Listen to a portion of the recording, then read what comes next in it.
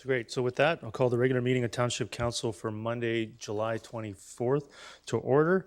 Of course, I'll start with acknowledging the traditional territories of the Coast Salish peoples, and in particular, our valued relationships with the Katzie, Kwantlen, Matsqui, and Semiahmoo First Nations. With that, can I get a motion to adopt the agenda? Moved by Councillor Ferguson, seconded by Councillor Martins.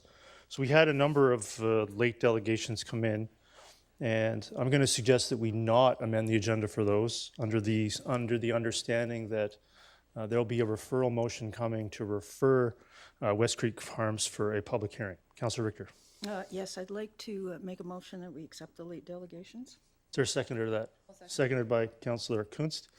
So as I just outlined, we're seeing a challenge where applications come forward for first, second, and third reading, where the notifications go out and there's an expectation of a public hearing in some instances. This one came forward last term, was referred to the ALC when the rules required a public hearing for this application. The current processes currently do not require a public hearing for this application. So rather than see delegations turn into public hearings, which is what's happening here, Council, I believe, will support a referral motion that I will be making to refer this application for a public hearing. So with that, I would like to respectfully decline the delegations under the understanding that there will indeed be a public hearing. Councillor Richter. So are you ruling the motion out of order? I am not. Okay, so we do have a motion to accept It's on the floor, delegations. yes. You speak to adding the delegations. Yep. Is there any other discussion? Seeing none, I'll call the question on adding the delegations.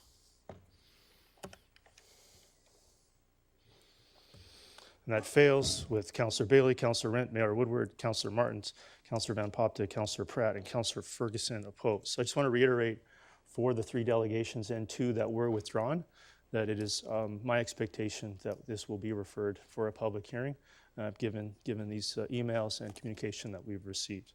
So with that, seeing no other discussion, I'll call the question on the agenda. That carries with Councillor Kunst and Councillor Richter opposed. So I'm going to turn it over to Councillor Bailey. You'd like to lead this for us? So we're going to observe a moment of silence for the lives lost at this is the first anniversary of the Langley shooting incident last year. The moment of silence will be followed by Councillor Bailey performing Amazing Grace on the bagpipes. So if everyone could please rise and observe a moment of silence.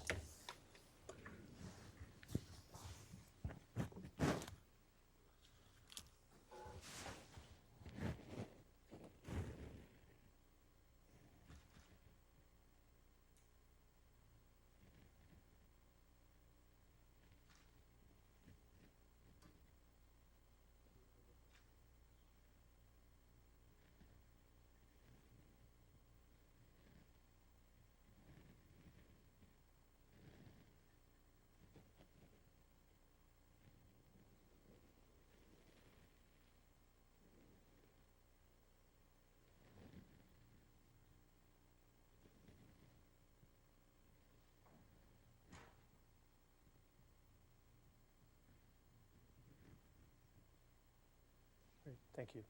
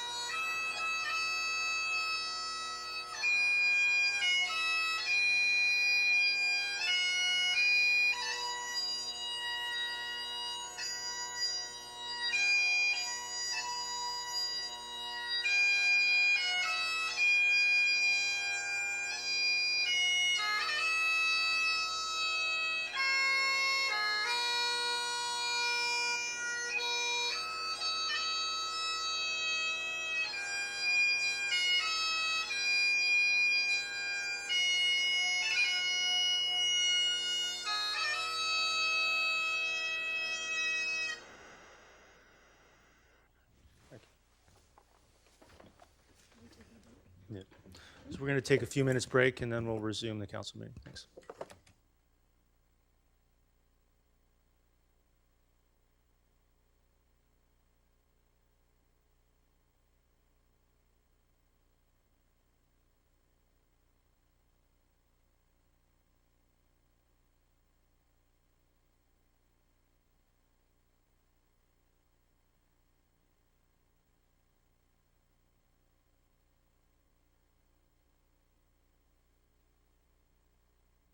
You're going to take off. I forgot to acknowledge that we have 3 members of Langley City Council here that joined us today.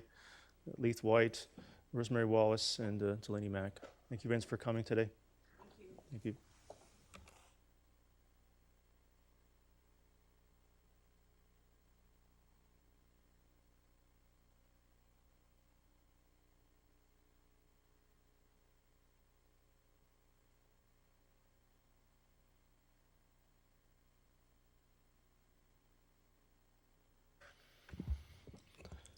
Great, move on to item B1, regular council meeting for July 10th. Can I get a motion to adopt the minutes, please? Moved by Councillor Pratt, seconded by Councillor Rent. Is there any discussion? Seeing none, call the question. B1. That carries unanimously. Motion please to adopt the public hearing meeting minutes from July 10th. Moved by Councillor Rent, seconded by Councillor Bailey. Is there any discussion? Seeing none, call the question on B2. That carries unanimously. Delegations, item C1, delegation from the Langley Arts Council. Please come forward.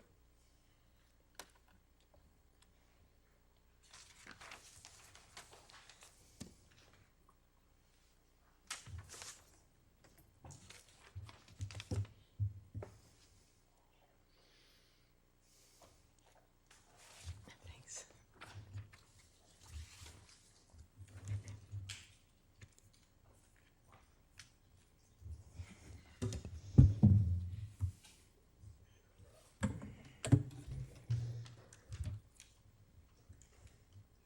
Hi, everyone.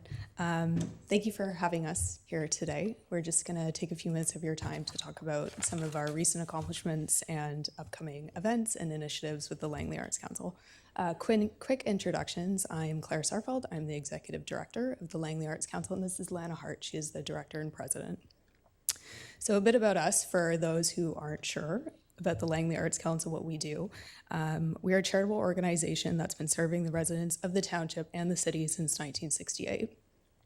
We attained charitable status in 1996, and it gave the Arts Council room for continued growth, and it allowed us to flourish into the arts and cultural organization we are today.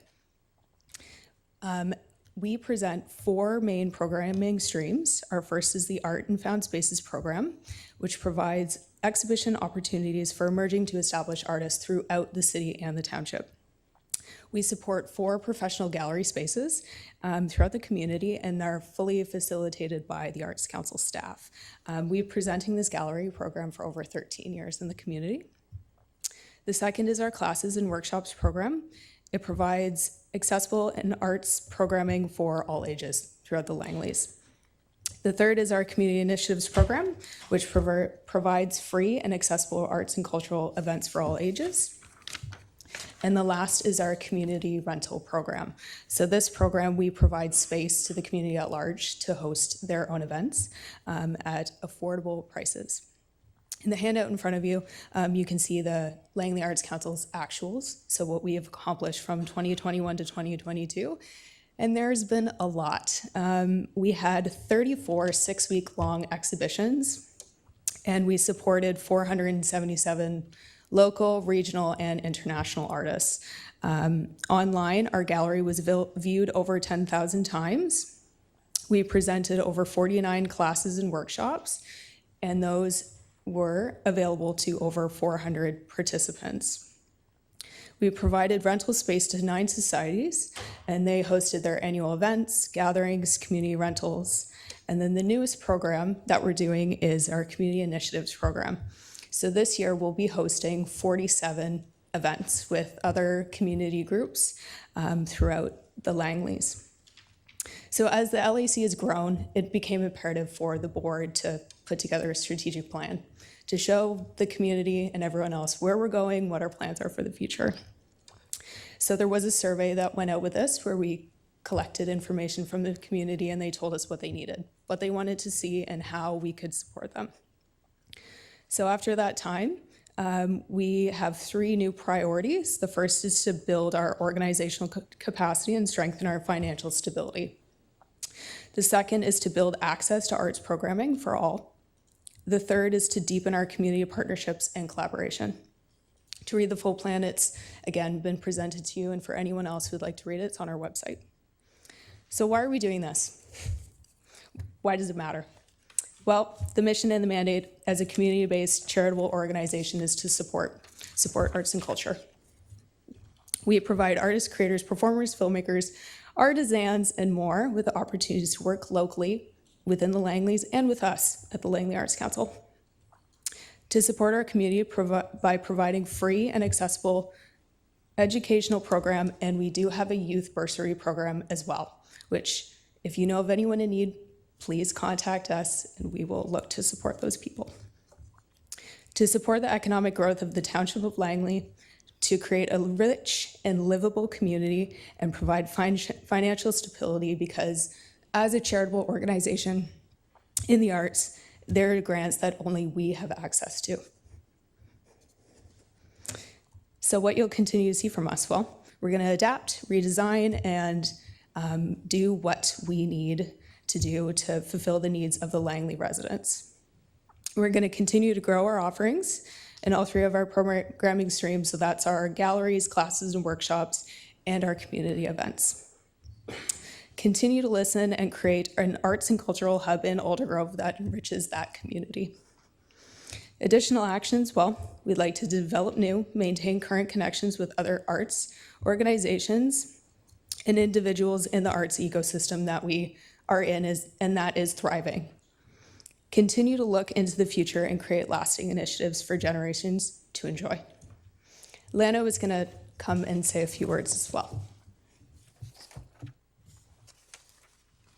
It's so nice to be before you finally. It's been a while. COVID hit and ugly things happened, and who's behind me? Oh, it's a ghost. My family are old Langley, Township of Langleyites. They go way back. So anyway, if you have any questions that the Arts Council, who we are, history or accomplishments as an organization, we are happy to provide more information today or another time, and we will continue to come back and provide council with more insight to the Arts Council and its growing community and images of our programming and events. Lastly, we would like to say, and this is right from the heart, a big thank you to the township for the usage of the Aldergrove Community, Kinsman Community Center.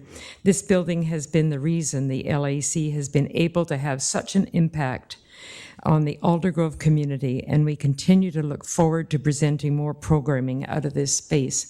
And it's not just Aldergrove. People are finding their way in droves out to Aldergrove, but this is what we were asked to address the lack of any arts and culture in that area, and we are so thankful for the opportunity. Thank you. And are there any questions that Claire can answer? I do have some questions from council. Councilor Richter. Yes, I saw your latest newsletter, and I'm really impressed with the variety of programs that you're offering, particularly for young people. Yes, I think it's thank you. wonderful. And I'm just wondering, how's your enrollment been? Are you getting full enrollment on those courses? Can you hear me? Okay. It's getting better because we did get that building just before COVID. It did take people a little bit of time to get used to us being there, but we did launch right when the protocols sort of seemed to get a little bit easier and people were feeling more comfortable. We did some free programming.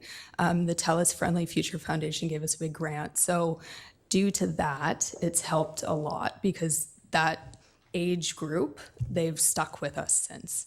So our musical theater program has been thriving since it started, and it seems to be a hit, but now we're doing sculpture, we're doing mixed media. We've been able to diversify our offerings now that people are interested and know we're there. So yes. Wonderful, thank you. Keep up the great work. Thank you. Councillor Impopta? Yeah, thanks for being here. Langley Arts Council is near and dear to my heart. I think you gave me a bursary, I want to say in 92, 93, not aging myself or anything. I was wondering if it's kind of hard, like when we sit here and make decisions or, come up with plans, it's easy when we go to the sports industries. We've got one club that we can understand what the numbers are. Do you have a comprehensive listing of all the different dance companies, music centers, music teachers? Because the arts industry tends to be a little bit fractured. And, it's great that we have you guys as a council there to maybe pull in all those type of statistics and data. Do you have any information on the numbers of people participating in arts, whether visually, musically, physically, or otherwise?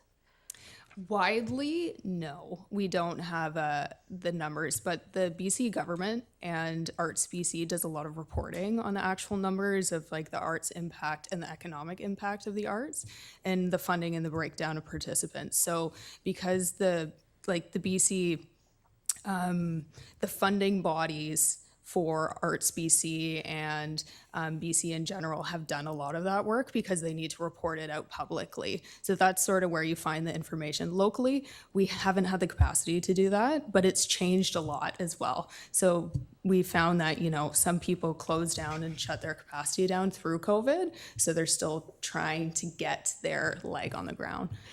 And before COVID happened, I know we were talking about doing a cultural inventory of the Langleys and around, so that we would have that on hand exactly. But It would be a great piece of information for us to have, just to understand the impact on the arts. we're looking for a grant to do that too, because we have limited staff and we want to their at capacity. But I think this is a really worthwhile thing to do. Okay, thank you.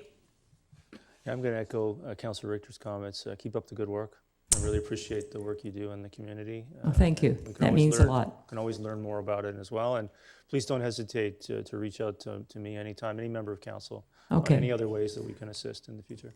Thank you. And we'll be back and let you know the latest and the greatest. Thank you so much. Next delegation is Benazir Uzman. Did I pronounce that correctly? Please come forward.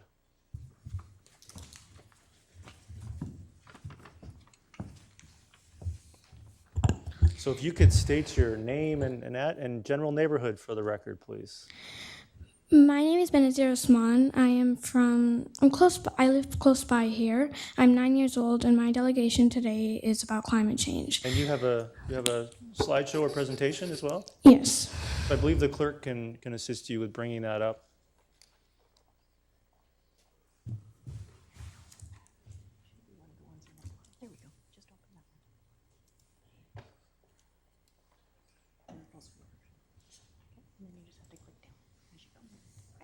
This is my presentation about climate change and how climate change is affecting us and how we can stop it. Okay, so now I can start the clock on you. You How have, climate change grows oh. by deforestation, by long shadows. So you have 5 minutes to present, but I think I can allot you some more time if you need it. But please go ahead. This is my presentation on climate change. Climate change is affecting us because How climate change grows by deforestation, by So council was given a paper copy of your presentation. I believe it was placed in all of our inboxes earlier today. So you can just go ahead. We have it here with us if you want to mention your presentation. climate change is basically like a virus to the earth, like as if we have colds to ourselves, the earth also has a cold. It's about rising temperatures and how the earth basically gets affected in a really bad way, not a good way. It's a really bad thing because the way that it's affecting, it goes from different ways. Before it started from melting glaciers, now it's coming from animal extinction. Like if you actually see most of the animals, they're getting really close to extinction basically. And even the human population is getting really even the human population is getting disrupted by climate change. And even though that the humans are the cause of this climate change, we should also have a way of blaming ourselves, not only just blaming it on other people so that we just feel good. It's basically because of us, our daily things. Even if we, like, even our water, the way that we plant, the way that we do our garbage, all that really matters. So if you see on this third slide, the numbers of climate change are growing by the minute. So as you can see on most of the charts, the taller bars are the ones that are mainly affecting us, and the lower bars are the ones that we're actually doing. So the lower bars are like the recycling, the garbaging, where we're actually trying to help. Like if you see today, the garbage people, they came and they collected our garbage, but what our job is that we have to sort out that garbage so that it's easy for them. We can't put plastic into compost. We can't put normal paper into compost because it takes a lot of time to basically get into the fertilizer, and compost is basically going to be into fertilizer. So that's one way of saying it. So that's why the way that we also compost garbage and recycle also helps a lot. Because if you actually see, there's more landfills now than there is land, because the landfills are taking up a lot. And it takes about 10 to 15 years for it to actually decompose into the ground, the landfills. And the compost wouldn't really take that much time because it's basically just food scraps.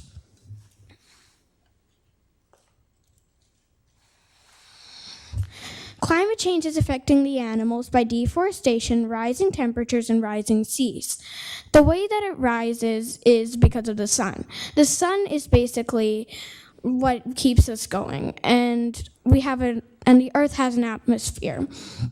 So the Earth's atmosphere is actually starting to keep the sunlight inside, rather than before. What it used to do is it used to take some of it, and whatever it did not need, it just used to take out. But now the Earth's atmosphere can't really do that because there's so much carbon dioxide, and the carbon dioxide is really affecting.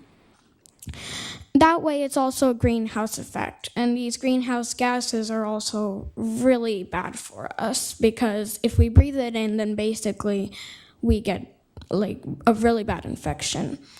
So what I was planning to do is, if you can see this group 1, group 2, and group 3, the group 1 will be the water, the group 2 will be for trees, and the group 3 will be for trash. Group 1 will tell people how to save water, and basically they will first of all try it out themselves. They'll try different experiments and everything, and then they'll tell others how to do it. Group 2 will do the same thing, except it's for trees. They'll try out different ways to plant it, like let's say that it's like a stormy day. They'll try and figure out how to plant it on that day so that it actually lives, because on a stormy day, basically, if there's lightning and thunder, it'll hit the tree and it's dead. And same with the trash thing. It's kind of like so they'll teach people how to do an audit. An audit is basically where you go into your trash bin and you look at different things that you need or you don't need. Let's say that you find paper inside your trash bin, you can put it inside the recycling. And if you find food scraps inside your garbage, you can just put it inside the compost. That's one way of saying it.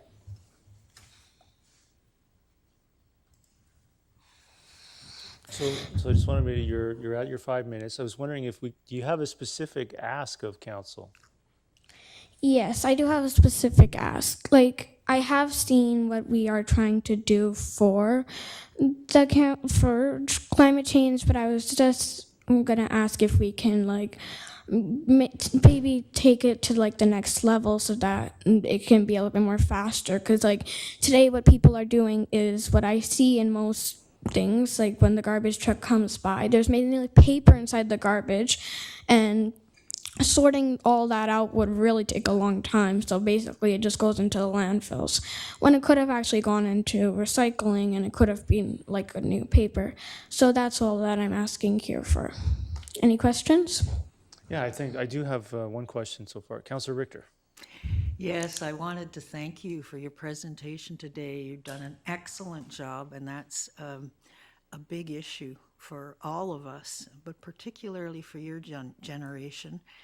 The governor of, I believe it's Washington State, actually said this past weekend that climate change is a beast, and the beast is now knocking on our door. So you coming and asking us to take more action is a wonderful thing. And I really appreciate your passion, and I hope you carry it with you for the rest of your life and that you keep fighting this good fight.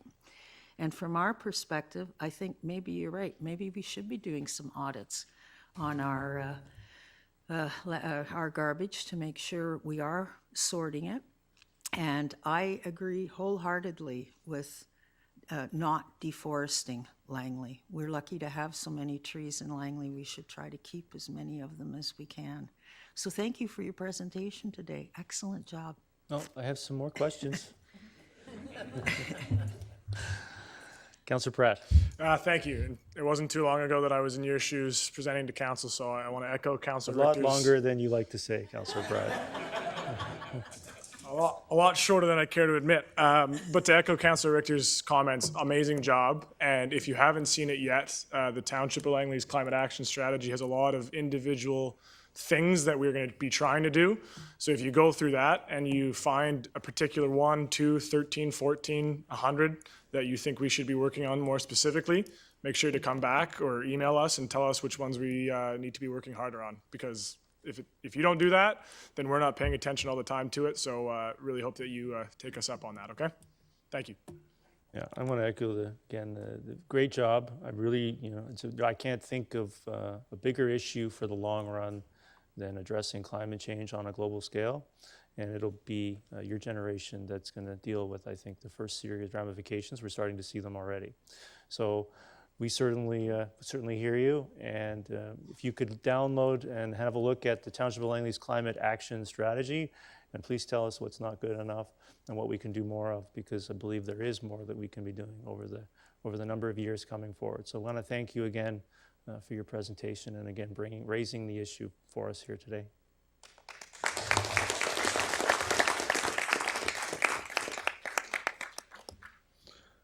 Next delegation, C3 from Andrew Savary.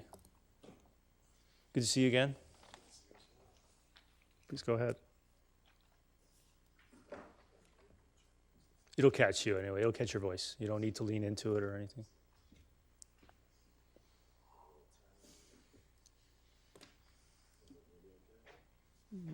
No, we can't. Go ahead. Test. There we go. Perfect. Alrighty, everyone. Thank you very much for having me here today. It's a privilege to see some familiar faces. My name is Andrew Savary. I'm here on behalf of the Vancouver Bandits Professional Basketball Club.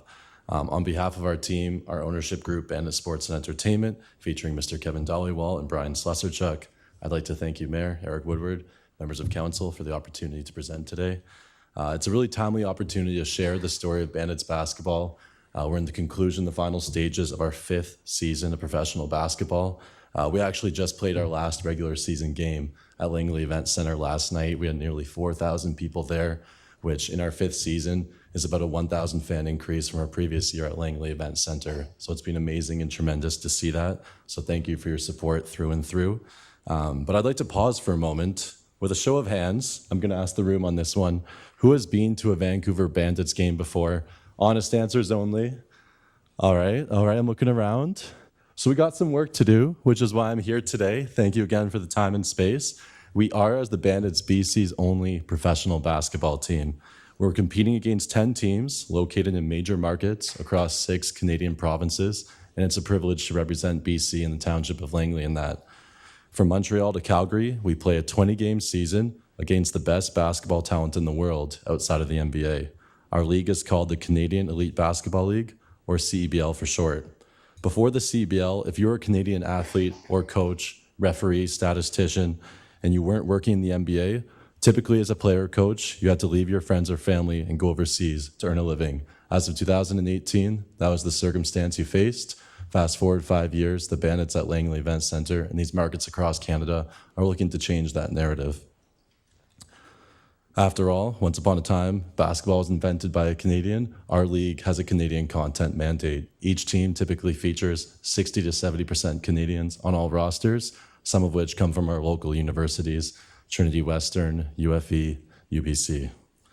What once started with 6 teams across 4 provinces has now grown to 10 teams across 6. What once began with a broadcast partnership with CBC has grown to CBL games such as the upcoming playoffs, which we're hosting here in the Township of Langley, being nationally broadcast on TSN, which is Canada's sports leader. Basketball is Canada's fastest growing sport, and it's most popular amongst new Canadian families. It's extremely financially accessible. We have beautiful courts at the Langley Event Center, inside and out, and it's a platform to welcome these fans and families for great entertainment, and in my opinion, is one of the best sporting facilities that our country has to offer in Langley Event Center. But this is about more than sport. What I really wanted to talk about today is the Bandits and the CBL's community impact that we want to continue building in stride with the Township of Langley. We want to inspire youth and adults to be part of an inclusive and engaging entertainment product. And for everyone in this room, we are always open to hear suggestions on how we can do so. This year, we attended more than 100 community events. We made 45 school visits and hosted the inaugural Langley Schools Play Day, which was a free-to-attend introduction to basketball afternoon of scrimmages with 30 teams from a combined 13 elementary and middle schools from the township. In stride with this, we also hosted our second annual Bandits School Day game, which showcased the township and its schools on national TSN TV with more than 4,500 students coming to a low-cost field trip type environment at Langley Event Center. This upcoming year, the next step for the Vancouver Bandits is the launch of the Vancouver Bandits Foundation, which is going to be a foundation through which we run programming for youth, introduction to basketball, talent development for those who are seeking it. We're really lucky to have a head coach and general manager, Kyle Julius, where through our ownership group in stride with Kevin and Brian, we employ him year-round, where he's not just developing professional talent, but also giving opportunities for youth to be involved with basketball, encouraging healthy and active living and performance and education through sport. A defining feature of the band's community impact is also through our commitment to truth and reconciliation. One of our primary game jerseys is designed by a local Walnut Grove secondary school teacher and Kwantlen First Nation artist, Jeff Dixon, which I have here today. We have worn this jersey multiple times, and proceeds from all sales go to the Lower Fraser Valley Aboriginal Society. In addition to showcasing our local Indigenous culture, we're aligned with the province's Indigenous sports body, iSpark, to build basketball half-courts in 4 communities and reservations from Chilliwack to Nanaimo, and we're always open for further connections in our Indigenous communities. Many of you have attended a Bandits game already, but I'm joining you today with one last piece of good news. We're also hosting the CBL playoffs this year. It's going to be a winner-go-home single-game elimination format that will see your Vancouver Bandits host a Western Conference Finals game on Friday, August 11th. When we win on Friday, August 11th, we'll advance to the CBL Championship game to be played on Sunday, August 13th. As a thank you for your support, the Vancouver Bandits would like to give Mayor Woodward and Council a complimentary suite, which you can use for both games, and we hope you'll join us to cheer us on.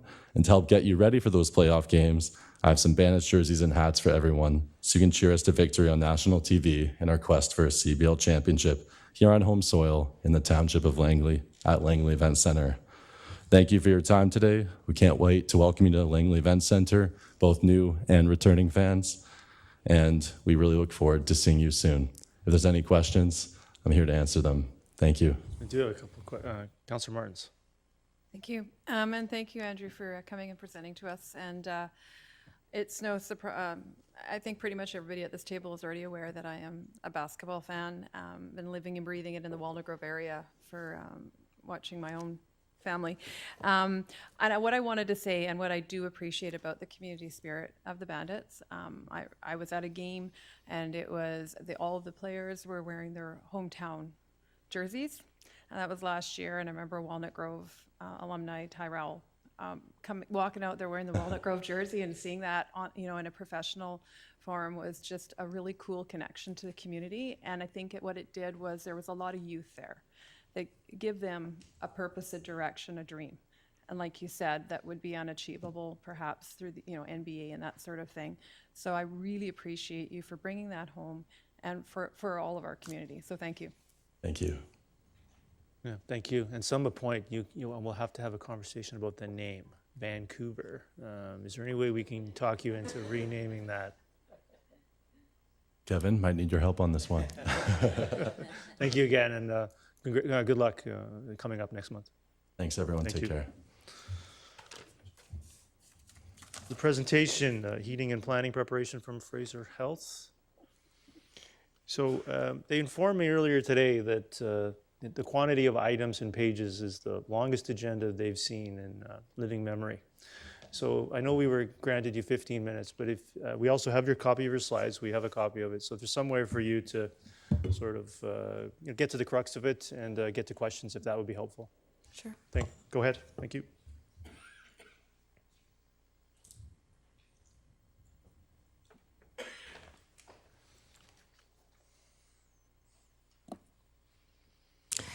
Thank you, Council, so much for having us here. I'm Dr. Emily Newhouse, your local medical health officer, and I have with me Mr. Carl Dratt, who's the Director of Clinical Operations for Langley Health Services.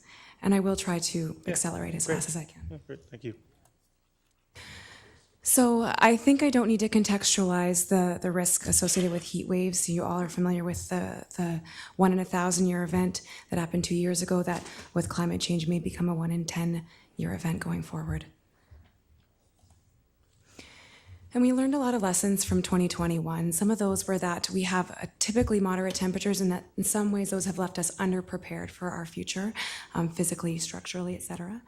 That the people with the worst outcomes tend to have a confluence of risk. We have a need for a variety of things, which I'll leave you to read since we're short on time, and that we really do need an across-society response to respond effectively.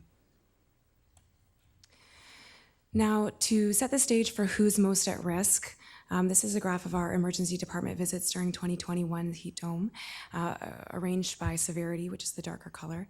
And you'll see that while risk was concentrated among older folks, there were serious outcomes across the age spectrum. Now, we do see seniors as the folks who have the highest risk, but of course lots of other things put people at risk: chronic illness, mental illness, especially schizophrenia, and especially when we see social vulnerability and environmental vulnerability. So living alone, low income, being in a place with an urban heat island effect, lots of pavement, lack of green space. Really, the times when we see really serious outcomes are when we see all of those risk factors together, not just one independently. Now, to show you how this looks across the region, I have a map here of those same ED visits across Fraser Health, with the darker neighborhoods being those that had more visits. And you can see that Langley certainly had a number of neighborhoods more affected. And if you look on the right, you'll see that this is where we looked at numerical clustering of visits, and that Walnut Grove, Willoughby, and Murrayville neighborhoods were more affected. Now, one point I really want to emphasize that we've come to realize is that people die when it's too hot indoors. So this is a graph of the temperature out in a home in Abbotsford during the same time frame. The one in blue is a home with air conditioning. The black is the temperature outside, and the red is the temperature in a home without air conditioning. And you can see a few things. One, that the temperature never comes down overnight in that home without air conditioning, close to the point where it does outside. The temperature peaks later in the day, actually in the evening indoors, and it stays hotter in that home after the heat event subsides. And overall, this home stayed in this danger zone above 31 degrees for over 3 days. And that's particularly important because the relief that people get when it cools off overnight is really important for avoiding serious health outcomes. So this really tells us that not only is it important to make sure homes stay safe, but we need to think about how we can match other resources to the time of day when people are most at risk. Now I want to talk a little bit about health system and community adaptation. So you probably all are now familiar with the BC Heat Alert Response System. This is a substantial revision and expansion of the previous system that we had for heat alerts. It comes with 2 tiers, the lower one being a heat warning, which is a moderate increase in public health risk, and there's 1 to 3 of them per summer season, versus an extreme heat emergency where there's a very high increase in risk, and we expect these 1 or twice per decade. Now, associated with these thresholds, we have a standardized recommended messaging that's now the same across the province, including for pre-season. And we know that one of the needs was also recommended actions at each of these thresholds. And so we have that for ministries, for the health sector, First Nations and local authorities, as well as partner organizations. And one important change that's come along with this is an increase in funding for both planning and response during these times. Now, our teams have together done a lot of different work, not only in the data analysis and consultation to gather information on how to respond, but in development of resources, communications, and support for planning and engagement. And I have a few highlighted here. One particular resource I'll highlight is the National Collaborating Center on Environmental Health Checks that enables people without health training to check in on people, as well as the Extreme Heat Preparedness Guide. And some of the key messages that we emphasize for people is checking in on others, how to cope at home when things are getting hot, and when they should expect to go elsewhere because it's too dangerous to stay at home. Now, quickly, some of the recommendations from local authorities that are in BC HARS include planning assessment ahead of the season, emphasizing the communications, water provision and outreach, rescheduling activities and making temporary changes to water restrictions, as well as expanding access to parks and cool public spaces. And with an extreme heat emergency, there's more focus and expansion of wellness checks, outreach, and cooling sites and hours. Now, there's lots of opportunity for us to partner working forward. Of course, you'll probably know that the policies that improve long-term resilience are equally as important as the acute responses to any one event. So particularly tools that can enhance mechanical cooling and urban greening. I know the township is engaged in actually a really leading practice project looking at parks and shading. So that's a really fantastic example. And I know our staff are working with you on that. Lots more that we can support in terms of supporting various policies. Also enhancing local heat plans, sharing data, supporting your communications. We've also worked with other municipalities to help identify at-risk populations, for example, for air conditioner loan programs, piloting, bringing services together that have health and local government resources. For example, at a new pilot project looking at diversion of heat-related illness to a particular site. So lots of opportunities for us to partner moving forward. And with that, I'll pass it over to Carl. Thank you. Thank you, Council, for hearing us. And I don't know if I take it with pride or concern that we gave you one of the longest agendas, but I will keep us moving along. So I really just wanted a chance to show you what we are already doing, particularly with my home health team. So already when we have extreme heat, we have a highly vulnerable list of clients. These are mostly clients who are homebound in our home health population. And so these are clients that we deem extremely vulnerable. These are some of the factors that help us develop that vulnerability list. Obviously, that list continually changes for us to be able to respond to them. But some key things are folks who live alone. Most of these clients on our vulnerable list don't have others to go check on them, so they tend to be isolated, don't have family supports.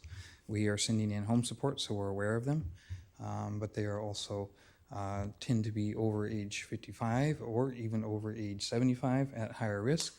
They are bedbound, as I highlighted. They tend to have mobility challenges, and they don't have air conditioning, which you see highlighted there in bold. So we actually keep a record of this population. And not only can our home health team respond daytime, but we share that list with our admin on call from the hospital, who could respond at all hours if necessary. The way we come up with that list also is something called the CSRA. This is not unique to Fraser Health Home Health, but is across BC and across North America to use this system to evaluate.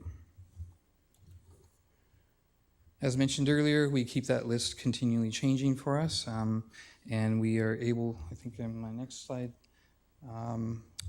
when we receive, for us, we have had a target of 32 degrees Celsius to trigger my team from doing wellness checks to that vulnerable population list.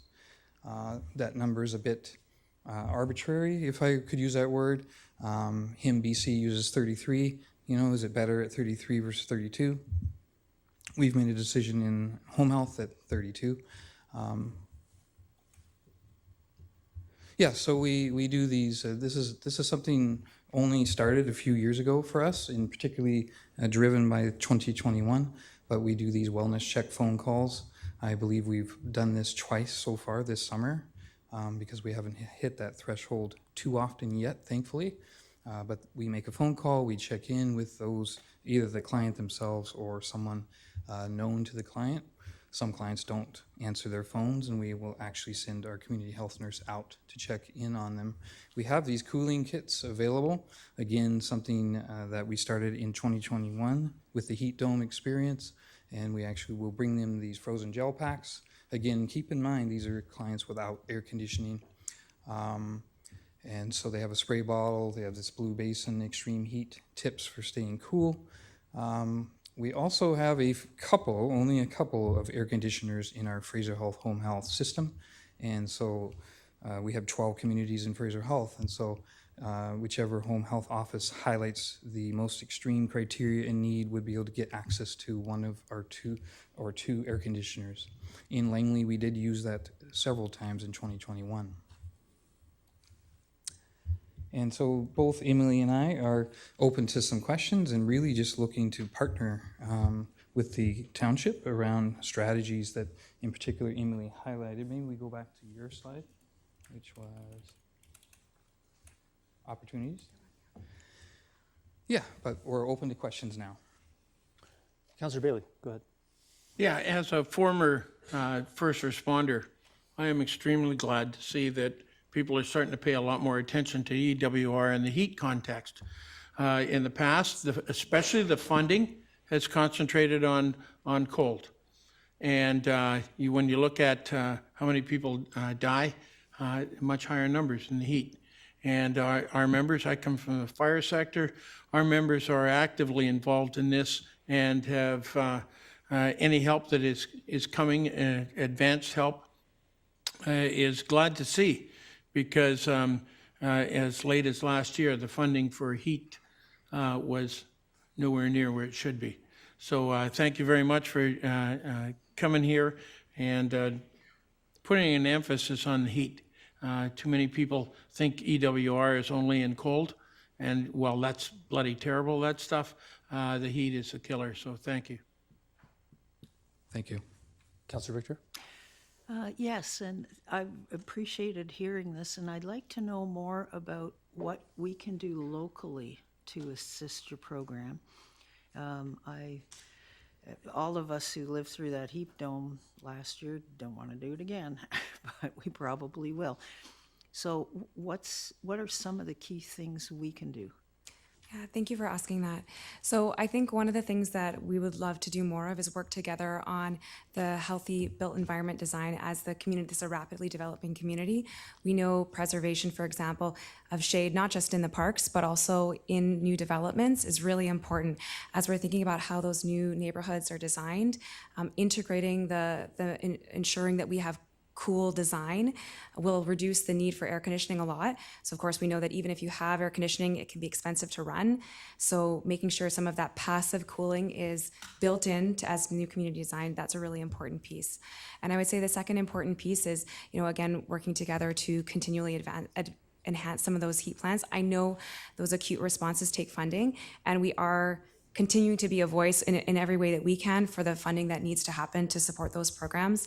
But I think as much as we can work together to promote the use of cooling spaces and making those spaces available in the evenings and in extreme heat emergencies, potentially even considering the availability of those overnight spaces, those are really good things to think about as we go forward.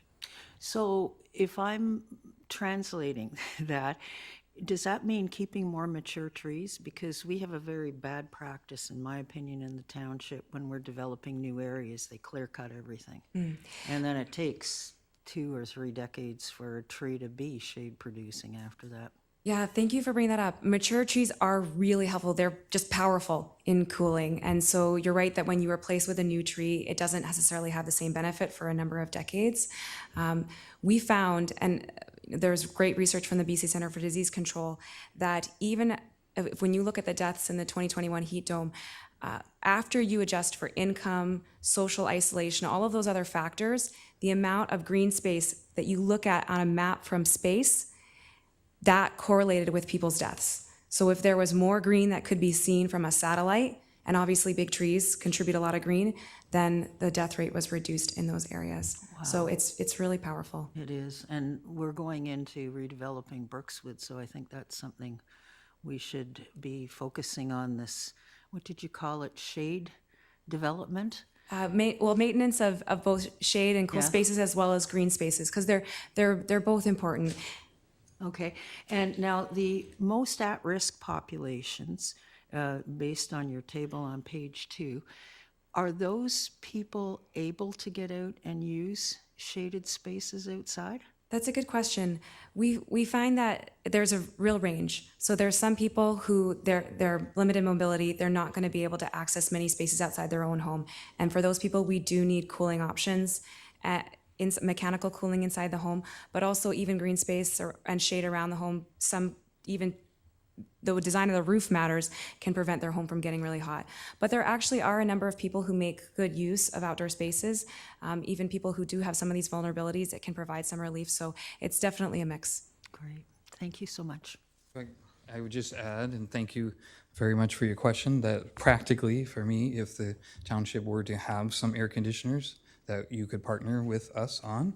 We have the clients, we know who are homebound, we know, just as we did in the flood, and when we were concerned about the clients in home health who were closest to the river and so on, then we know who needs it, right? And we know when they need it, but we just don't have the resources specifically to Langley. We have 2 in Fraser Health currently for all home health offices, which is 12. Okay, so do you have a ballpark figure of how many ACs you'd need? You know, I think for Langley, if we had 8, 8? we would be in a place where we would ensure more of our homebounds are not having to have a nurse go and actually use cold towels on their forehead and that sort of thing. So that would So be. if we were able to contribute 8 AC units, would the health authority be able to,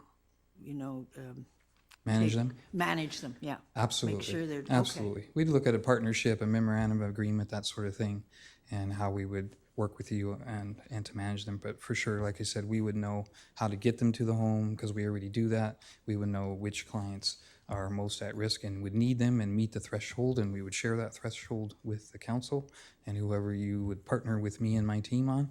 But absolutely, we could manage them, yes. Great, thank you. Thank you. Councillor Ferguson? Thank you. Is it me or Mr. It's Okay. Councillor Thank Ferguson, you. yeah. Thank you. Thank you, Mr. Mayor. I thought another councillor.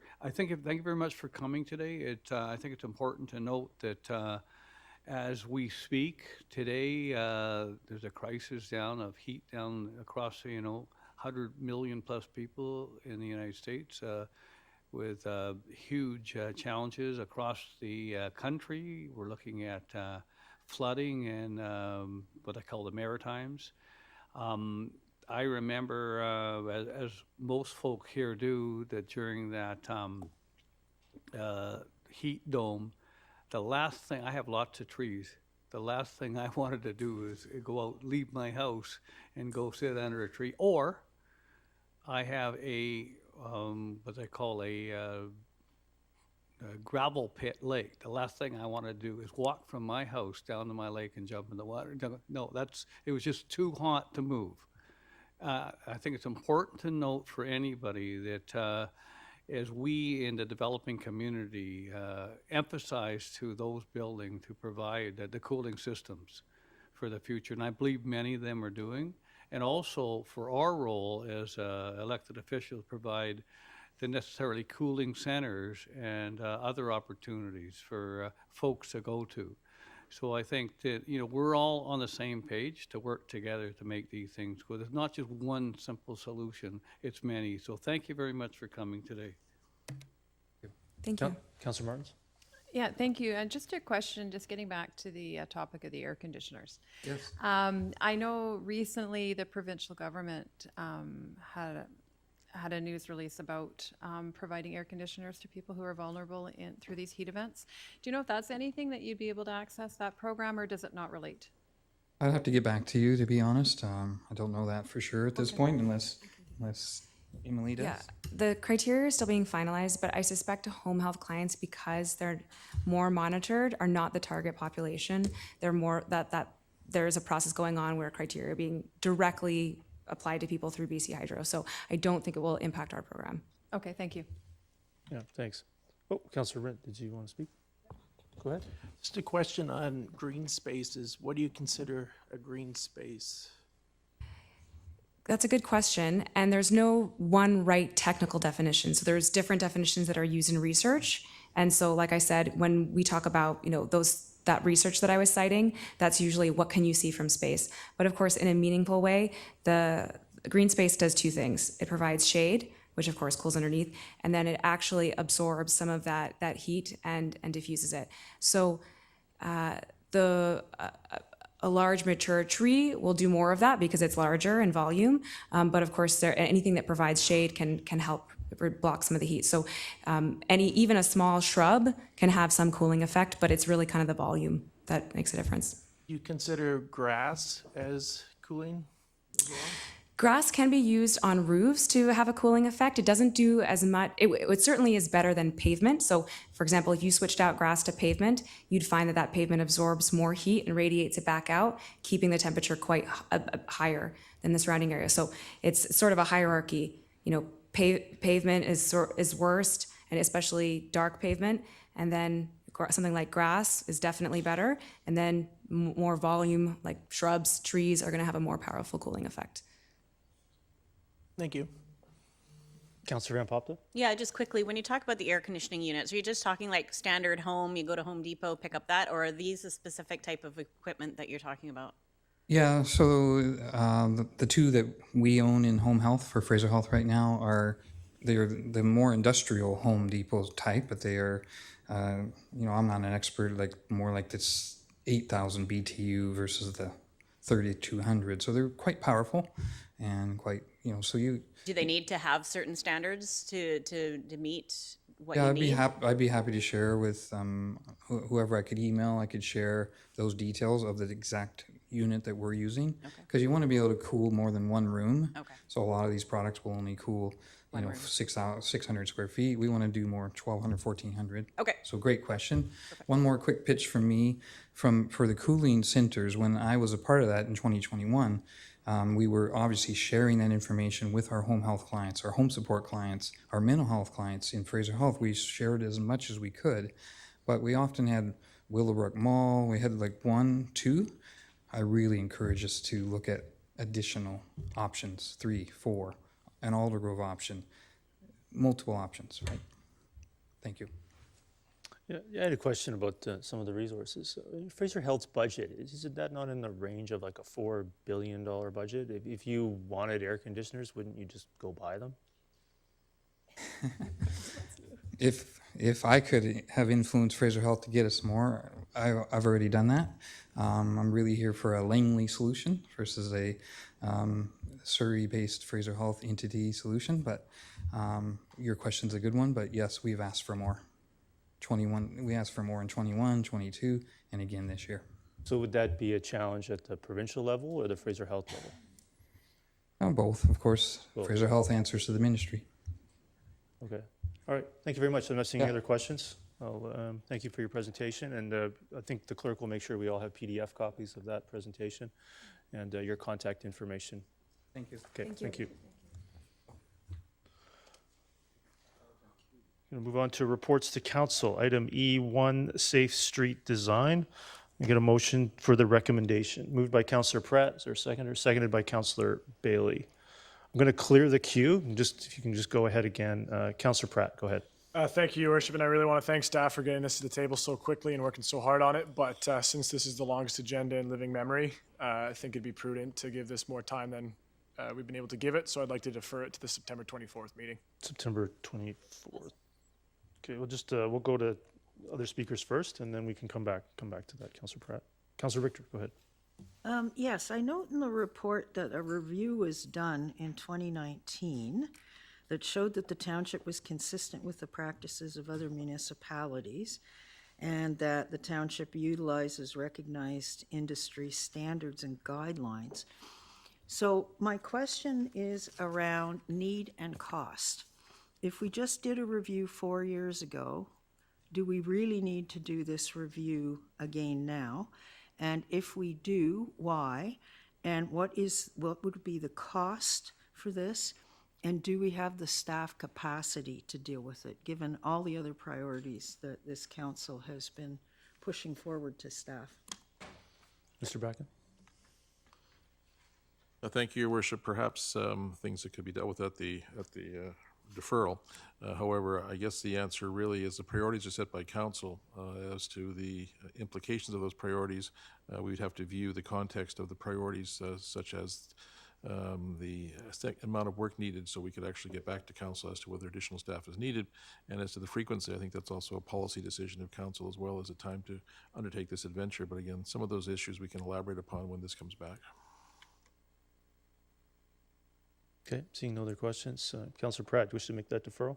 Yeah, I'd like to move to defer in review of endorsement to September 24th Just meeting. move a deferral to 0924. Open up a secondary queue. Is there a seconder to that? Seconded by Councillor Van Popta. Councillor Richter, did you wish to discuss the deferral? I just need you to, the queue was cleared again, so go ahead, Councillor Richter. Yes, I agree with the deferral, but I'd also like the deferral to address the questions that I raised of, is a review of this needed now? Why? What would be the cost? And do we have staff capacity for it? Now, presumably, we could review that again, Councillor Richter, on 0924.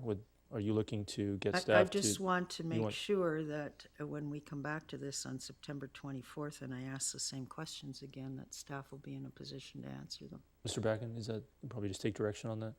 Okay, great. Seeing no other discussion on the deferral, call the question on the deferral of E1.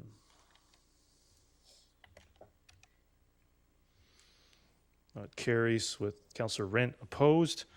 Item E2, ceasing groundwater extraction. Get a motion, please. I'll move it. Is there a seconder? Seconded by Councillor Martins. And Councillor Richter, go ahead.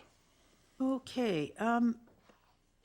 I think we need to get some public input on this. So my first question is, will there be an opportunity for public input? I note on page 2 that we're upsizing 4 reservoirs. And page 2 talks about metering, but is residential metering planned under this? And page 6 shows, sorry, I should just flip to that. It's E2. Page 6 shows a significant increase. Staff recommended, no, that's page 4, sorry. Yeah, matching the Metro Vancouver peak rate would be a significant rate increase to utility users. How much of a significant rate increase? Mr. Bracken, I believe that would be part of item 1 of the motion that would come back in writing. That's correct, Your Worship. I guess in terms of the questions, does this contemplate metering? At the present, we don't see there being a change from our standard practice, which is that the metering chambers are placed in for residential uses, but there's no metering done at this point. That's not likely to change unless council provides some direction. As well, there was a question about the input. That's really up to council, although this appears to be having a significant budget component, so that may be something that could be done through the budget process. And in terms of the cost, Mr. Zwag, do you have any sense of what the cost would be by going to Metro Vancouver's peak rates from where we're at? Thank you, Your Worship. Right now, there's a 15% discrepancy, which is 15% we pay more for water than we currently collect back from our ratepayers. So that means that the 2024 utility cost for water will go up 15%? Thank you, Your Worship. As the report that I'm outlined, we are looking for support from council to bring forward a report with our findings and recommendations with respect to options and cost implications for a rate review. Again, at this time, staff are not finalizing any recommendations at this time. Further work is required to make sure that we have a healthy and sustainable utility rate for water and sewer. Okay, and I agree we probably should get a report on this.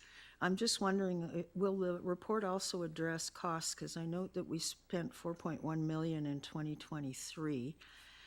So are we looking to spend the same amount of money or more in 2024? Do we have an estimated total cost for all of this? Mr. Backen, I'm going to come back again. That would be answered within the report, I believe. I think that's our intention. And Mr. Zweig, could you just comment on the 15%? That is to actually have the utility and a break even. However, to match Vancouver rates, is that, Metro Vancouver rates, is that sufficient to match Vancouver Metro rates? Again, because we continue to be a blended system, i.e. we still have some groundwater wells in Aldergrove and Acadia, this production cost for groundwater currently still offsets the cost of buying a more expensive Metro Vancouver water in the summer. But as the Metro rates are continuing to increase over the next 5 years, projected currently to be 57%, again, we want to make sure we do our own rate review to make sure we are cost neutral with respect to the water utility. Okay, yeah, and I get that, and I think that we should do that. I guess I should have asked my question a little differently. On page 5, I note that replacement costs for 4 reservoirs is $62.9 million. Is that the game plan? Is that what we're looking to spend here? An additional $62.9 million on replacing the reservoirs? Effectively, over the long term, that's correct, Your Worship. So reservoir replacement would have to be phased and blended in terms of the status or the capacity of the reservoir at present, its physical condition, and the time frame to replace. As the report outlines, the need is growing, but at this point, while we know the goal, the direction, and the potential amount in today's dollars, we don't have a timeline. Okay, and my last question is, if we're switching over to Metro water, why do we need the reservoirs? Thank you, Your Worship. The reservoirs are still required for fire protection and storage in case of a water main break. And Mr. Zweig, pressure as well, I believe, in some of the other areas. Correct. The key thing is pressure to ensure that we have consistent pressure throughout the system. Okay, thank you. Seeing no other discussion, call the question on E2.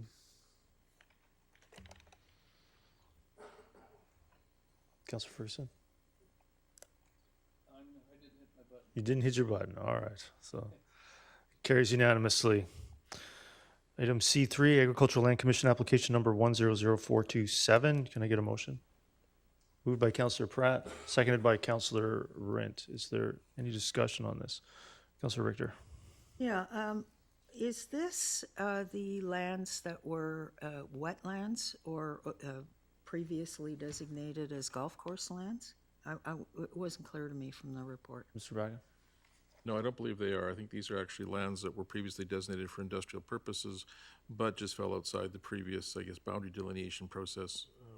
Mr. Richardson, anything to add? That's correct, through your worship. Concur with Mr. Backen. The properties are designated industrial in the RGS, industrial in the OCP, and industrial in the Gloucester Community Plan. They're separate and distinct from those lands. As Mr. Backen outlined, it's an anomaly and a change in the LC procedures that require the local government now to advance an exclusion to align with our current land use designations for industrial. Okay, so if we advance this exclusion, what is the likelihood that the ALC will accept it? Somewhat unknown. The I guess, framework that Mr. Richardson suggests is very helpful because it does say the designation has been long-term. However, the ALC has been quite, I guess, cautious in any agricultural land reserve releases. It does happen from time to time, but it's very difficult to predict the percentage chance of this succeeding. Okay, thank you. Yeah, I had a question as well. Yeah, in regard to the likelihood of the success, it would you come back with an exclusion application. So this is sort of a pre-endorsement of making an application. Of course, council could look at that application and not want to proceed. So I think that I would look forward to seeing some additional information on this.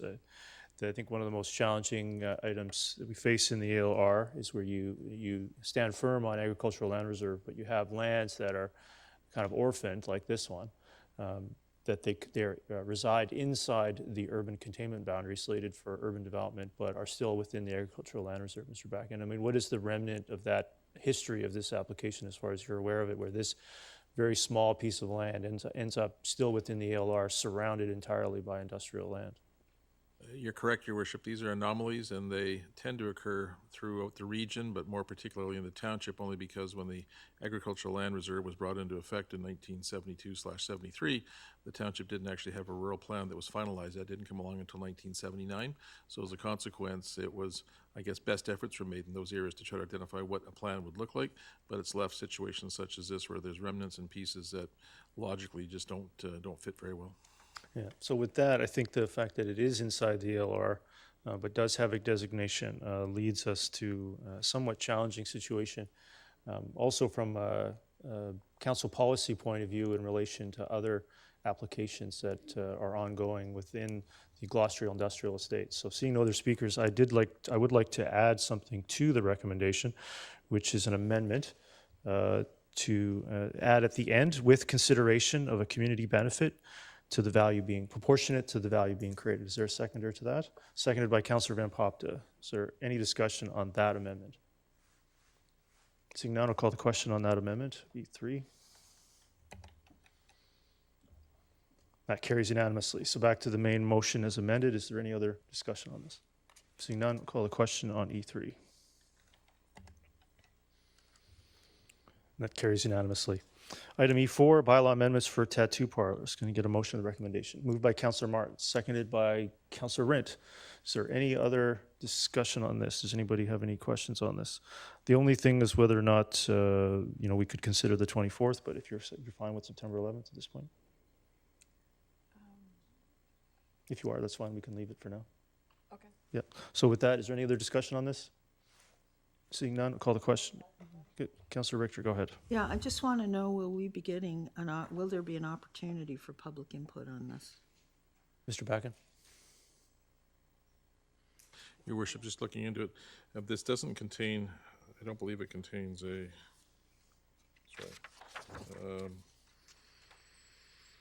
yeah, it doesn't contain actually the OCP amendment per se. It's actually changing the actual zoning to include this for microblading as it's called. So as such, there is no requirement for a public hearing. That's correct.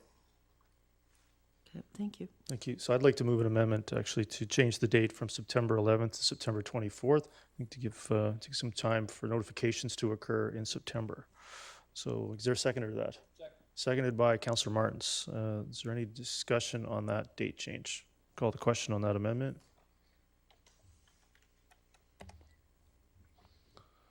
That carries unanimously. Back to the main motion as amended. Any other discussion? Seeing none, call the question on E4 as amended. That carries with Councillor Richter opposed. So item E5, I believe Councillor Martins, you wish to declare a conflict of interest. Councillor Martins is declaring a conflict of interest of another kind. I'm declaring a conflict of interest based on a pecuniary interest in the application. So with that, I'll turn it over to we'll turn it over to Acting Mayor Richter to chair this portion of the meeting.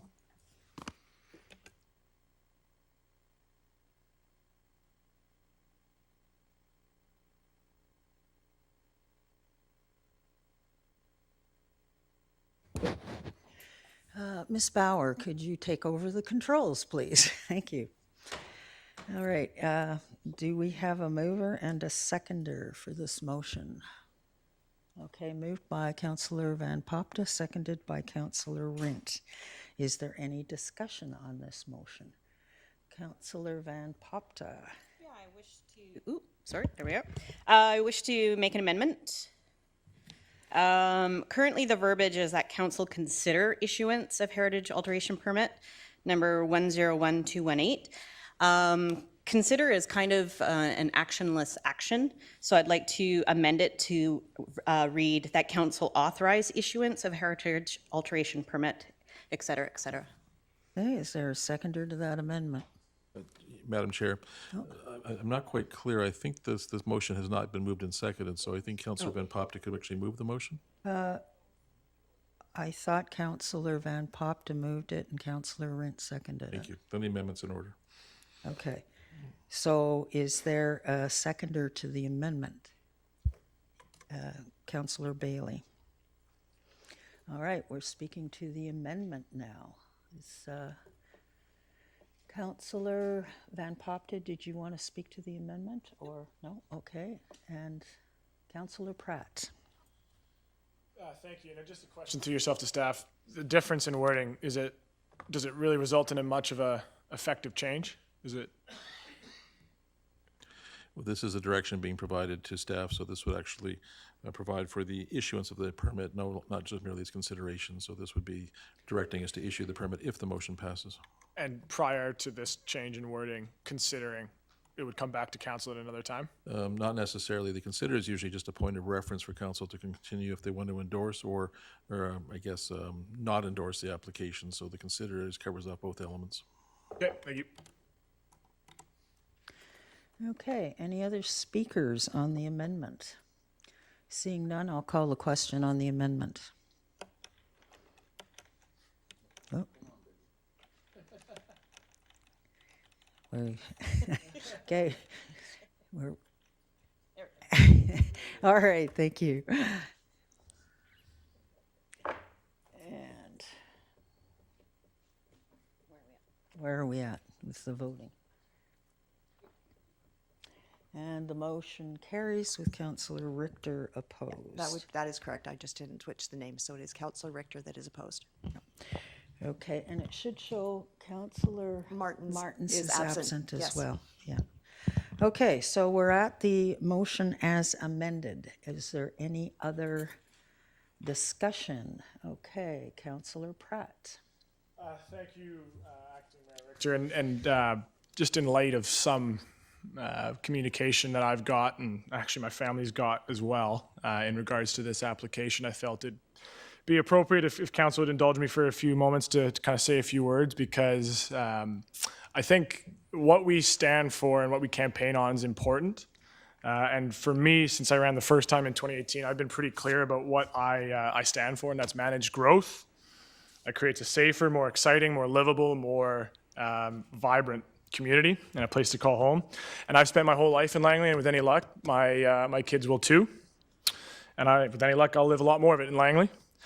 And regardless of whether or not they do, whether or not I do, I have to live, and we all have to live with the decisions we make at this table, alongside the residents who live here now and the tens of thousands who will be moving here in the coming years.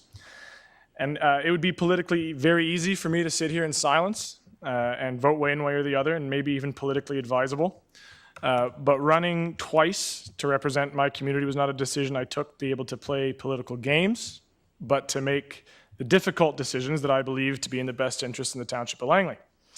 And in full transparency, I don't like the position that I've been put in today, where personal differences and controversy overshadow the merits of an individual project and its place within our community. To put things in a bit of context, I was in grade 9 when Coltaberry was approved. This means that I don't have the personal history with the entire history of that situation and the history that others do when it comes to the village. And I can completely understand why changes of any scale, let alone changes of this scale, put forward by this particular not-for-profit foundation can cause intense reactions. However, it's my job to vote on each project on its merits and how it will fit into the township for decades to come after all of us are no longer on council. It's my job to represent all 145,000 residents of this community, those who voted for me, those who didn't, and those who may or may not in the future. So in this particular case, one of the things I lean on is section 5.1C in the Fort Langley Community Plan, where it states that styles which are out of place with the architectural evolution of Fort Langley should be avoided. Fort Langley is not the pioneer village it once was. It's evolved because of projects like the Reed Block, like Lily Terrace, like Coltaberry, like the large modern homes built outside the commercial village, the 3-story museum, the townhomes being built behind it, and a 3-story mixed-use building that was proposed for the old Centennial Museum site. To me, the project before us is very reminiscent of the 1881 redevelopment in downtown historic Chilliwack in its form and character. And in general, this is the form and character of the development that I'd quite frankly like to see across our township. Before today, I reviewed as many old articles as I could, each mentioning the public consultation that took place.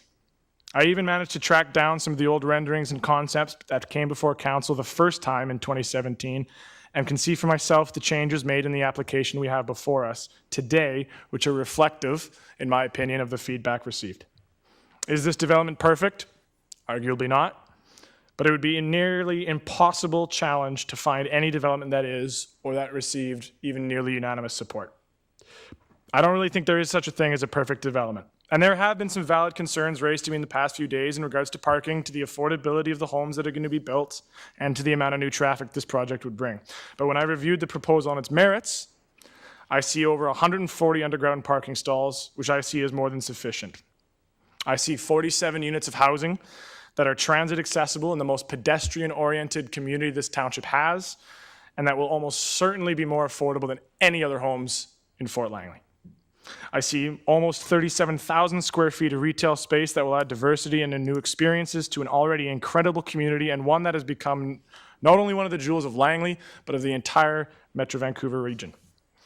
When I ran as a candidate on a platform which spoke of the need for modern, progressive urban planning that will make our community the best place possible to live, work, and play, I meant it. I believed then, as I do now, that we need to deliver as much housing as possible in transit-oriented places with a mix of uses that encourage pedestrian activity and add to the vibrancy of our township, and that's what I judge each and every project on, with little regard for much else.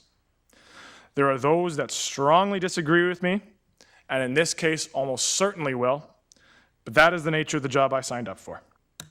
I know, and I am sorry, that there's going to be people out there who will be extremely unhappy with my vote. It would be personally easier for me in the short term, and maybe even politically in the long term, for me to vote against this project. But I was elected to make decisions that I believe will be good for our community when my kids are living here in 40 years, not what might be good for my political career in the next 3.5. I ran as an urban planner who wants to see this community become everything it can be, and I have a responsibility to do what I think is right for future generations who will hopefully be able to live in Langley and enjoy the township that we are creating as we speak. I was elected to independently make up my own mind and represent the entire community, regardless of what is easy or is politically expedient. Thank you. Hey, Councillor Bailey. I should know better than to speak after Councillor Pratt.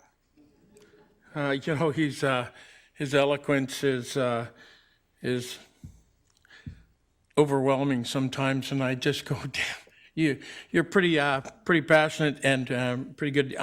Getting on point here, though, along the same line, I'm looking at Fort Langley. It's got to move ahead with the rest of Langley, and I see a very well-planned project, again, with parking, which always comes up in Fort Langley, and housing. And, spending the weekend in Fort Langley, seeing how many people were on the streets and enjoying the fort and the whole environment there, I see that this project will enhance that. I don't care who brings projects forward. I look at the thing. I came out of retirement not to play any political games. I came out of retirement to look at things and decide whether I'm going to like them or not, and not considering who's behind what. So I'm in support of this. I see it as adding significant resources and an environment. To me, it looks like it fits into the changing environment of the historic. If we're going to go only with the historic of gist of Fort Langley, I guess we'll be doing everything with logs. And I just want to really say I'm glad to see that big gap in Fort Langley finally getting filled with something that's productive. Thank you. Okay, Councillor Ferguson. Thank you, Acting Mayor Richter. I really appreciate the comments by Councillor Pratt and, of course, Councillor Bailey. But I think Councillor Pratt outlined the difficulty that many of us sit in here and making decisions at the council table. And it is true that, for the record and obviously on the record, that I supported, as did Councillor Acting Mayor Richter, the Coulter Berry building. And as well as, I call it the Don Reed block, whom I knew Don Reed, the Lily Terrace, Wendell's building, the Bedford Landing, and of course our new museum. There's been an awful lot of new construction and new activity in in Fort Langley, as we know today. Looking at this particular proposal, it again would be a contribution to a community that it is moving forward, is also with design and character and meeting those necessary needs as well. I also see the importance of, as Councillor Bailey is filling an area there in the middle of a street of a very active, walkable community, and of course, I guess a tourist destination for many as well. So I have no problem proceeding with this application, and I think it would be a benefit for the community. Thank you. Is there anyone else wishing to speak before I say my 2 cents? No? Okay. I still think there should be public input on this, because the last application that came through on this property was for a one-story restaurant type building, I think it was. And the public is passionately involved in Fort Langley, as rightfully so. It's their community and they love it. But council did have the opportunity to discuss whether or not public input should occur at a prior meeting, and it was voted down by a majority of council. So, Mr. Backen, I'm assuming that if I put forward a motion to amend this to require a public hearing, would that be out of order?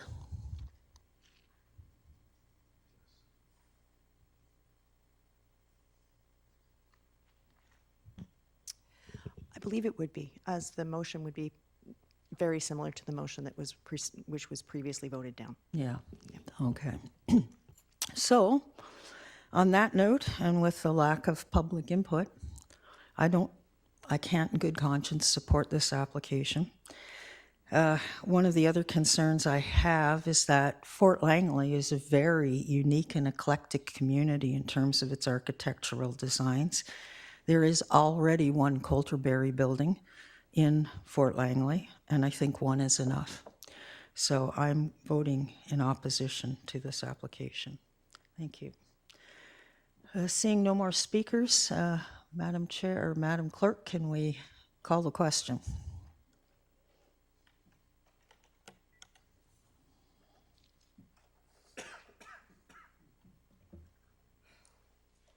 Okay, and it is Councillor Richter and Councillor Kuntz opposed. Thank you very much. And I guess our people will be coming back, our missing council members at this stage. Okay, thank you.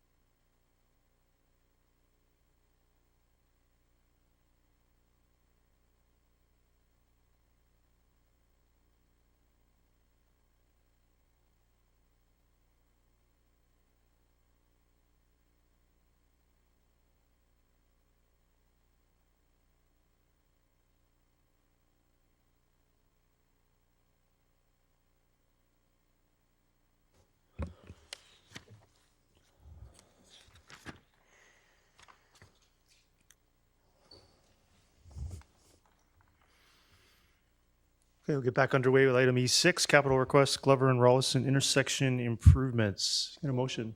Moved by Councillor Ferguson, seconded by Councillor Pratt. Councillor Richter, go ahead. Yes, I have a series of questions around the next 7 reports because they're all about spending money. And I'm wondering what the declining balance in the accounts are. So I would like to request that staff provide the declining balance for each of the accounts that these monies are coming out of. And I'm bringing it up now because basically the next 7 reports are all about spending, what is it, roughly $57 million. So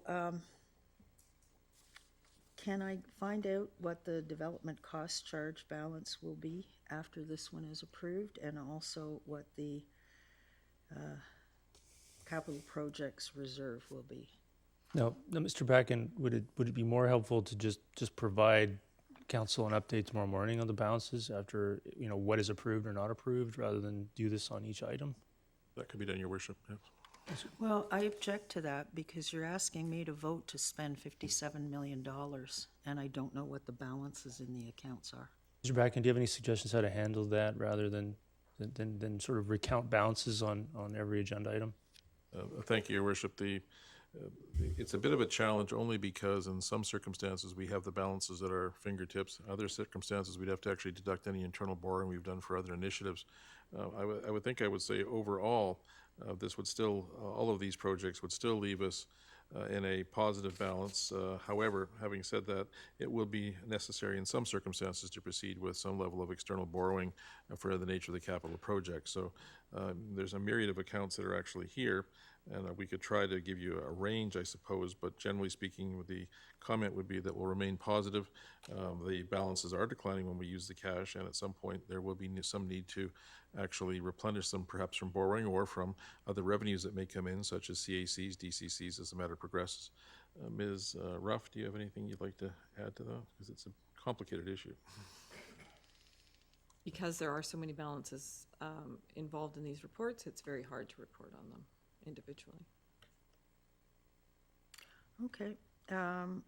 I would just like to know what the likelihood of a cost overrun is going to be, because we've the original budget in 2021 for this was $750,000. We're now adding another roughly $556,000 to it, so almost doubling it. If this goes through with these numbers now, are we likely to face cost overruns? Mr. Bracken? I just have to be cautious in terms of cost overruns. The challenge we face is we've seen estimates, sometimes somewhat dated, being utilized to actually provide some general parameters for the actual financing or for the funding, sorry. And in those circumstances, we haven't really run over the costs. The costs we haven't actually started the project and run over from our preliminary balances. This is actually determining what the balances we'll use going forward. Having said that, then, when we look at the context of our overall budget, I would say that these still will fit within our overall budget for 2023 in terms of all the projects that we have outlined or at least provided envelopes to fund. Ms. Ruff, is that fairly accurate? Yes, we did provide envelopes, so these are just drawing down those envelopes in total. I can come back to you, Councillor Richter, if you wish. Councillor Van Popta, go ahead. Yeah, so this is the first piece in getting trucks out of Fort Langley, so I'm still very excited to see this. Although we're seeing it again, just asking now that we have tender come in that we need a little bit more funds for it. When I read the report, I noticed that that part of the reason for this charge or this increase is because we only have a small amount of time to be able to complete this, just based on the window of where it's sitting in relations to the Salmon River. So my one concern, and I understand that the staff will probably already have this answer or figured this out, but just for learning purposes, is there any risk of procurement issues considering that this is starting so quickly? We would be using our regular procurement processes, perhaps as modified as the situation warrants because of the envelope that you're referencing. The more time, the better, certainly, but we are respectful of the provincial government mandates in terms of some of the windows that you're referencing. So in terms of this, I don't think it's going to cause a problem because our existing procurement processes involve some things that we can do on a short-term or quicker basis. Okay, thanks. I just don't want to see like a... Oh, sorry. You Sorry. said okay, go I just ahead. want to make sure that we don't have like a half-finished intersection because we're waiting for a part or a light or something like that. Yeah. We're good. All right. Councillor Pratt? Just to go back to something you indicated, Your Worship, earlier to Councillor Richter's comments, I'd also like to see at the end of this, maybe tomorrow morning, a report on where those envelopes are at. I may want to give Ms. Ruff a few more days than a few hours, but It's your idea. Certainly could arrive this week, Yeah. I think. Yeah. Yeah, I'd like to see how much we have left in those envelopes if possible. So seeing no other discussion, I'll call the question on E6.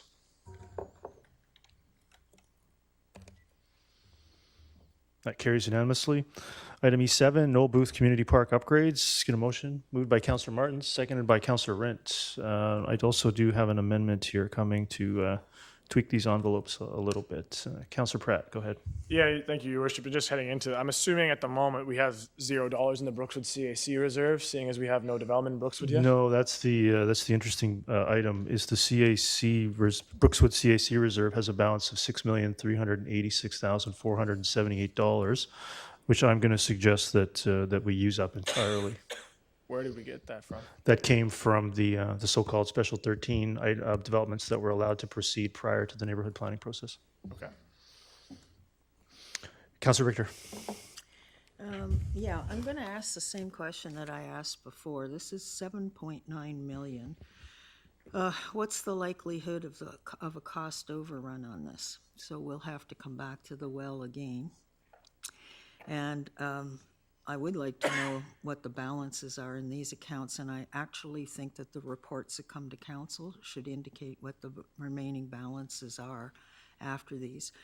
But on this particular one, there's no indication of the priority. The other ones have got critical or high, but this one doesn't really say anything.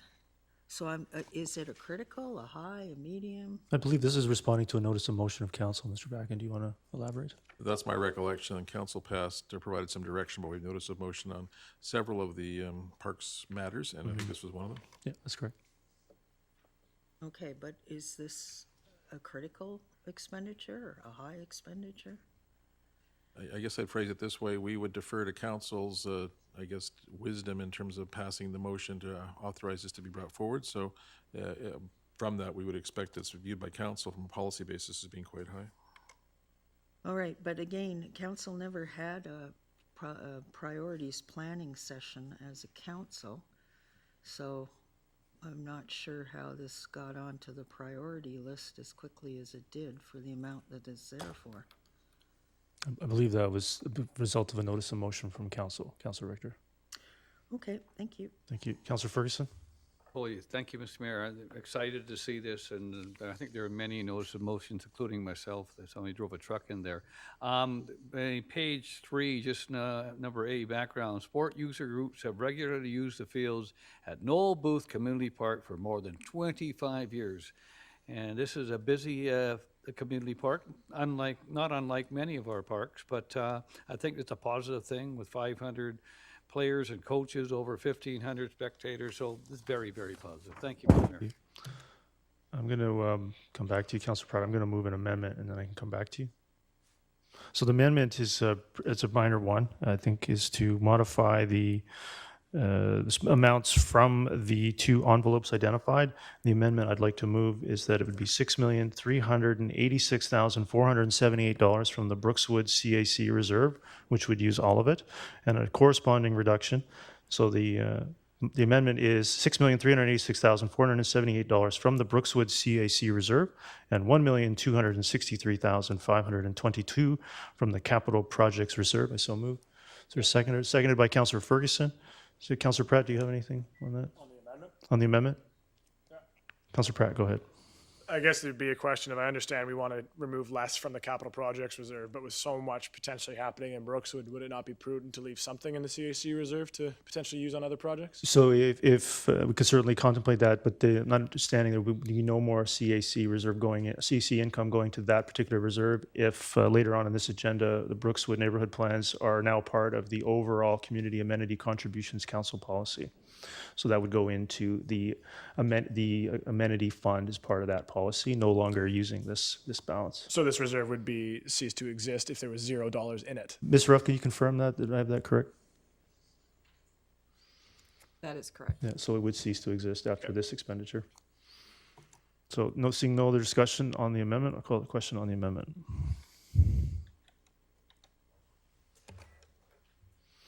That carries with Councillor Richter opposed. Now back to the main motion as amended. Is there any other discussion? Councillor Pratt.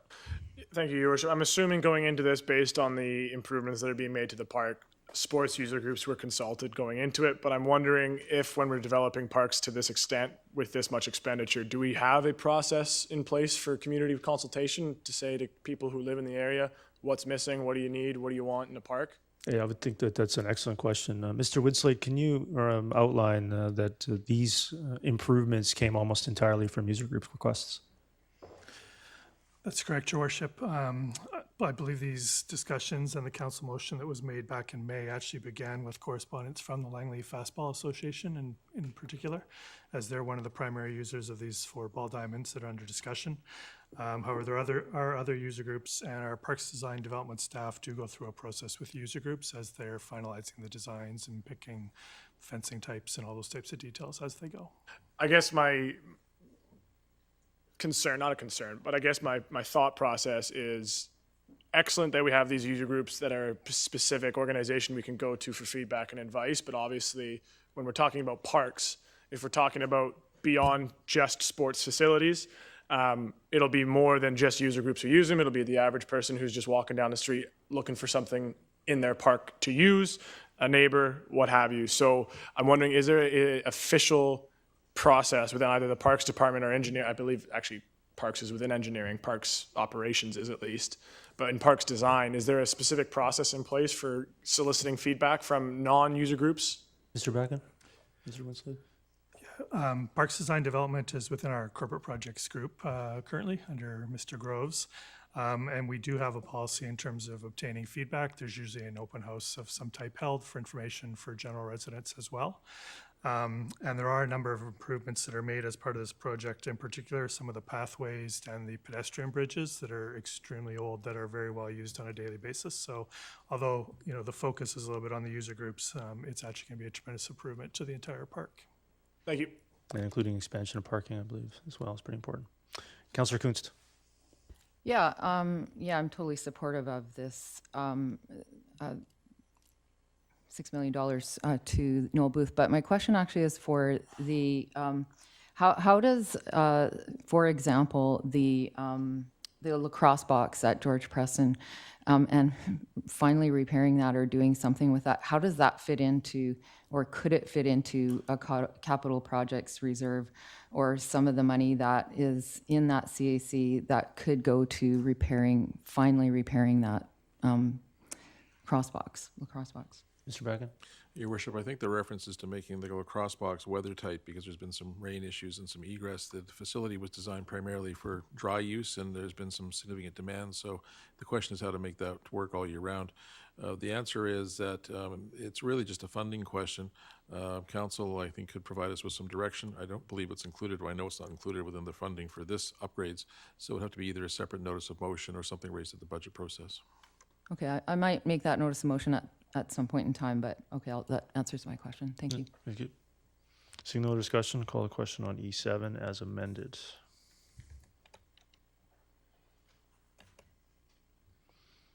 That carries unanimously. E6, capital request for 600 Block 232 bridge interim repairs. I'll move it. Is there a seconder? Seconded by Councillor Martins. Councillor Richter. Yes, I noticed that this E8. is a critical expenditure because of health and safety, and but it's just an interim repair. So my question is, how long will this interim repair hold for? Thank you, through your worship. We are diligently working with our qualified professionals to design and prepare the ultimate design, ultimate solution. So these interim repairs are expected to hold up until such time we have a full resolution, so definitely a number of years. There is some interdependency with the river, with the flow, with how it works, but we are monitoring also on a regular basis. Okay, so I would assume if we have to replace the whole bridge deck, it's gonna be a very expensive repair, so it may not be funded for a little bit. Are we confident that this interim repair will hold the safety until the final solution is found? That's correct. Again, the interim repair has been fully designed by our qualified professionals, so it is robust in nature, but again, interim only in respect to a number of years. Okay, thank you. Thank you. Seeing no other discussion, call the question on E8. That carries unanimously. E9, capital request for Brookswood Heights Pump Station. Is there a motion? Moved by Councillor Pratt, seconded by Councillor Martins. I'm going to have a deferral of this one. Is there any other discussion on it before I move that? Seeing none, I'd like to move deferral of this to be reconsidered. Councillor Richter, go ahead. Yeah, I was just wondering, is this particular request coming in because we're switching to Metro Vancouver water? Mr. Bracken? Mr. Swag? Thank you, through your worship. This booster station is required to accommodate the growth that's going to occur in certain areas of Brookswood Fernridge. Okay, thank you. Thank you. I'm going to move deferral of this to the September 24th meeting of council. Is there a seconder to that? Seconded by Councillor Rint. Is there any discussion on that deferral? Councillor Richter. Why are you deferring it to September 24th? I'd like to meet with staff on it. Okay, thank you. Thank you. Call the question on the deferral. That carries unanimously. Item E10, funding request for Mini Pemper 1. Is there a motion, please? Moved by Councillor Bailey, seconded by Councillor Martins. Councillor Richter, go ahead. Yeah, I would like to know why this mini pumper is needed. I get that there's a dealer that has an extra one that whoever was going to buy it backed out of, but why do we need it? And where is it going to be located? And what does it leave in the fire equipment replacement reserve? Chief DeRoy, go ahead. Yes. Good afternoon, through your worship. So the question is, as Councillor Richter has mentioned, it's a timely opportunity that's come to our attention. And I believe this is a piece of apparatus that will really benefit not only the department, but the citizens. It's a versatile piece of equipment that we don't have currently in our fleet. And I believe with the staffing model, it aligns nicely with the 4-year staffing plan as well. Okay, where will it be located? Those operational discussions are still underway with our command staff and consultation with the union executive as well. As far as the financial implications, I can defer to Why, excuse me, why would the union executive be involved in the discussion of where it's located? Through your worship, we've had an open relationship since myself joining the department, and we've had a lot of discussions around, not so much on them making those decisions, but being involved with all discussions. Yeah, I think it's consultation that you That's referred correct. to. Yeah, Yes. I certainly support that. Okay. And for financial, I would refer to Ms. Ruff from Finance. Ms. Ruff can confirm that there's plenty of money in the fire apparatus reserve for us. There will be 1.64 million left in that reserve once this is paid for. Thank you. Thank you. Councillor Bailey. Yeah, I'm really glad to see this. It's an opportunity that's going to save us probably in the neighborhood of about $300,000 overall. And not only that, this is a model of a pumper that is being utilized more and more. The identical model is over at Hall 4 in Surrey, and it saves wear and tear on critical pieces of equipment like quints. It gets through the traffic faster, and it is multi-purpose. Especially when you're using large rigs for medical calls, Chief, would you agree, through the chair, would you agree that this is going to be more efficient and save a lot of money? I would agree, through your worship. When you see a quint turn, you'll see the tire, especially in this weather, you'll see the tires shred. And the wear and tear on a quint when you're running around is very expensive. This thing overall will save us a lot of money. We'll adapt to our firefighters very well. And I'll tell you, I am really supportive of seeing this new style of equipment to come to help our firefighters. And in conjunction to the answer of why you would consult the union, they're the guys that use it. And when we talk about public consultation, won't we even talk to our own, well, there goes that censorship. Won't we talk to our own employees on how we're going to utilize things? Is that not public consultation that I think has been missing drastically in the past? So thank you, Chief, for involving the union in these discussions. Great. Councillor Pratt. Thank you, Your Worship, and thank you, Chief, for being here. I was wondering, with this specific apparatus, obviously every engine, every vehicle serves a different purpose. With the fleet that you currently have, theoretically moving forward, how many of your current engines, current vehicles could be replaced or supplemented by this type of engine? Obviously, this is the first one we've got. A lot of advantages to it, especially in a kind of urban context. So I'm wondering if there's an opportunity to move forward with this kind of vehicle on a more frequent basis. Yeah, through your worship, as Councillor Bailey mentioned, there are other departments that already utilize similar types of apparatus. They are very mobile, save fuel, and they're very environmentally friendly compared to larger trucks. Not necessarily replacing frontline engines and quints, but they certainly complement the existing fleet that we have. So it's not a kind of vehicle that you'd see as, you know, a future option for the entire department. It would be, you'd still need certain engines to do certain jobs, and this would be one of those jobs that or one of those engines that would fit a specific job. Yeah, through your worship, that's correct. So some departments have found, like a medic, for example, they only have one application. So what they've found is returning from calls that could come across, you know, brush fire or motor vehicle accident, other call types, and they'd be more versatile with this type of apparatus to be able to respond to those type of incidents. Okay, appreciate it. Thank you. Yeah, thanks. So when I toured the maintenance base at the operations center a few years ago, I think it was last summer actually, not too long ago.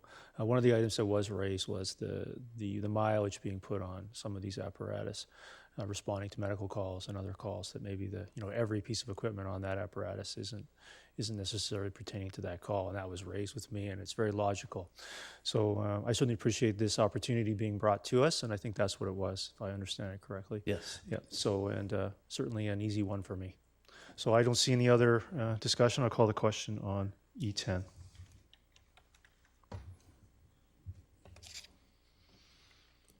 That carries unanimously. Thank you very much. Thank you. Item E11, LEC Network Technology. The council approve some renewal for the LEC. Got a motion? Moved by Councillor Martin, seconded by Councillor Pratt. Councillor Richter, go ahead. Yeah, I'm just wondering about why we have to fund this out of capital projects reserve and not out of LEC revenues. Mr. Bregan? This is actually infrastructure for the entire facility that's been, I think, a priority. I shouldn't say priority, but it's been on the books from 2021 forward. Mr. Winslade, perhaps you can elaborate on the funding nature of the LEC and the fact that we don't usually provide capital funding within its operating budget. That's correct. As Mr. Backen has outlined, the capital requests for the LEC are all funded by the township, just as so are all of our other facilities, recreation facilities and other. The LEC operating expenses are funded from LEC revenue generally, but not capital. Okay, well, maybe that's something we could look into, putting an LEC capital reserve in place. How solid is this price? Is there any potential for overruns on it? The price was just updated by our staff and information technology over the last few weeks, so they feel fairly confident in it. Having said that, they are estimates, so you never know for sure, but they've done their best to provide a good quality estimate here with a little bit of contingency for when we go to tender. Okay, thank you. Thank you. I have an amendment. I'd like to move an amendment to change capital projects reserve to the facilities renewal reserve. Is there a seconder to that? Seconded by Councillor Martins. Is there any discussion on that? Seeing none, I'll call the question on that amendment. Whoops. That carries unanimously. Now back to the main motion as amended. Is there any other discussion? Seeing none, I'll call the question. Oh, sorry. There was one other one, I think. Councillor Pratt? Go I've ahead. got to ask how much is left in the facilities reserve. Oh, it's a bit lower now. Yeah. Ms. Ruff? I believe it will need some assistance in the next budget.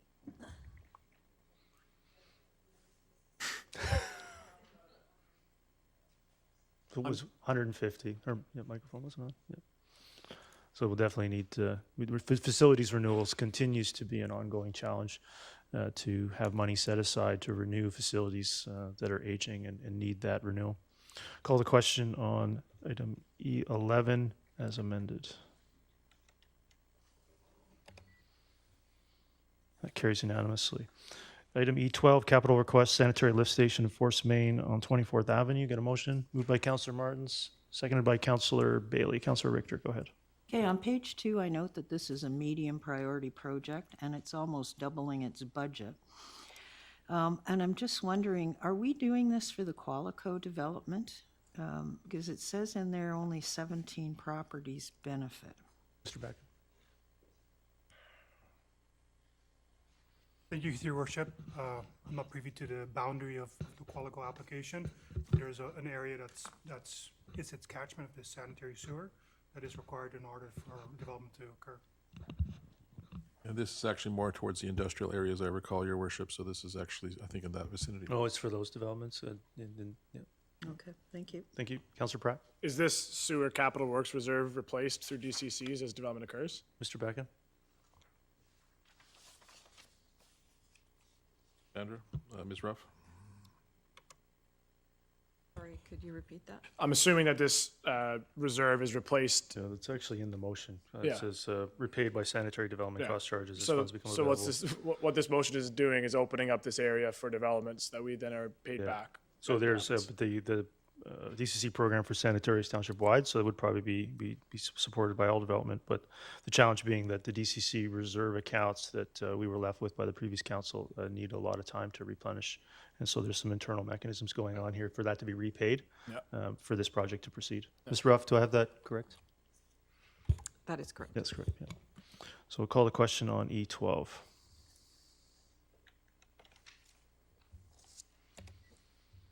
That carries with Councillor Richter opposed. I'm going to call a recess here for 5 minutes and we'll resume at 3:30.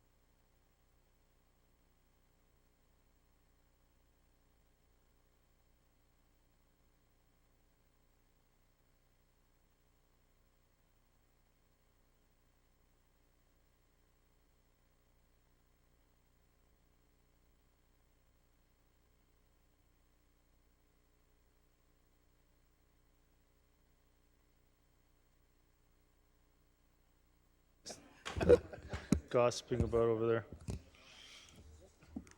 Going to get back underway. Item E13.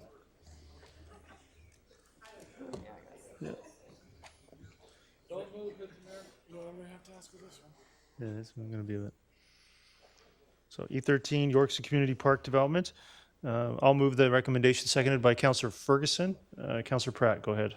Yeah, thank you, Your Worship. Just before you start, I wanted to give a heads up to council that I am going to suggest the council consider an amendment to fund the entire project. So, but go ahead. The entire project, including the 75 parking stalls in the rugby, soccer, lacrosse That's correct. field. That's correct. So for an additional Council will at 8.8 least have million. the option to consider that. That's correct. So I'm wondering, so notwithstanding those potential additions, this is a pretty non-user group oriented area. It seems like it'll be attractive to most people who live there, and I'm wondering, this is a long time coming with this plan. Was there any meaningful input opportunity for the thousands of people who live nearby and who use the park to actually have some say in the programming of this part of the park? Mr. Bagan, I understand this design that's being followed for the north portion is long-standing and well-known, but can you confirm that? That's correct, Your Worship. There's been many planning charrettes and input sessions going well back a number of years, perhaps 10 years, in terms of that very site, in terms of what its usage should be. Perfect. Thank you. Thank you. Councillor Martins? Thank you. Along the same theme as Councillor Pratt's question. Looking at the north side of this development, where the rugby field is proposed. Let me start by saying I'm not opposed to putting in the rugby field there.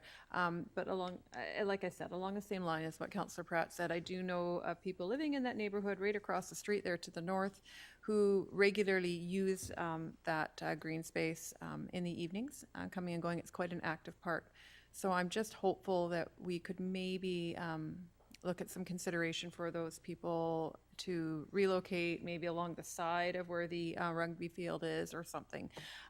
It's not enough of a concern for me to hold this up, but just to mention it, that I think it's important that we are aware of the current group of people who might not have participated in those public meetings, just to see if we can somehow find something that works for them as well. Thank you. Yeah, Sorry. Mr. Winsley, go ahead if you can just certainly respond to that, but also make a note of that. Yeah, that's all. I was just going to thank Councillor Martins for the feedback. There will be some space to the west of the synthetic field for pathways and passive green space, and that's great feedback, so thank you. Thank you. So seeing no other speakers, Ms. Bauer, maybe you could give that a try with that amendment for all members of council to see that.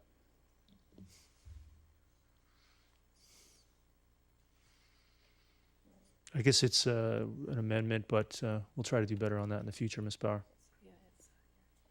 And I don't know how to use this thing. I don't think we're not used to using this. There you go. There it is.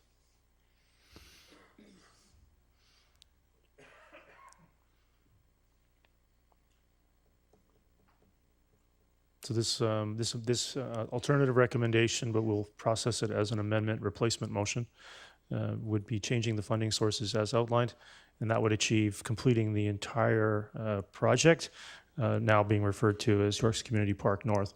I'm going to move that. Is there a seconder? Seconded by Councillor Ferguson. So, Councillor Richter, you want to hit your button again?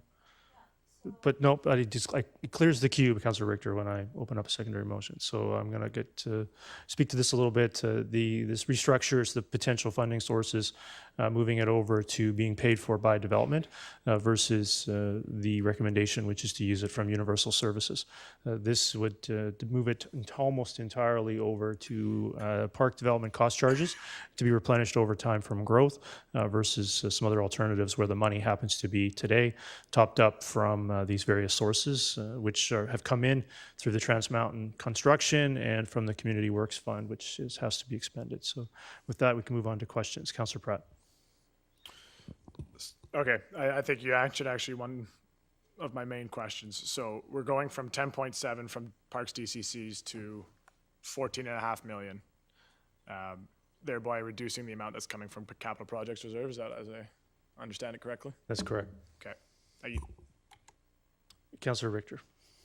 Okay, So now I'm confused because it says in the report that it's 6.8 million for the turf field.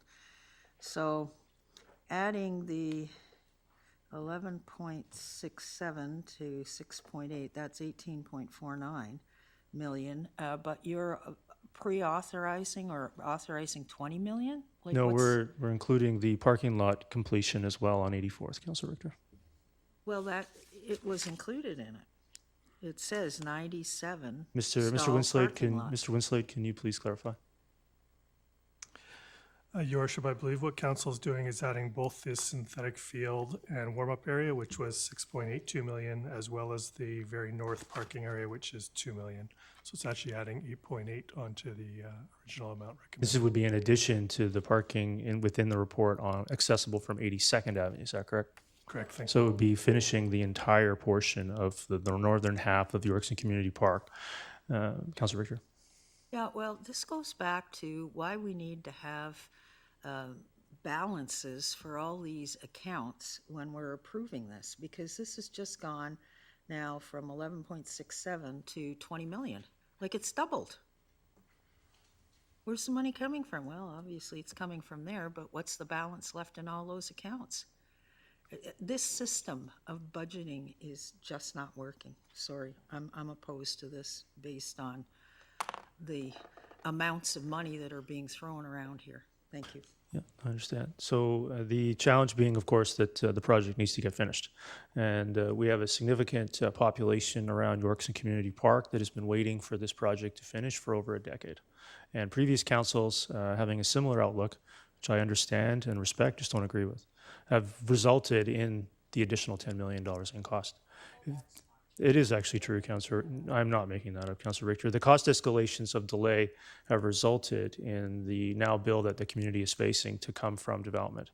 That is simply the reality of it. If it had been built and finished from external debt back in 2015, 2018, 2019, we would not be seeing these escalations because the park would be finished.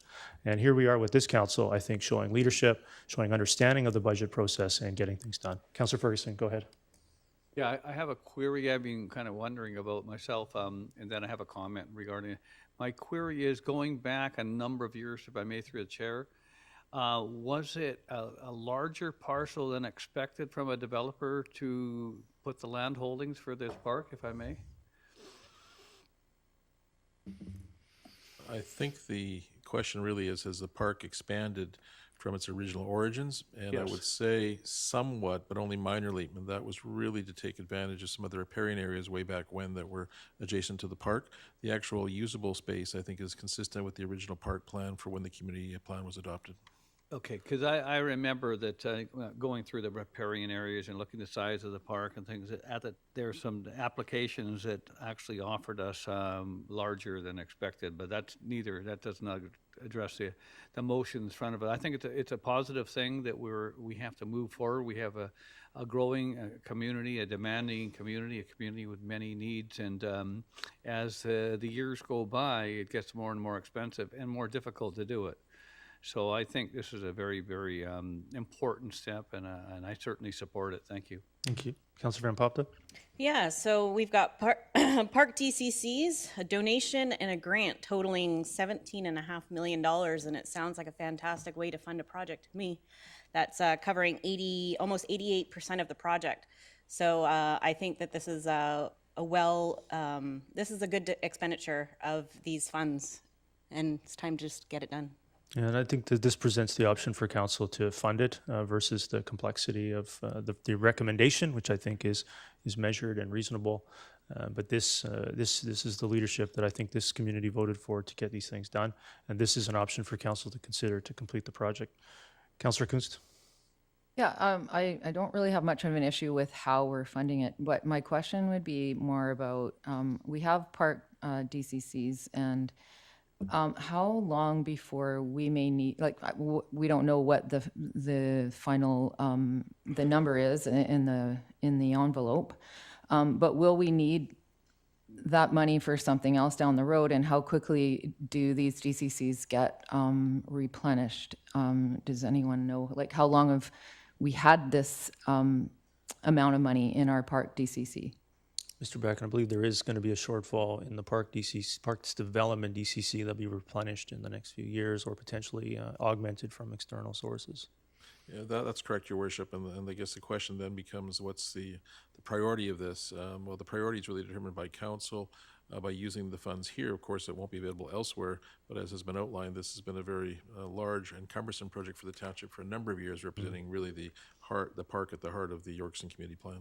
And I think that, Councillor Kuntz, I totally accept that. I think that the challenge being here that this has been going on for the 5 years you and I have been on council together, and I think it's just time to end it and finish the project. The alternative is for it to continue to increase in cost. Okay, thank you. Thank you. Councillor Pratt? Yeah, thank you, Your Worship. And kind of harkening back to something I mentioned earlier today about kind of urban planning, and planners will know that if you build parking stalls, people will drive, and if you encourage walking and cycling to it, people will walk and cycle. And so I'm wondering if there's a way we can divide the construction of the 75 stall parking lot from this motion, exclude it, vote on the remainder, and then vote on the $2 million for the parking lot. It's challenging. I didn't anticipate an amendment of that nature. I kind of anticipated just completing the project. So if this amendment were to replace the recommendation, then you could look at a way to unfund that portion. Unfund it, or can we just simply remove it from the... You could, but we'd have to, if this were to pass, we could deal with that subsequently, because we can't do an amendment to an amendment. Right. So you'd have to wait for this amendment to be adopted and then look at changing that.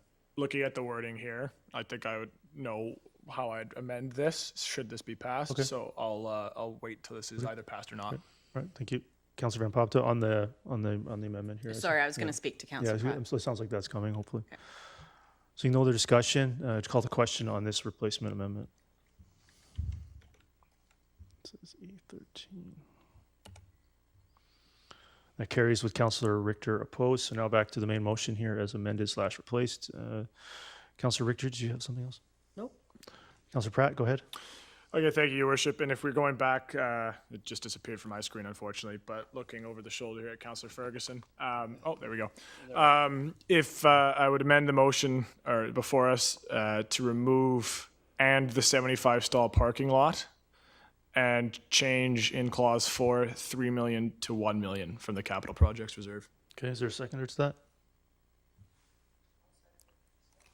Seconded by Councillor Richter. Go ahead, Councillor Pratt. Yeah, I think it just comes down to the fact that this is a community park in the middle of a neighborhood that we're hoping becomes walkable over time. There was a good expose done by the CBC a few months back on how Yorkson Middle School is suffering from an overabundance of drivers, and if we don't create an environment where it's safe and accessible and inviting to walk, we're never going to get there.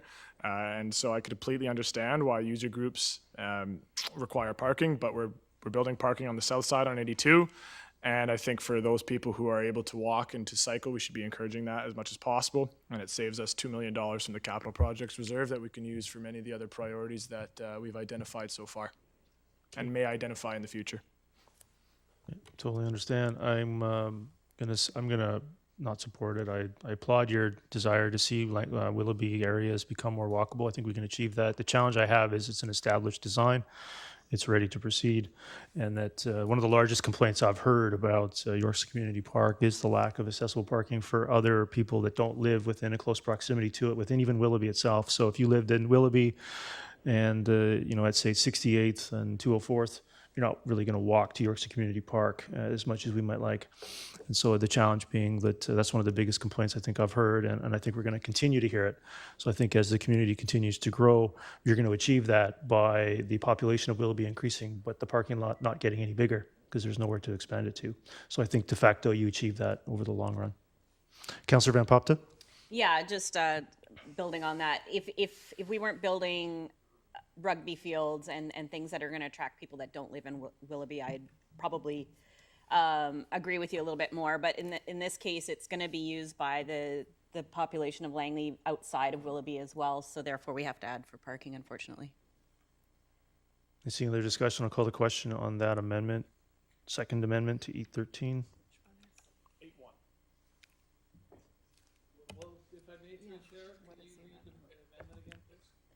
Madam Clerk, go ahead and read the amendment again, please. The amendment would take the amount in number 4 and reduce it to $1 million and remove the words "the 75 stall parking lot."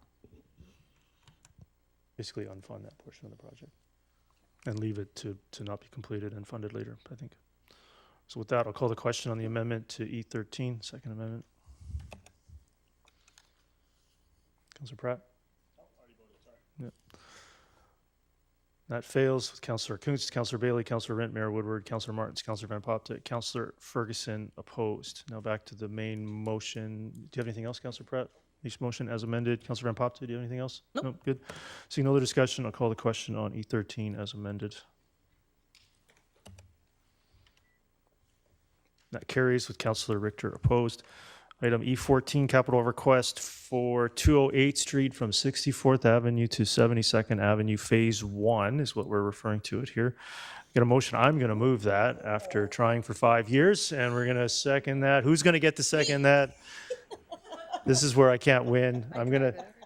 Councillor Ferguson is going to second it because he was on council with me when we tried to get this done. So Councillor Ferguson, seconded by Councillor Ferguson. Is there any discussion on E14? No. Councillor Van Popte. Let's get it done. Yeah, thank you. Councillor Richter. Yeah, what bothers me about this is there's 29.492 million in new debt. Is that correct? Mr. Backen. Sandra, Ms. Ruff. That is correct. So is it correct, Mr. Backen, also that the DCC eligible portions of this project, I believe with some cash, maybe potentially coming out of Rose DCC, that debt would be serviced from development. So development is paying for the expansion of 208th Street as it should have from the beginning. Go ahead. Okay, but... Can we let Mr. Backen answer the question, please? Go ahead, Mr. Backen. That's correct. It is being funded from DCCs. That's correct. Thank you. Go ahead, Ms. Councillor Richter. But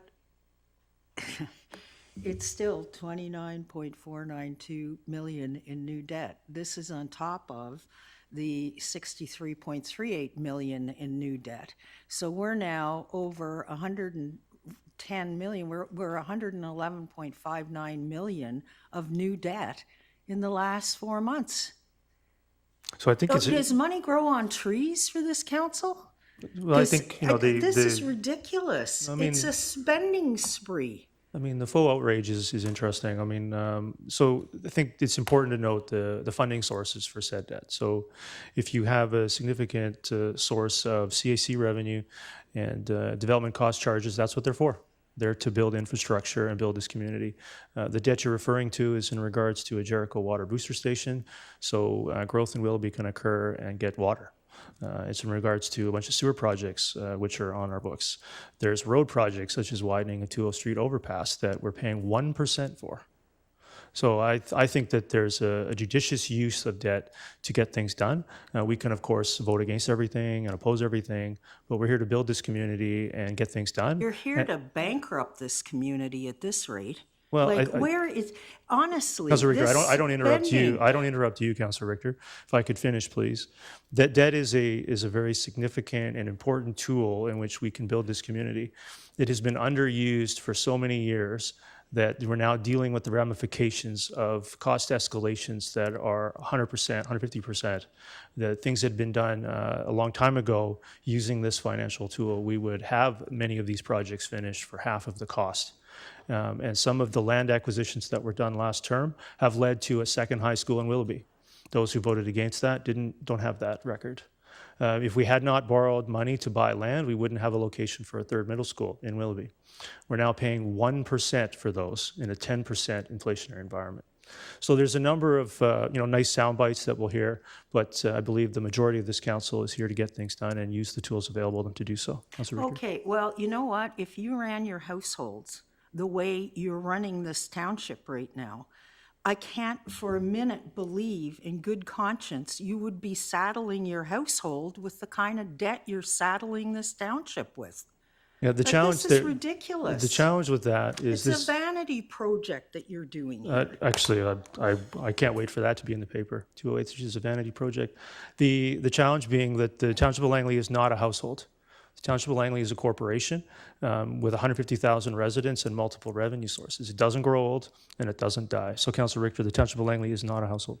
Yeah, well, you know what? The generations underneath us or coming next to us, they're going to be paying for this for a long time, and that's not fair. Well, and I think, unfortunately, that reveals how you just don't understand it.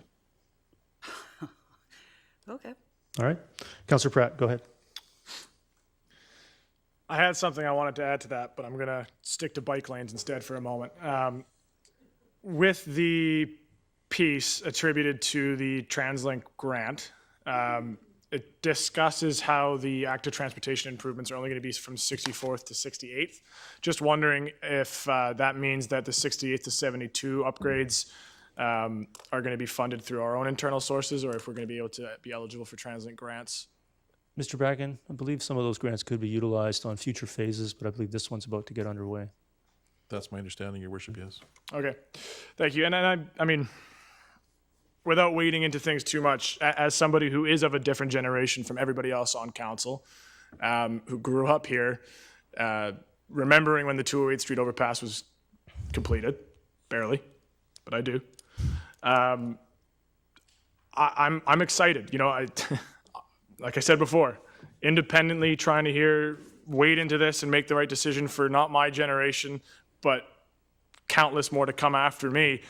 And if I keep passing the buck to every single generation, what's now going to cost us $33 million in 5 to 10 years is going to cost us $66 to $70 million. And I can't in good conscience do to my generation what previous generations have done. Sorry, I can't in good conscience do to the next one what previous generations have done to mine. Whether it's this project, whether it's all the other projects, whether it's Brookswood Fernridge, whether it's all housing spectrum in general about how every single project isn't good enough. But the reality is that previous generations have put mine in the situation that I'm in right now. So I'm looking forward to coming up with creative solutions and a creative way to pay for all these projects, because I believe that it will be done. Whether or not it's done this moment or in the next few months, it's time we actually did things in this community, which I'm excited to be a part of. Councillor Ferguson, yeah, okay, you're here. Councillor I Ferguson, go am ahead. part of that generation that sat down when we worked with Mayor Beals, and we were left with a very slight inventory. And we started putting money into funds for savings, and myself and other council members, and the next mayor being Mayor Schultens, where they did the 208th, they put money aside for park and recreation, they did McLeod Athletic Park, and they did a number of infrastructure changes to the community. And slowly we added more and more money, and under, I guess, Mayor Alberts, we could have turned down millions of dollars for the Langley Event Center, but instead we accepted money from the province, knowing that we'd have to match that money in the millions of dollars. And today we have the event center busy with many things, and the basketball bandits were here today, as well as they have hockey there, they have lacrosse and soccer and other things. If we didn't continue to doing, we wouldn't have, as you said, Mr. Mayor, the opportunities to build schools and attach parks to them, and the list goes on and on and on throughout the whole community, not just Willoughby, but Aldergrove, and now we're looking at Brookswood and Murrayville, and the whole conglomerate of communities within a community. I think it's important that we continue this. Otherwise, as others have said at this table, we keep falling further and further behind. So I'm proud of the accomplishments we've made over the years. Thank you, Mr. Mayor. Thank you. Councillor Van Popta? Oh, sorry, Councillor Coons, go ahead. Yeah, I need to just say it's kind of disappointing sometimes to hear us denigrate another council or another term. There are generations of people who lived here and have, worked in this community, and I think it's a pretty amazing community, and got done a lot of things in the community. So, I'm not in favor of this, and that has nothing to do with. I just don't feel it's appropriate to continuously bash former councils about decisions that they made or they didn't make. This council, we're making decisions. We're not going to be the heroes of the day, but it kind of sounds like that's what we're kind of doing right now. It's like, woohoo, we're going to save the day because we're going to spend a whole bunch of money to fix stuff. Sorry, I just needed to say that, and I appreciate former councils and the decisions that they made and the reasons why they made those decisions. And I hope that, you know, we have that respect from councils in the future about the decisions that we make at this table. Sorry. Yeah, so I certainly hear that and respect that. The challenge being that we fought an election over the decisions of the last council, and to hear comments about bankrupting future generations and so on and so forth, which is I find to be deeply irresponsible and misleading. Just not going to stand silent while those comments are made. Councillor Van Popte, go ahead. Yeah, so I think out of any vote that I make over this term, this is probably the most exciting one for me, and probably the most meaningful one. I campaigned and ran in 2011, and this fixing 208 Street was my top campaign platform. That was 2011, so it was so bad in 2011, 208 Street, that it was campaignable. And here we are in 2023, finally being able to move ahead with actually coming up with a creative solution to not only get it done, but to pay for it through DCCs and otherwise. So I want to commend the mayor for his hard work over the last term and this term in finding ways to get this done, and for us to be able to hopefully get this through. I appreciate that. Seeing no other discussion, it's been a 5-year plan to get to this phase. All the way, this will finish 208th Street, all the way to just north of 72nd and 208th, and then this will lead into phase 2. It'll also include water and sewer infrastructure. The challenge, I think, you know, from some of the hard feelings around this is that, you know, we continually hear about trying to get things done and spending sprees and bankruptcy and all of these things that are just so wildly untrue, and just you know, how do you stand silent when someone's going to do that? The challenge being that a lot of the spending that's occurred so far this term has actually been left over from the previous term. We've had to come up with money for land acquisitions that could have been done 10 years ago. Some of us were arguing to do them actually in 2018 and 2019, and that was ignored. And so we're funding those now at twice the cost. We're dealing with the Jericho Booster Station at twice the cost. We're dealing at this project at twice the cost. We're dealing at Yorkson Community Park, which we just approved, which could have been done in 2018, which I tried to get done at twice the cost. And so we're doing what we need to do to get things done. And I respect every members of council's opinion. And if they respect previous councils, that's great. I do too as well. But in this realm, we severely disagreed on getting things done and the timelines to do them. And as a result, they have cost more. And that is just a fact. With that, I'm going to call the question on E14.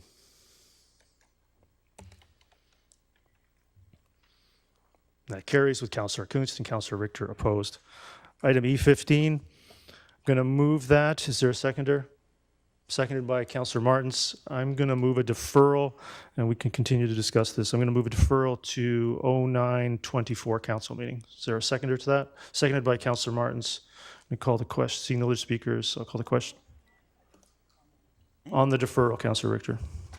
The deferral's on the floor. Yes, I think we should refer it to a CPC meeting before we defer it, because this approach to budgeting, this patchwork quilt where we come into, I mean, in the last 2 meetings alone, we spent over $231 million.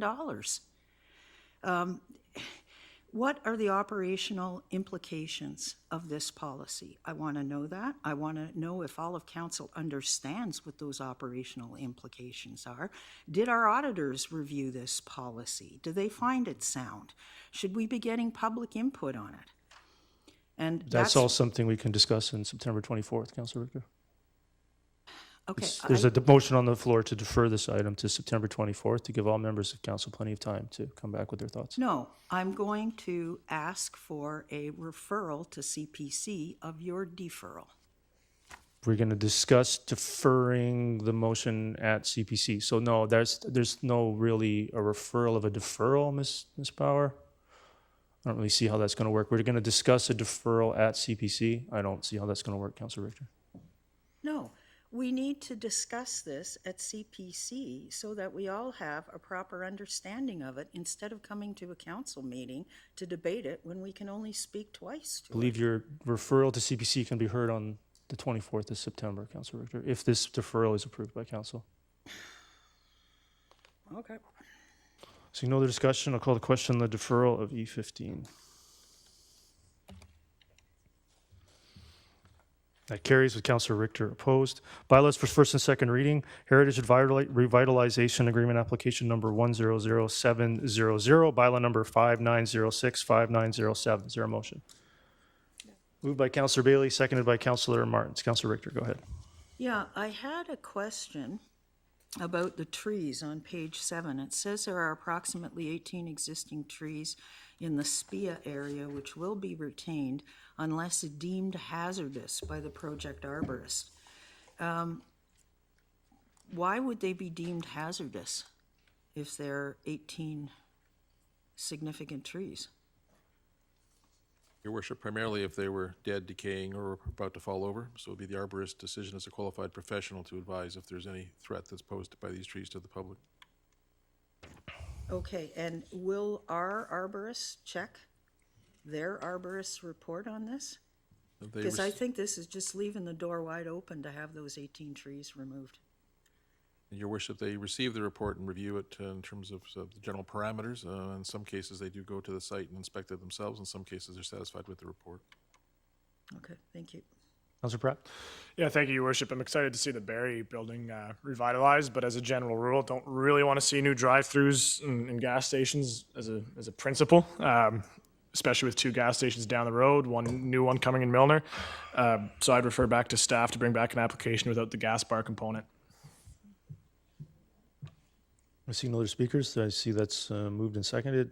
Councillor Pratt, can you repeat the motion for the clerk and maybe speak to it a bit more? Yeah, so I just refer this is first and second, so I'd refer first and second back to for the proponent to work with staff on a new concept without the gas bar component. I can reword that if we need. I think, Ms. Bauer, you have that. I believe, Yeah. Yeah. So go ahead, speak to it. Yeah, just with the rationale being that as we are moving towards a future where, especially on Fraser Highway, we're encouraging active transportation, public transit, just having a gas bar component, it's, to me, not necessarily conducive to planning in 2023 in this area when we have gas bars nearby. And quite frankly, when we put gas stations in, as many people can attest to, they're effectively a permanent structure for an indefinite period of time. And I just think we can do better, especially in this site, and with the changes that may or may not be coming to the Fraser Highway corridor in the long term. So I don't want to presuppose what might be there in perpetuity. So I'd like to see a gas bar removed and a new application come back. Seeing no other speakers, I'll call the question on the referral back to staff to make those changes.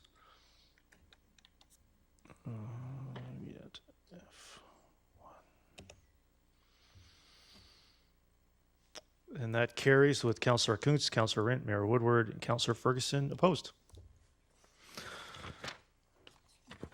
F2, Official Community Plan Amendment, rezoning application number 100215, bylaw number 59175918. Get a motion. Moved by Councillor Pratt, seconded by Councillor Rint. Is there any discussion on Councillor Pratt? Go ahead.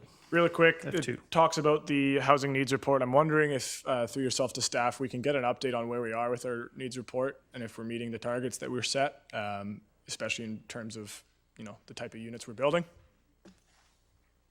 If that requires a motion or if that can just be taken under advisement. Well, through your worship, we could provide a member that extent if desired. That'll work. Yeah, thank you very much. Councillor Richter? Yeah, there's 34 significant trees on this site. None are going to be retained. And I think hard on the heels of the presentation we had earlier from Fraser Health, we should be looking to preserve mature tree canopy. So this is, I'm not going to support it because there could have been something done to preserve some trees, at least. Thank you. Councillor Van Popta? Yeah, with a comprehensive development like this that has the whole entire site with an underground parkade, it's hard to retain trees in an application like this. The offset being that it's creating an internal park space and communities kind of gathering place, which is invaluable in applications like this. So I actually really appreciate this application in its form and character. And although I do generally agree with trying to be creative with our tree retention in this type of application, it's difficult. So I'm okay with it in this case. I agree. So that, I'll call the question on F2.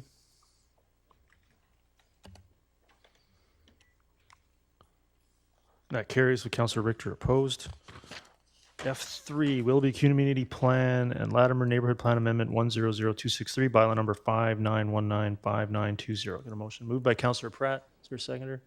Seconded by Councillor Bailey. Councillor Pratt, just so you're aware, I think I'm also going to be moving deferral of this one as well. Councillor Pratt, go ahead. I'll defer to your deferral. Okay, great. So things are in agreement on that. Councillor Richter, go ahead. Yeah, I was just wondering why only one lot of 10 is being developed here. Why not all 10 of them?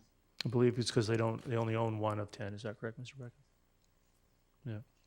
Okay, and then what is a non-delegated development permit application? That's on page 3. It refers to the delegations to staff that this council completed earlier in the term that all non-mixed use development permits under 25 UPA are delegated to staff. Okay, and what is a townhouse bonus? When was this created and what does it mean? Mr. Richardson? Also on page 3. Thank you, through your worship.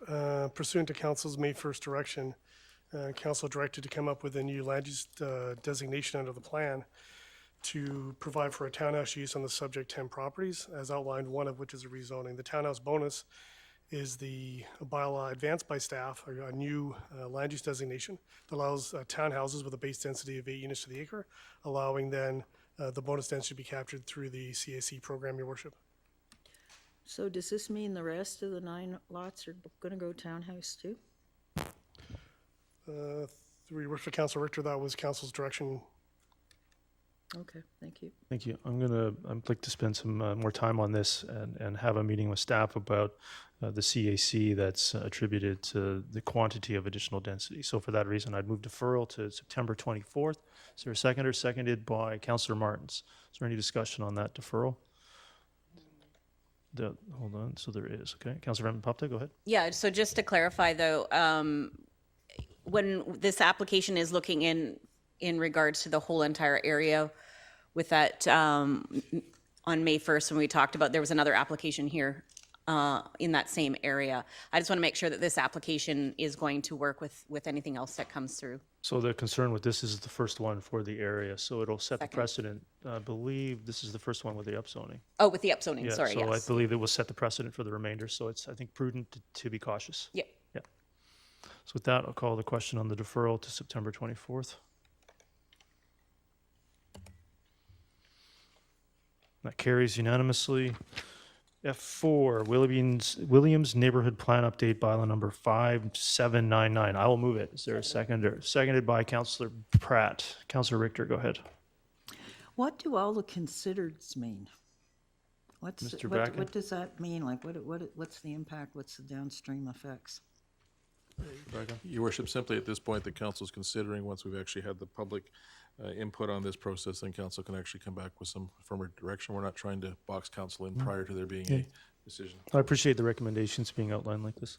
So why exactly, this plan was passed by the previous council. Why is it being redone now? Mr. Bracken, there was a notice of motion giving staff direction to review this plan. Is that correct? Effectively, that's correct, your worship. And south of 80th Avenue is having some increased density, and it's looking at it in the context of a bit of a And mixed the use. removal of the 15-acre strip mall designation next to farmland. Yes. Councillor Martins? Thank you. Not so much a question for staff here as just an observation. I noticed this report. It's a very thorough report, and it was put together by Senior Planner Russell Nelson. And I just wanted to express our appreciation for your commitment on this, along with other recent projects and the time that you've spent in it. It hasn't gone unnoticed, so thank you very much. Great. Councillor Pratt? Yeah, thank you, Your Worship, and I want to echo Councillor Martin's appreciation of staff getting this to the table again. Just a few questions. Page 36 of the report, it details the new CAC figures for Williams. And typically, at least in my mind, the more we are charging for something, the less we want to see of it. And so I'm wondering why, or what the rationale was for the CAC contributions to kind of go from lower to higher, from single family up to apartment. which is in the reverse of how the Brookswood CAC program is set up, where you have a higher CAC contribution for single family and lower for apartment complex.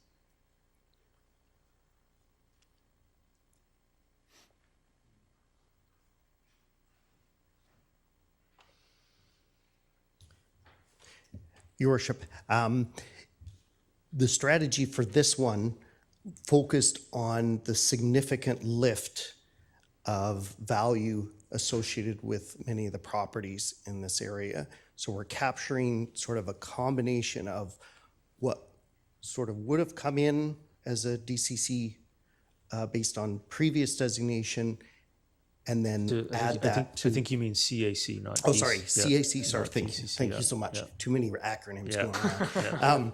CAC previous designation, and then layering on that a CAC based on the lift, the additional value that's being created because of the new designations. So in this case, we're going from fairly low density townhome or mixed use residential, which is 10 UP or less, and then going into an apartment form in many cases. And so we want to make sure we're appropriately capturing that. Yeah, that makes sense to me. And I have two more quick questions. So I'm just going to follow up before you do, Councilor, but just to clarify, when you mentioned the additional apartment, which you've also done, which I think is significant improvement, as directed by Council, was to create a mixed-use walkable node in the center of the plan, removing the dependency on walking from a single-family neighborhood or driving, more likely, to a significant strip mall type structure north of 80th. So I think that resulted in some potentially significant increases in land values. The goal here is not to create a lottery win for land speculators. The goal is to create a better neighborhood. Is that It correct? is, absolutely. Yes, that's correct. Yeah, significantly better. Councilor Pratt, go ahead. Yeah, thank you. And this one is a bit more of a personal question. Looking at page 173, the colors on the map, my red-green color blindness is kind of coming into effect here.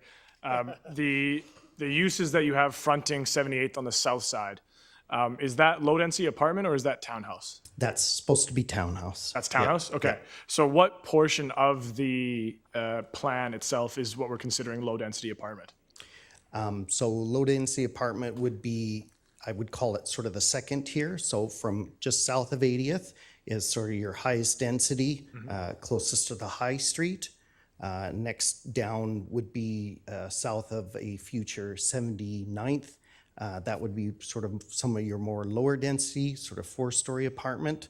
And then you get 78th, step down further with a townhome, and then step down further south of that with the mixed use, mixed residential, the lower density. That helps. Appreciate it. And then the last question, in regards to the road network on page 174, it looks as though on 83rd Avenue, just east of the Qualico-Williams application that we have on the agenda at public hearing, am I understanding that correctly, that we're cul-de-sacing 83rd just past that application before it gets into the industrial or the employment area? Correct. So when we were doing the plan originally, back in 2017, 2018, was one of the key asks coming out of our public engagement from the established Yorkson neighborhoods next door, that we wanted to separate sort of business park activities and traffic from residential activities and traffic. And by separating those, still providing bicycle and pedestrian connection, just not vehicle.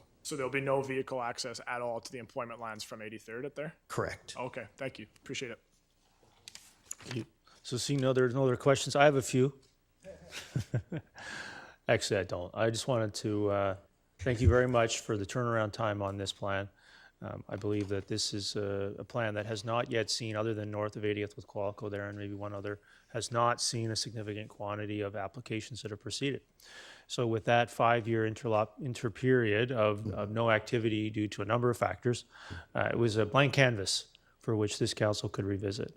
And here we are today with first and second, with, I believe, these recommendations go ahead, an open house and more consultation with the public in September, then a public hearing, and then further consideration by council around the November timeframe, potentially December timeframe. So plenty of time for everyone to have a look at this and get their feedback to both yourselves and other members of council on what they may want to see tweaked here. But I want to thank you for the hard work that went into the quick turnaround on this in regards to the housing supply challenges we face, in regards to the significant shortage of rental and apartment stock we have in the Township of Langley, as Metro Vancouver has outlined, and a number of other improvements with mixed-use walkability and a variety of housing forms. So I want to thank you again very much for your work on turning this plan around for council for the summer break. Thank you very much. Councillor Richter. Yeah, I just had actually, Mr. Russell, you could maybe answer this question. Sure. The original Williams plan, what was the proposed build-out density of that plan? There was just a little more than 14, I think it was 1,470 dwelling units. This new plan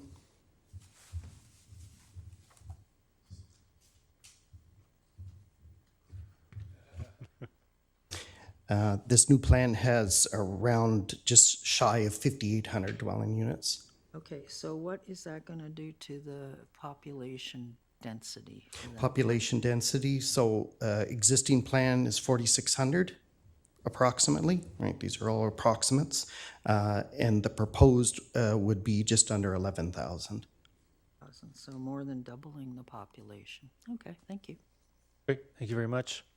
Seeing no other questions or comments, I'll call the question on first and second reading for F4. That carries with Councillor Richter opposed. Bylaws for first, second, and third reading, rezoning application number 100716, bylaw number 5910 for the development of 5 row house units, 2 semi-detached units, and 2 single-family lots. Is there a motion? Moved by Councillor Ferguson. Is there a seconder? Seconded by Councillor Van Popte. Councillor Richter, go ahead. Yes, I noted on page 3 that a second development permit on streamside protection is being processed to relocate and reconstruct water courses on the site. And then there's a diagram on page 10. So the area that's marked SPIA in the diagram on page 10, it looks like it has a creek going through it. Is that what's being relocated to the top?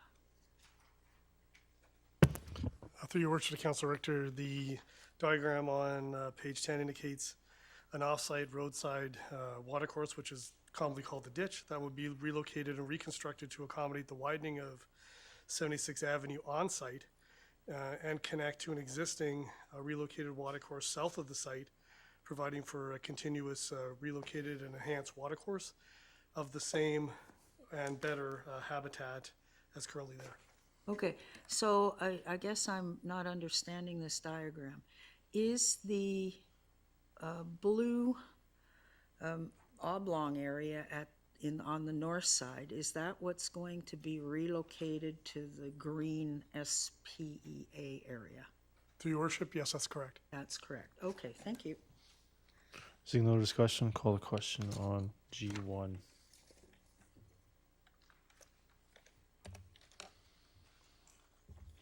That carries unanimously. G2, rezoning application number 100715, bylaw number 5909. Is there a motion? Moved by Councillor Van Popte. Is there a seconder? Seconded by Councillor Bailey. Is there any discussion on G2? Seeing none, I'll call the question on G2. That carries with Councillor Pratt. Opposed. Councillor Coons, did you mean to vote in favor? You voted in favor? You meant to? Sorry, I pushed the button a little quickly. Yeah, so that carries with Councillor Pratt opposed. Item G3, rezoning application number 100733, bylaw number 5899 for West Creek Farms. Is there a motion? Moved by Councillor Pratt. Is there a seconder? Seconded by Councillor Kuntz. So as I mentioned during the adoption of the agenda, it's my hope that Council will refer this for a public hearing on September 25th. Seeing no discussion, I'll move that. So, it's 25th. I've been corrected, apparently. It's the 25th. I've had that wrong in my notes. September 25th? September 25th. Second council meeting in September. That's the day after our normal council meeting? No, apparently. Ms. Bauer, can you confirm the next date of the second council meeting in September, please? September 25th. So I had my notes incorrect for some of the other items. So the intention there was for the 24th to be the 25th. Is that correct? Yeah. That is correct for the 25th. It's 25th. Just as a notice of procedure, if you would like to send this to a public hearing, it will need first and second reading at this meeting, so it can be sent. Okay, so we can, okay, so how do you want to do that with a referral on the floor? We could vote that down and then grant first and second and a referral for public hearing? Yeah, so I'm going to call the question to vote down just the referral. I think that's what I have to do, Ms. Bauer, is that correct? Yeah, so that's this meeting's mistake. So we're going to vote that down. Oh, sorry. Okay, so Councilor Richter, yeah. So that fails, Councilor Richter, yeah, so I'm not even going to bother reading that, whatever. So then we're going to move on to, so I'm going to move to grant first and second reading with a referral for a public hearing. How would you like to word that, Ms. Bauer, before I move that? It would just be for first and second reading with follow, and then with the public hearing. So to create, because there's no recommendation in here for a public hearing as per the recommendation. So So the point is to grant first, second reading and refer it for a public hearing. Yes. Is that correct? So I'll move that. Is there a seconder? Seconded by Councillor Martin. Is there any discussion on that referral? Seeing none, I'll call the question on the referral of G3. That carries unanimously. G4, rezoning application number 100589, bylaw number 5905. Get a motion, please. Moved by Councillor Kunst, seconded by Councillor Bailey. So, Councillor Richter, go ahead. Okay. I'm very concerned about this, and I think we need a public hearing. There's, many letters of support in here, but in looking through these letters of support, many of them are in the same handwriting. So I'm wondering why and how reliable this input is. And just as some examples, page 180 to 183, 261 to 270, 273 to 278, 349 to 362. Like, it seems to me that there's been a lot of input saying, yes, yes, go and do this, but it's coming from a very small group of people. And I don't think that that's right, and that's why I think we need a public hearing on this one. Thank you. Councillor Pratt. Yeah, thank you, Your Worship. I personally feel like I've been consistent on this since before I was on council, and I think that any development of this size in the Salmon River uplands shouldn't proceed until we have a updated rural OCP. So once everybody's finished speaking, that's a deferral motion that I'd make. Okay, maybe have that ready to go. Ms. Bauer, there's no other speakers. Could you bring up I have a potential referral motion for council to consider that contemplates that item as well, Councillor Pratt. So the challenge with a public hearing would be to send an application to public hearing that, from what I've heard, won't be approved in any event. So what is the point of sending it to a public hearing? So that's why I believe there's a referral motion in order. Do I have to push a different button here somewhere to bring this up? There we are.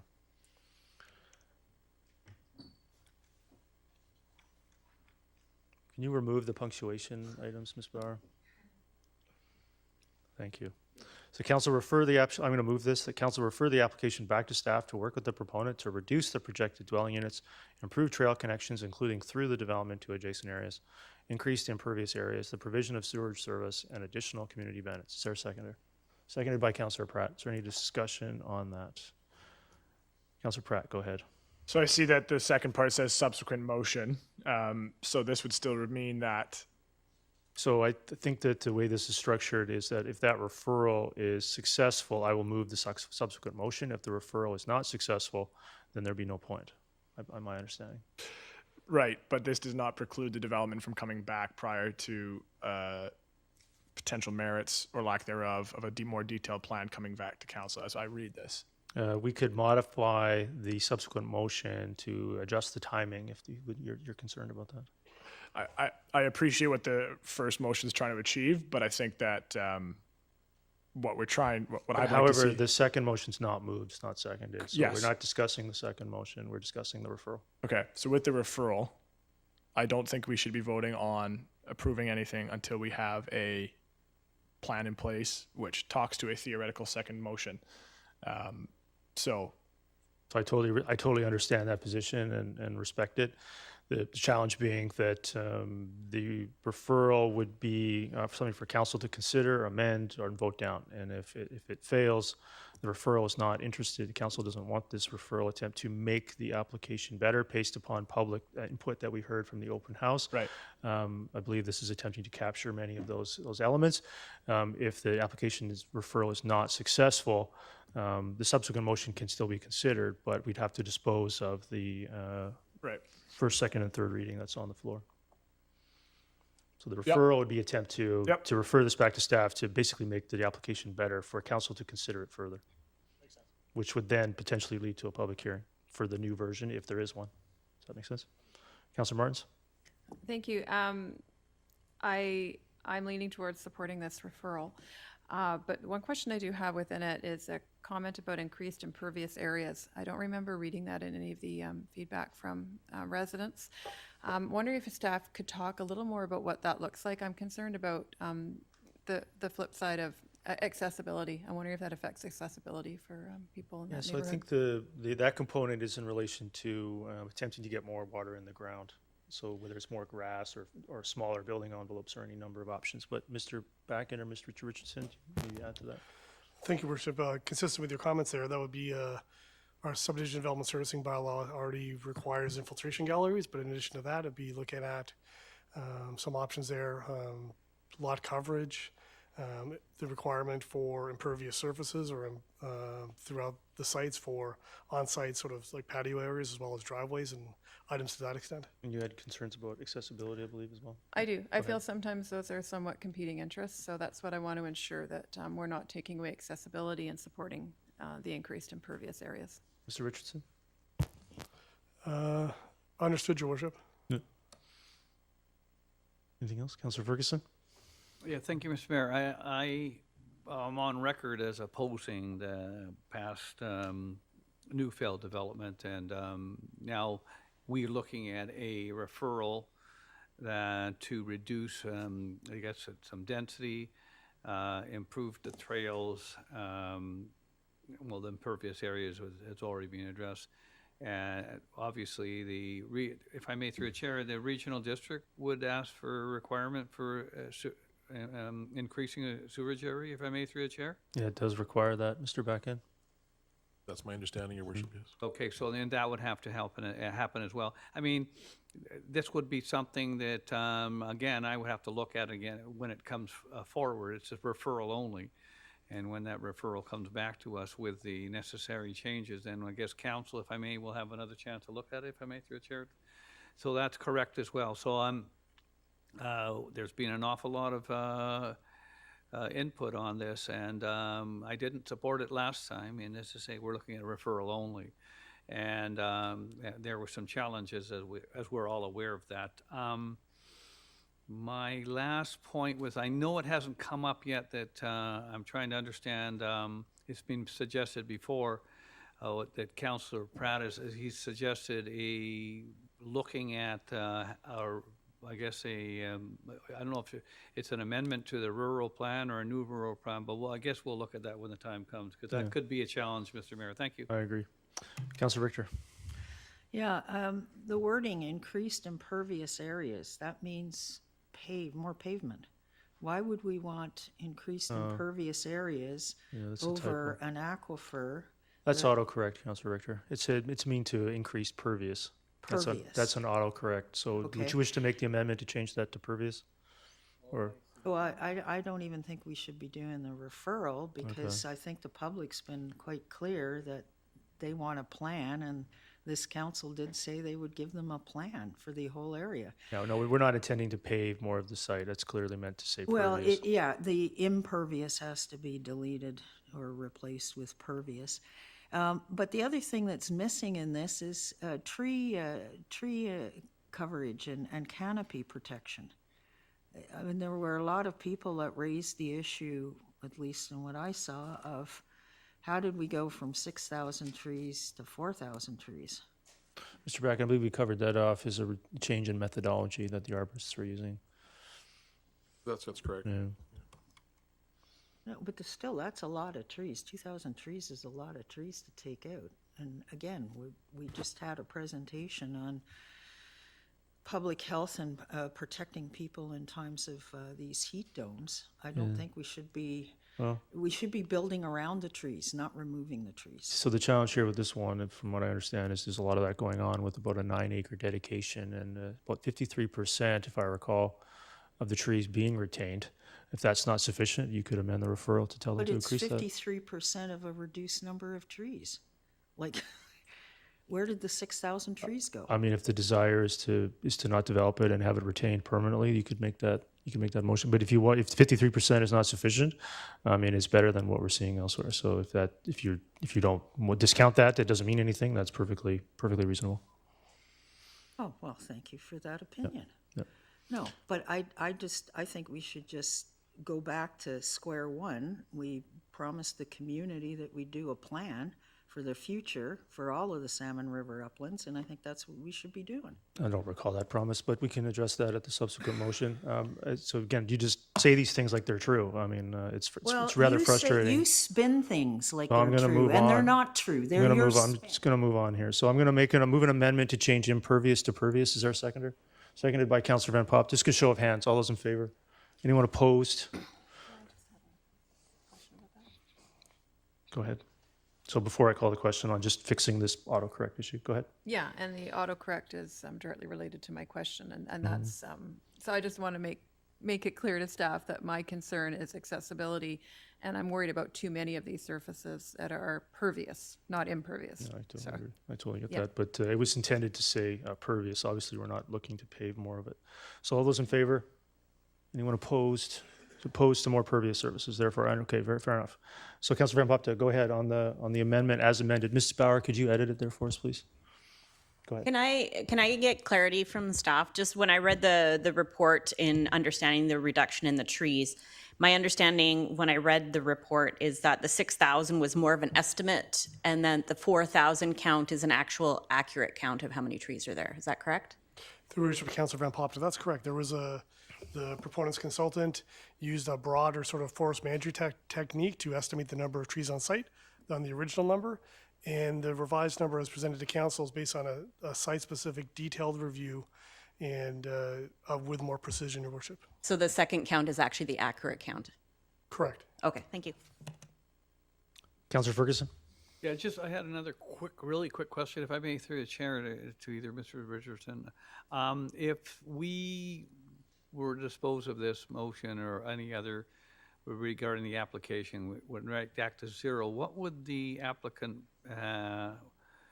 be prepared to do or have the opportunity to do with the land, if I may, through the chair? Mr. Richardson, if there's no rezoning of any kind, what is the standing rights of the zoning? Through your worship, the property is zoned RU1. It's outside the land reserve. Minimum lot size 1.7 hectares or 4.2 acres. That currently permits 2 dwelling units per property. And individuals in that circumstance have been electing to, with previously non-occupied dwelling units, have been electing to go direct to land title office and stratifying those properties, your worship. That's correct. So we'll result in 4-acre lots, then land stratified, then subsequently multiple dwelling units per land stratified lot. That's where this is headed if there's not some compromise reached with council. If I may, through the chair, would they be bound by our tree bylaw, or they could cut trees at? I believe through the building permit process, Mr. Richardson, they would have significant latitude. Is that correct? Your worship, if the subdivision process or the subdivision development servicing bylaw would apply, so that'd be one layer in terms of those items, and the second layer would be through the building permit process. That's correct. So the 8 acres, 9 acres of dedication proposed that saves 53% of almost 4,000 or 6,000 trees would not occur, and those trees would be lost. So voting against any attempt to try to move this forward would not achieve the stated objective. Yeah, that's what I was thinking. Thank you. Yep, thank you. Councillor Pratt, go ahead. Yeah, thank you, Your Worship. I think the important word here is compromise. I've clearly stated what I'm trying to get out of it. It's not exactly expressed here, but to me, this is a better option than proceeding with it as is. So I'll support the referral so that we can get to the subsequent motion. Very good. So seeing no discussion, I'll call the question on the referral, G4. That carries, Councillor Richter opposed. So I'll move the subsequent motion. Is there a seconder to that? Seconded by Councillor Pratt. So I'm going to maybe ask.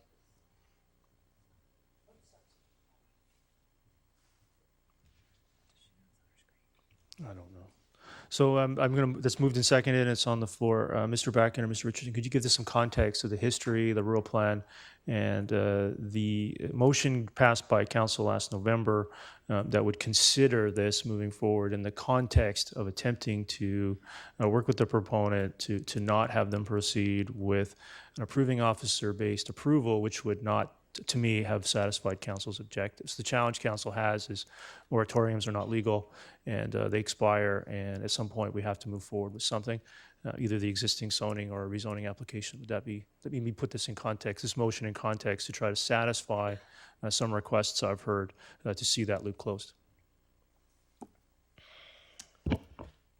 Thank you, Worship. As noted, the rural plan was adopted some time ago. There's a number of properties, including this one, that do have subdivision potential. The motion, as I understand it there, would then ask staff to report back on those potential merits, the development potential in those areas, and what that would mean for subdivision agriculture in the Salmon River uplands, items like buffering potential and protecting those agricultural lands, I guess, in the general context, given the current zoning and the current status of the rural plan. Yeah, and I think, Mr. Richardson, the challenge that I've had is if this review occurs, what exactly would be reviewed?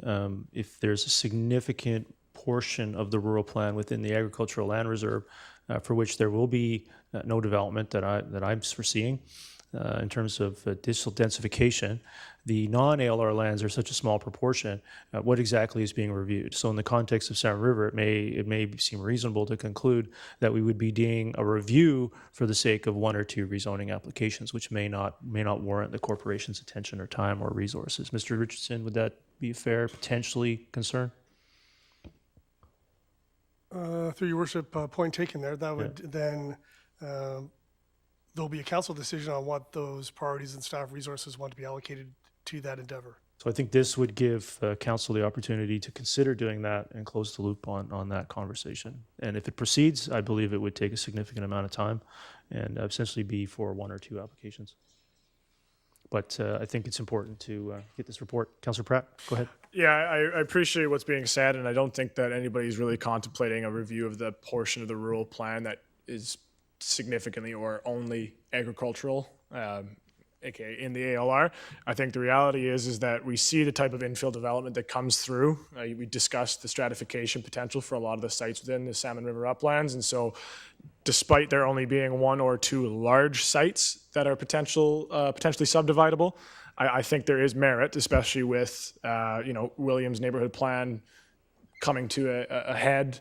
I think with Brookswood neighborhood plans coming to a head, I think there is the capacity for us to ensure that whatever other governments decide in the fall, that the Township of Langley is prepared and we have a plan in place that's up to date and is going to be at least thinking about what the potential infill scenarios are for Salmon River. So I appreciate what the subsequent motion is trying to do.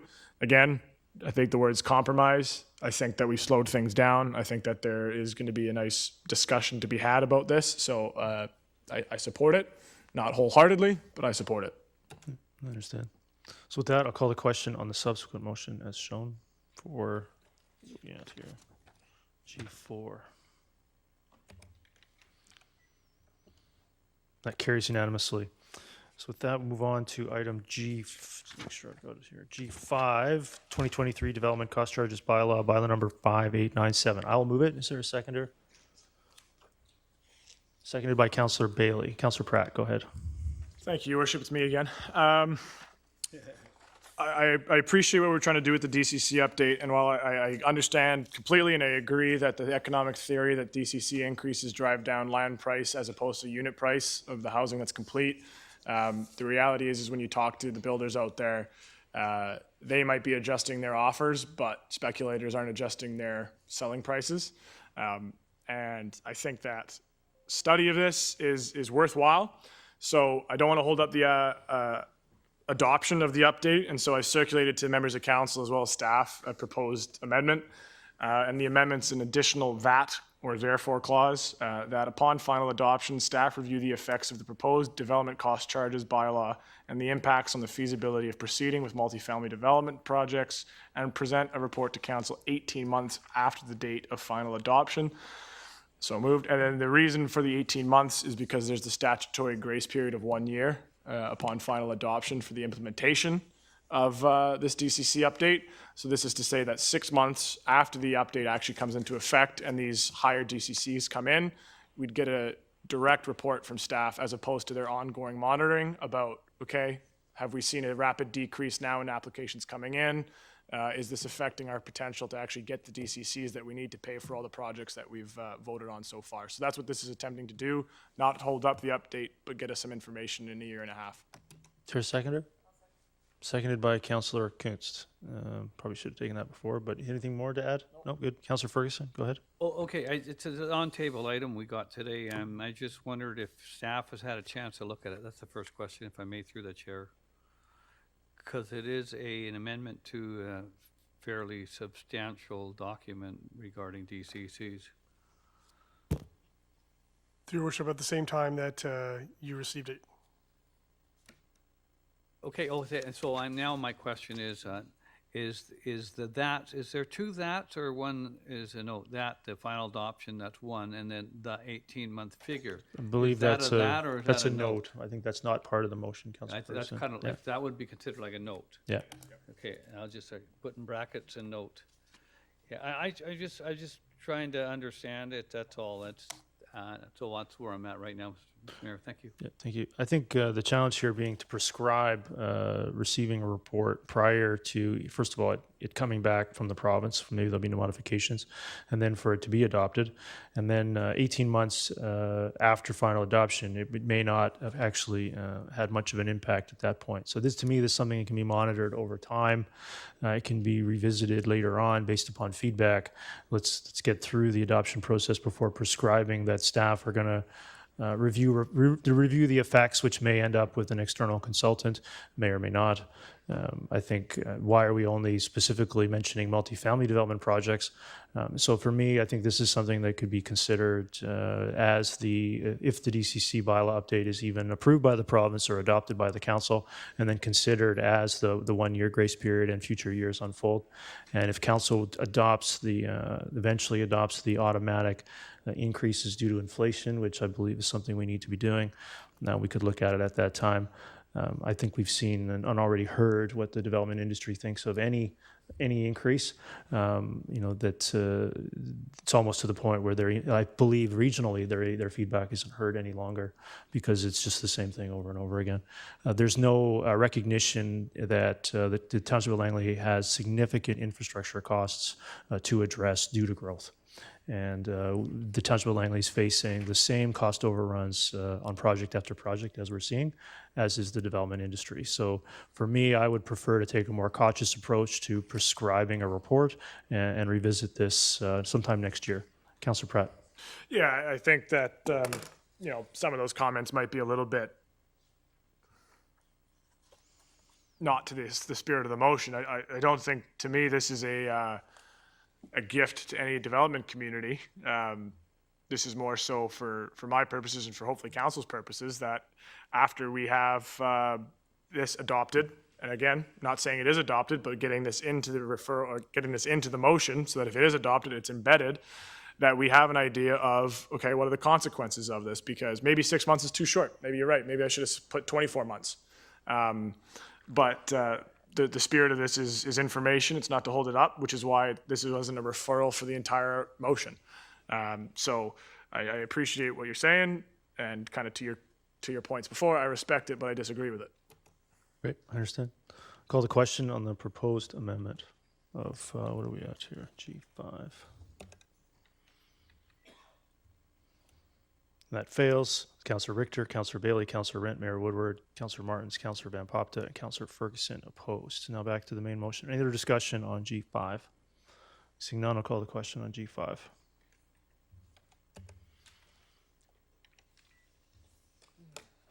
That carries. Councillor Richter opposed. G6, Jericho Water Booster Station Loan Authorization Bylaw, bylaw number 5921, to borrow money to complete the Jericho Water Booster Station project. I'll move that. Is there a seconder? Seconded by Councillor Van Popta. Is there any discussion on G6? Seeing none, call the question on G6. That carries. Councillor Richter opposed. G7, Civic Infrastructure Loan Authorization Bylaw and Alternative Approval Process, bylaw number 5922, to complete the Wilbert Connector and 208th Street Capital Project. Phase 1 is, I'll move that. Is there a seconder? Seconded by Councillor Ferguson. Is there any discussion on G7? Call the question on G7. That carries. Councillor Richter, Councillor Kunst opposed. Bylaws for consideration at third reading, official community plan amendment rezoning application number 100238, bylaw number 58905891 for third reading for Townhouse development subject to a public hearing, I believe earlier this month or last month. Is there a mover? I'll move it if there's no. Is there a seconder? Seconded by Councillor Pratt. Any discussion on H1? Councillor Pratt, go ahead. Yeah, I was just, I read in the report the concerns that were addressed in the changes. I appreciate those.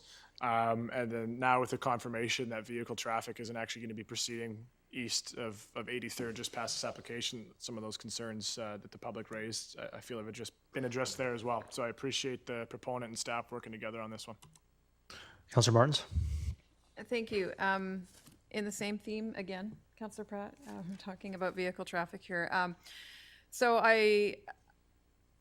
Considering the concerns that were brought forward, I think there's sort of two locations of concern that I would just recommend this to the proponent if they're listening, or staff to work with the proponent on with regards to how the funds might be spent with regards to traffic calming. There is the one location that is to the west of 212th that is at the end of a lane that there was a group of people that were here, I believe it was the public hearing, presenting their concerns about the traffic free flowing through their lane. I drove that earlier today and I entirely understand their concerns. It does, the way it's set up, it's a street. And it is problematic for the way their housing development has been created. So that's one concern that I would like to see addressed with any funds here. Perhaps it become only emergency access on the east side of that lane would be a suggestion I would make. And then with regards to 83rd, so again, moving east from 208th, it was great to see traffic calming in front of the school on either side of the elementary school, and then again on either side of the intersection at, I believe it was 211th. There was also traffic calming, 211th or 210th, I'm not sure. I'm just going off the fly here, but I know that the concern is at the intersection of 83rd and 212th once this development comes in and others. So I'm wondering if perhaps we can economically look at some more traffic calming for that as we move eastward there. I don't think it needs to be large scale because the traffic will not go through at the end of that street. But if there's just something we can do just to ease up the movement of the traffic for the sake of the kids coming and going to that school for those new developments, that would be my ask. Mr. Richardson, do you have any comments on that? Thank you, Worship. Preliminarily, staff would sort of echo some of the comments made by Councillor Martins there. Transportation staff have looked at that preliminarily, subject to the traffic calming process directed staff to undertake by council. For some of those same items, curb extensions, speed humps, the lane south of 80th Avenue, 81A Avenue, 83rd Avenue, 212th Street and 211th Street, that would, I think, correspond with some of the comments from Councillor Martins with respect to speed humps as well as pedestrian safety with those curb extensions. But again, subject to the traffic calming process, which involves community engagement pursuant to council's direction, Your Worship. Do you want to try to make it a condition of the development? Yes, please. And I just want to make it clear, and again, I don't know if this requires a motion for that, but I feel that that laneway is not best served by the typical traffic calming, and that's why I don't know if this is a departure from the current township policy, but I think we need to look at reducing the access to that lane for the people living there. So the challenge being item 16, condition 16, provision of 75,000 contribution for traffic calming purposes per council policy. If you're concerned that you think that it might require more than that, we can address, we can amend that number now and approve it, and then you would have that funding set aside to pursue the traffic calming purposes that you're looking for, funded by this development. We could achieve that through a different process, and I think you'd have council support for it, from what I understand. Thank you. So you're saying If you we feel- don't have to adhere to the policy? Or we could take out the So actual the- reference to the policy? No, so what I was saying is the condition of the development is to contribute towards traffic calming purposes per the council policy. So, but then the council policy could be varied through subsequent motions or considerations of council to implement the traffic calming separate from the policy, not related to this development. It'd be one way to do it. And if there's a concern that it might require more than's been contemplated, we could amend 16 and increase the amount to ensure that there's enough traffic calming funded from this development application. Be one way to do it. And then we could pursue that separate from third reading and final of this proposal. That'd be one way to accommodate it, as opposed to attaching it to this development per se. If that makes sense? Well, I guess the reason I'm attaching it to this development is that's what triggered the concerns about that laneway. So I do feel it should stay attached. The challenge with that is that they would have to satisfy it to the acceptance of the township prior to final reading. So if they were to proceed and complete all these other items, but not pursue the policy at the council table to implement the traffic calming, their final reading potentially be held up without it coming back to council. So trying to find a way to accommodate the concerns, which are very valid, and find a way to fund them, and then pursue them through a separate process that may or may not hold up, make it a condition that maybe they can't end up satisfying, if that makes sense. I think it's clear as mud. Mr. Backen, do you want to assist us here? Because I'm doing my best here.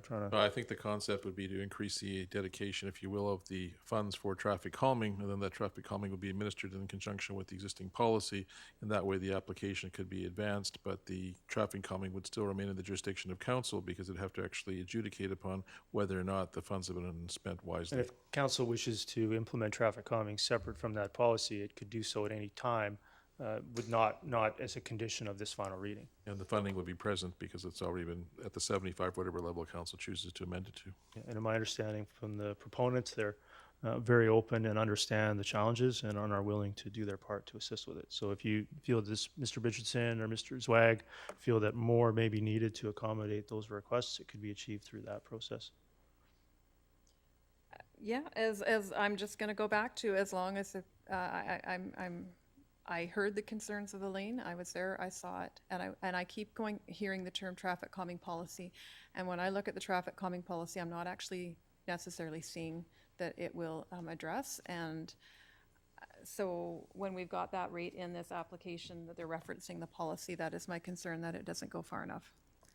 Yeah. So that's all. Mr. Bragan, do you have a suggestion for an amendment there?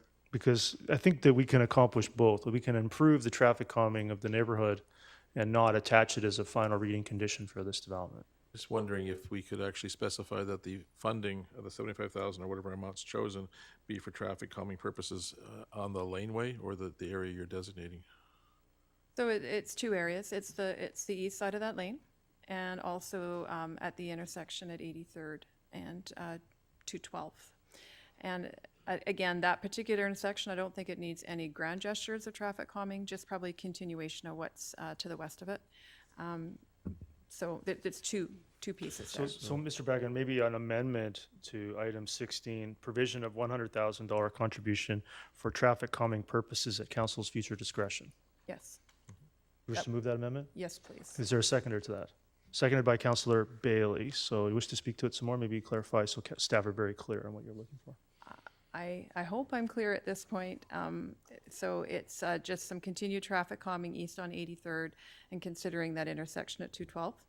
And then the east side of the lane to the west of this development, yes, I think that needs to be more than speed humps, frankly. Cancel the access and make it for emergency vehicles only. That would be my specific request if that can be accomplished. Thank you. Yeah, I think it can, and I appreciate you bringing it forward to ensure that it's addressed. Councillor Richter. Yeah, I think that 16 should be further amended to strike council policy and put in what Councillor Martins is, excuse me, is suggesting on the lane and the east side of 83rd. So, Ms. Bauer, I think you need to read back the motion because the council policy reference, the amendment, the council policy reference has been removed per that amendment. You can clarify the amendment for Councillor Richter. No, I'm trying to help Councillor Martins focus in on getting done as a condition what she wants to have done. But you which I referenced think that is- council policy 05011 is still part of 16 and it is no longer. No, I would take that out and replace it with on the lane and the east side of 83rd. If you would just allow the clerk to respond, Councillor Richter. Our understanding was the reference to council policy was removed, and that we were specifying. Council's future discretion. Yeah, it was specifying council's future discretion, specifically the east side of a laneway and the intersection at 83rd and 212th. So that's already the amendment, Councillor Richter. Councillor Van Popta, go ahead. Just a quick question for clarity. Is the laneway not strata? No? No, unfortunately. No, it's not. It's a public road. Okay, thanks. To a strata standard. Mr. Zwag, Mr. Richardson, can you clarify that? So I think that's good to clarify. Correct, Your Worship. Yeah. Seeing no other discussion, I'll call the question on the amendment.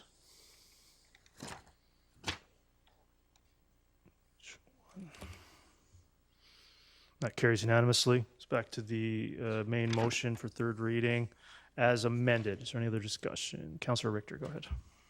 No, that's fine. Councillor Van Popta, go ahead. No. No, main motion, okay. So call the question on H1 as amended. It carries with Councillor Richter opposed. Move on to bylaws for consideration at third reading and final adoption. Revisions to the proposed Booth, Fernridge, and Rin neighborhood plans. Bylaw number 5795, 5796, 5797, 5798. Is there a mover? I will move it. Is there a seconder? Seconded by Councillor Kuntz. So you're joining us for the discussion. That's excellent. That's great. I'm glad for that. Okay, so seeing those, Councillor Pratt, go ahead. Yeah, thank you, Your Worship, and a couple clarification questions through yourself to staff first. With this vote, are we voting all at once for all three neighborhood plans, or are we voting three separate times for each plan? All the way along, I think, Mr. Backen, it's been bylaw set that all of the readings are done at the same time for those separate bylaws as listed. Do you want to clarify that? It's all three. It's all combined in one. That's correct. It's all the bylaws is set out in I-1. So then if, I'll wait until everybody's had the chance to speak on it. There's no other speakers. Okay, well then in that case, I believe it's bylaw 5797 or whichever is applicable to Fernridge. That's 5796. 5796, perfect. So the purpose of my motion would be to divide 5796 from the remainder so that we vote on 5795, 5797, 5798. So the Booth and Rin neighborhood plans as one block, with the intent being, I've been pretty clear all along that I believe that we need to be phasing in Brookswood more than we are. I understand that there is some level of phasing built into each neighborhood plan. However, I think in order to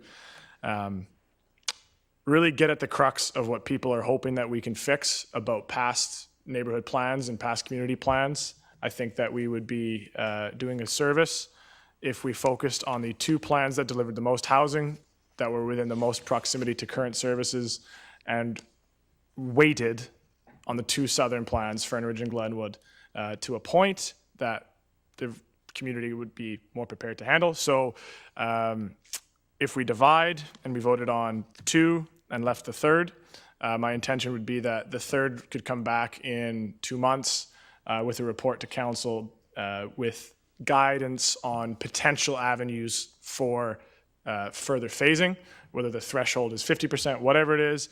And if council at that time determined that they didn't want phasing, then all we're doing is losing 2 months. That gives context to a potential division. Ms. Bauer, I had one question before we take division. The motion under bylaw number 5798 references the Fernridge plan. So how do you suggest we handle that? it's not really set up for division would be a nice way, maybe diplomatic way of putting it. That'd be fair. Unfortunately, with that one bylaw referring to all the bylaws, it's very difficult to divide them. So the challenge being, as you can see the challenge in the way the motions are structured. So I would suggest that if you're looking to do that, you would need to refer it back to staff to bring it back to you in a way that you could consider Fernridge separately from the other neighborhood plans. Yeah, if I don't see a mechanism to do the division. No, you're looking and that's for. fair, and I think that's very fair, and I think that I would refer that to September 24th. Give staff 2 months. Give us 2 months to change the. So you're moving a referral or a deferral at this point. You're looking to refer this back to staff to bring it back in a form that it can be divided. Correct. Is there a seconder to that? Seconded by Councillor Richter. So go ahead. Do you wish to speak to that some more? Yeah, I think that the reality is that if that's the way that we have to get potential phasing in Brookswood Fernridge, then that's what has to be done. And the way I see it is, at the very least, or at the very most, we've lost 2 months in an area that is going to open up at some point. But I think we needed to do it in the right way, and I think that the right way is to phase it in a way that we have community development occurring north-south.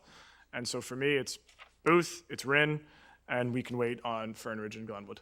I understand. Seeing no other discussion on the referral, call the question on I-1 referral.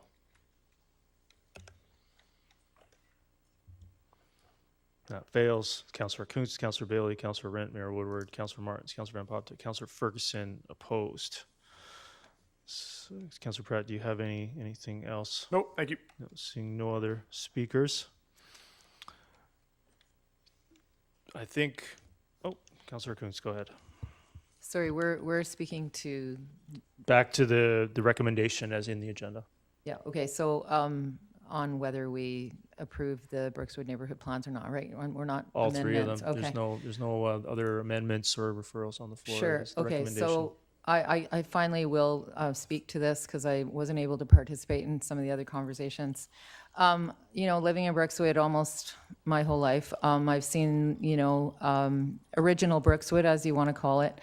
There's homes and places, they're massive, and I don't like to see that. We have these 3 neighborhood plans coming online now that, of course, it's controversial, and I maybe would have preferred the other plan, but then there was the issue with trees and also realizing that, we are in a housing crisis. Canada is in a housing crisis. This maybe won't solve that crisis, but I want to be doing our part. I don't want my community to change, but 25 years ago, a council at the day approved a neighborhood that I now live in, and I'm grateful. It's been an amazing neighborhood that I got to raise my family in.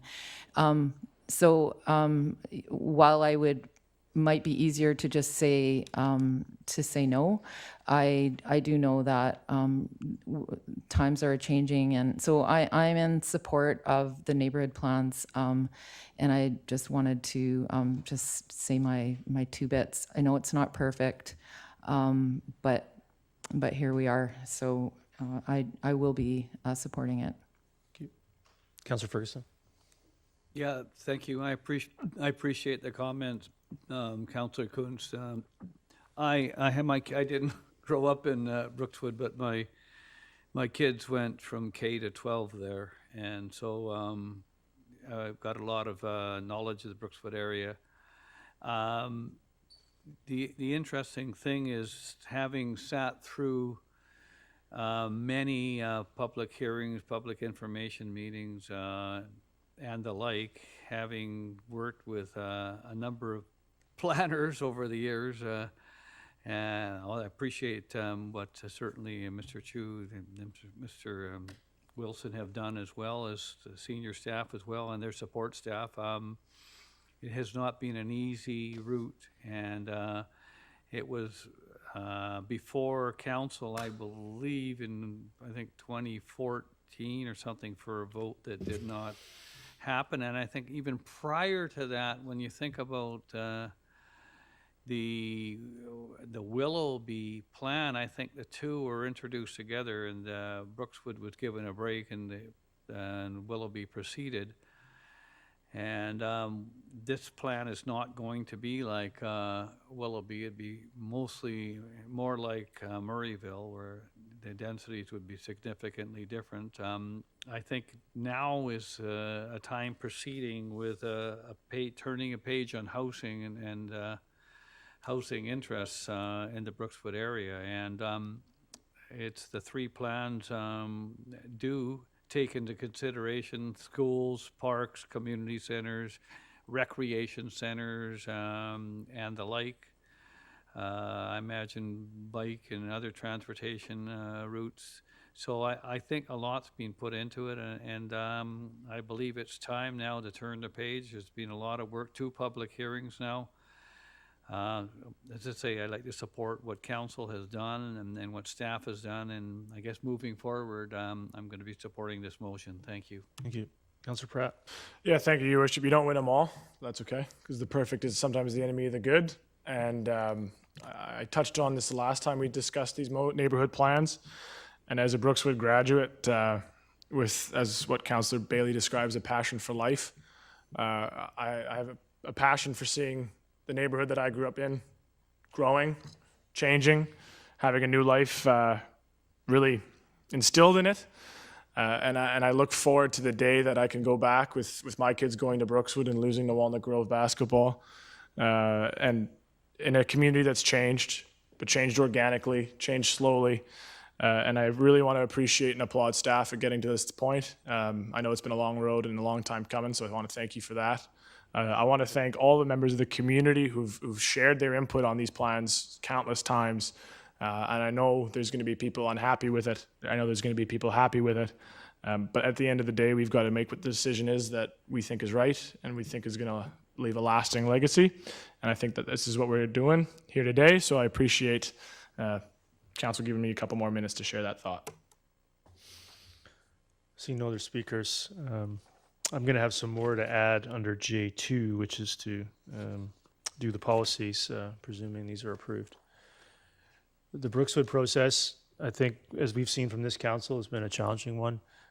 We took a revisit of the plan with a commitment to getting it done, but also getting it done as best we can. And no plan is perfect. These plans are not perfect. They're going to require a council and a prudent staff and a willing development community to try to make them come to life in a way that we're looking to do a bit better in some areas, from infrastructure to tree protection and planning better for recreation in the future. So, you know, what that means will evolve over time. I'm supportive of the versions that we have for the work that's gone into them and the amount of time it's taken. 2 public hearings, an open house, a revision for significantly higher densities that was dialed back to be more consistent with the 2017 plan, but doing our best to, I think, increase the densities on 200 Street for that transit orientation, but really seeing those densities drop into Glenwood and south parts of Fern Ridge, being open to some mixed use and expansion of commercial at the appropriate places. I think it's time to move forward with the plans, ensuring that we have a council that's going to expect to see good development applications in the right place. I think the phasing that's been brought in regarding arterial is a measured step. We're going to see how that works over the next few years.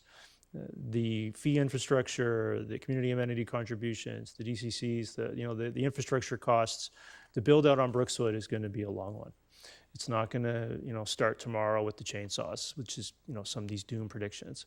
It's going to start in a measured, I think, reasonable way to bring in additional tree protection as part of the amenity program, which is unprecedented within the township. That was brought in by this council versus the previous versions, which contemplated allowing people to clear cut and relocate in the name of conservation. I think this council's done a great job. I want to also applaud the staff who have been, what year did you start this, Mr. Chu? Yeah.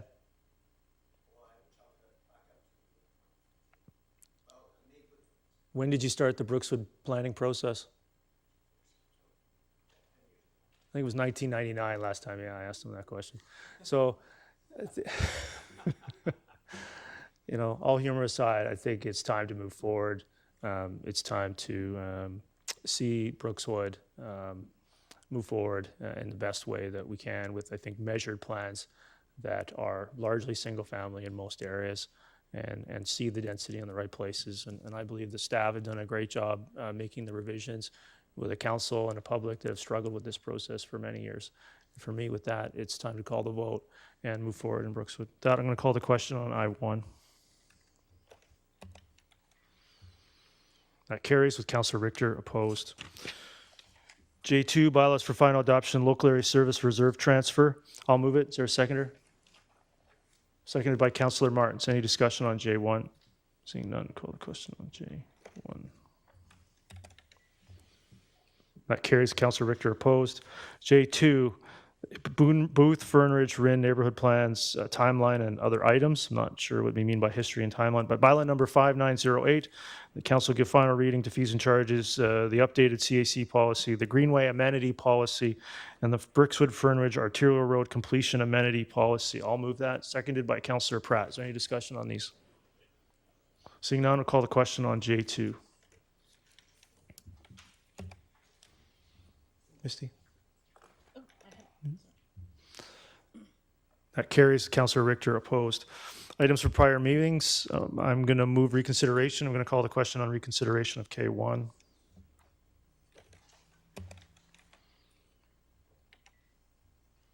That carries with Councillor Richter and Councillor Ferguson opposed. Now back to K1. I'll move that without the not, Ms. Bauer. Is that correct? So I'm going to move that without That would be correct. You would be moving it without the not. Is there a seconder to that? Seconded by Councillor Kuntz. Is there any discussion on this? Councillor Richter. Yeah, given the history of this particular property, and I mean, it's not alone. There are a lot of ALR properties that are being used for industrial purposes, and I am concerned about the precedent here. I think if we're going to do this for this one, we have to do it for all the other ones. So I'm not going to support it. Thank you. Thank you. Seeing no other discussion, I'll call the question on K1. That carries. Councillor Richter, Councillor Ferguson opposed. Mayor and council report. So I haven't done one of these in a while. The audience is so full. It's so inspiring to give a mayor's report with 5 people here. And council, of course. So intrigued with the mayor's report. Of course, the summer break is almost upon us, and I want to wish everybody a good summer break. I know I need a bit of a break, so I'm looking forward to that. And everybody return here on September 11th, except for Councillor Bailey. I believe you'll be in Europe. Is that correct? Spain. So I'll be here in the council chamber on September 11th. I'm looking forward to the summer break and seeing everybody back here in September. This year we've actually completed quite a few items, and I'm very proud of the work that staff are doing with this council, all members of council who are contributing to these outcomes in their own way. We completed our first budget with significant reform for increased transparency, awareness, and savings. We delivered one of the lowest property taxes increases within the region based on a pretty challenging inflationary environment compared with many of our neighbors. Setting us up to do the same thing in future years with significant investments in public safety, police, fire, bylaw enforcement, and more resources for everyday building permits, development processing. And we shouldn't make light of the budget. It's one of the most important things we do. There's a whole other list here, which I won't read off, of all the things that this council has accomplished since January 1st. And I'm looking forward to getting back to work in the fall. In the last few months, I've met with MP Tego Van Popte, Minister Heyman, Minister of Climate Change, Emily Dykeman, Mayor Brad West, Mayor Mike Little regarding regional issues and transportation challenges coming up for the fall. I was also attended a trip in Ottawa with the Mayor's Council. About 15 of us went to Ottawa to ask Ottawa to provide a sustainable funding model for transit investments in our community. I took Premier Eby on a tour along with a school announcement at Willoughby Elementary on May 18th. There's been a number of other meetings. Minister Hussein, Minister of Housing, maybe not as of Wednesday, but hopefully. He's a nice man with, I think, cares a lot about housing. Met with him on June 12th. Also met with Minister Ann Kang on July 17th, Mayor Stewart of Coquitlam on July 20th, and of course, most recently with Whistler Mayor Jack Crompton. It's been fun and very informative, and I always learn a lot with meeting other mayors throughout the region. Of course, we all attended, I think most of us, TOL Volunteer Appreciation Dinner on April 6th, Langley Lodge Volunteer Appreciation Dinner on April 19th, Langley RCMP Awards Ceremony on April 27th. One of many, there's others here, which I won't read them all. DW Poppy Car Show on May 7th. Langley Walk on May 7th. The May Day Pancake Breakfast and the Parade was on May 22nd. We also attended, and I was part of the Langley Chamber State of the Langleys event on May 24th to outline some of the things this council is working on.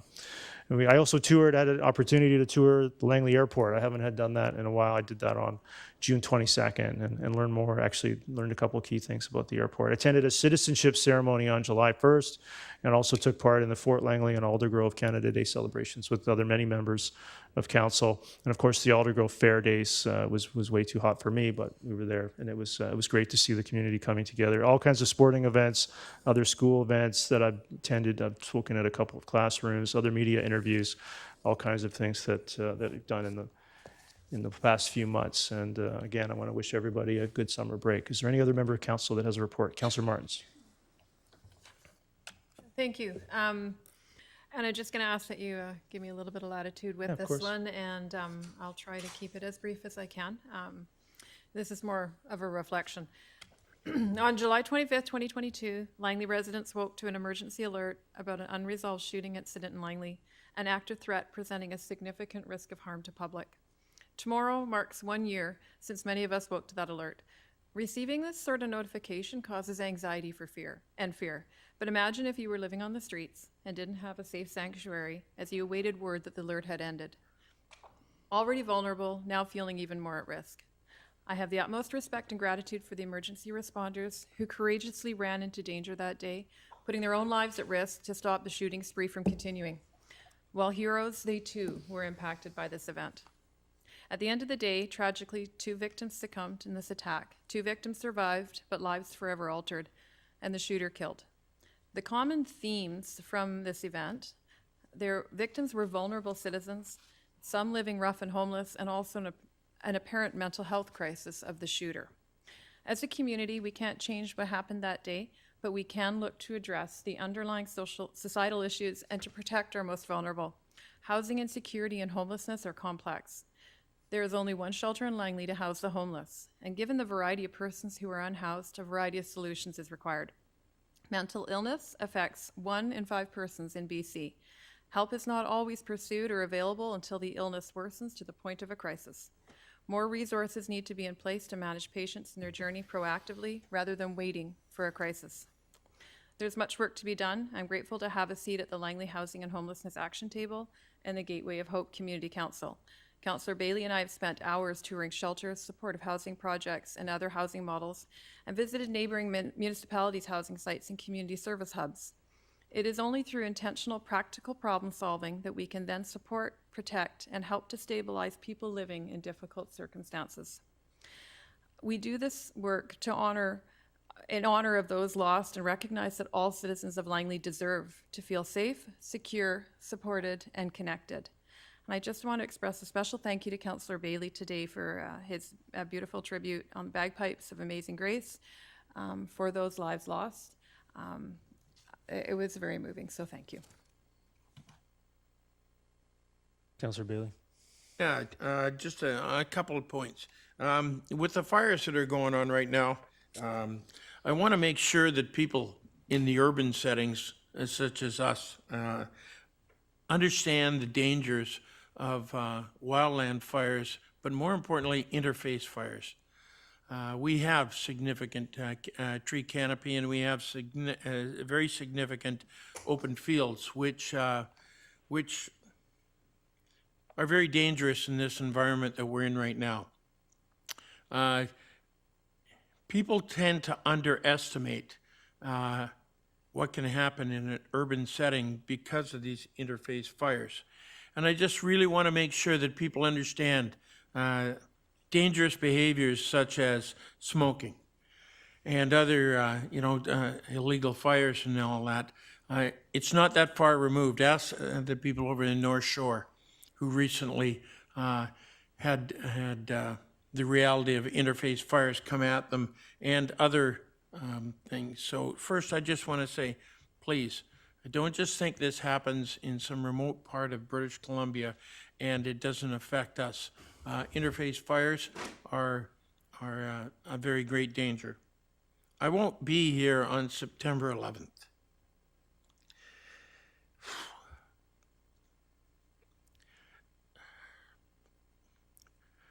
So I would really, really like to make sure that on that date, everyone remembers what happened that day.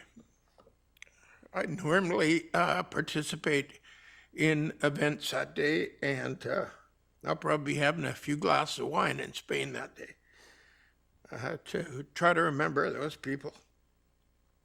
So please see if you can remember that day like you did today. The people, God damn it. People on this street too often get dehumanized. I am really proud of the mayor, council, staff, and the people today that recognized what happened a year ago. And tomorrow, I hope that people really reflect on what happened. So just a thank you. I've had the honor of participating in memorials for homeless people before. And as you can see, it's impactful. So thank you, and please remember those two guys tomorrow. Thanks. Yeah, thank you. Seems move on to items that in the end don't rise to these events, and some days lose perspective of that. I'm going to call for a motion after that to receive a letter. Get a motion, please. 03, moved by Councillor Grandpopta. 03, where are we now? Moved on to item 03, which is a motion, unless there's a Metro Vancouver report. 01, 02. Somebody want to make a Metro Vancouver Regional Committee report? Go ahead. You get to push your button. Go ahead. Yeah, sorry, super briefly, just wanted to mention, since we are going into the summer break, later this week, I am joining the Regional Parks Committee tour all day, and I'm happy to say that the majority of our day will be spent in Langley, and specifically our itinerary includes Campbell Valley, Bray Island, and Derby Reach, so I'm happy to see that that committee is paying attention to our parks. Great. Yeah, I'll be joining for a portion of that, so I'm looking forward to it. In a motion to receive, you have one? You have to push your button, otherwise I don't know. Can I speak to 01? Yes, we can come back to it. Get a motion to receive 03, and then we can speak to any of the 01 to 3. This is going to be resolved for the next meeting. So get a motion to receive that. Moved by Councillor Martins, seconded by Councillor Pratt. Call the question on receipt of 03.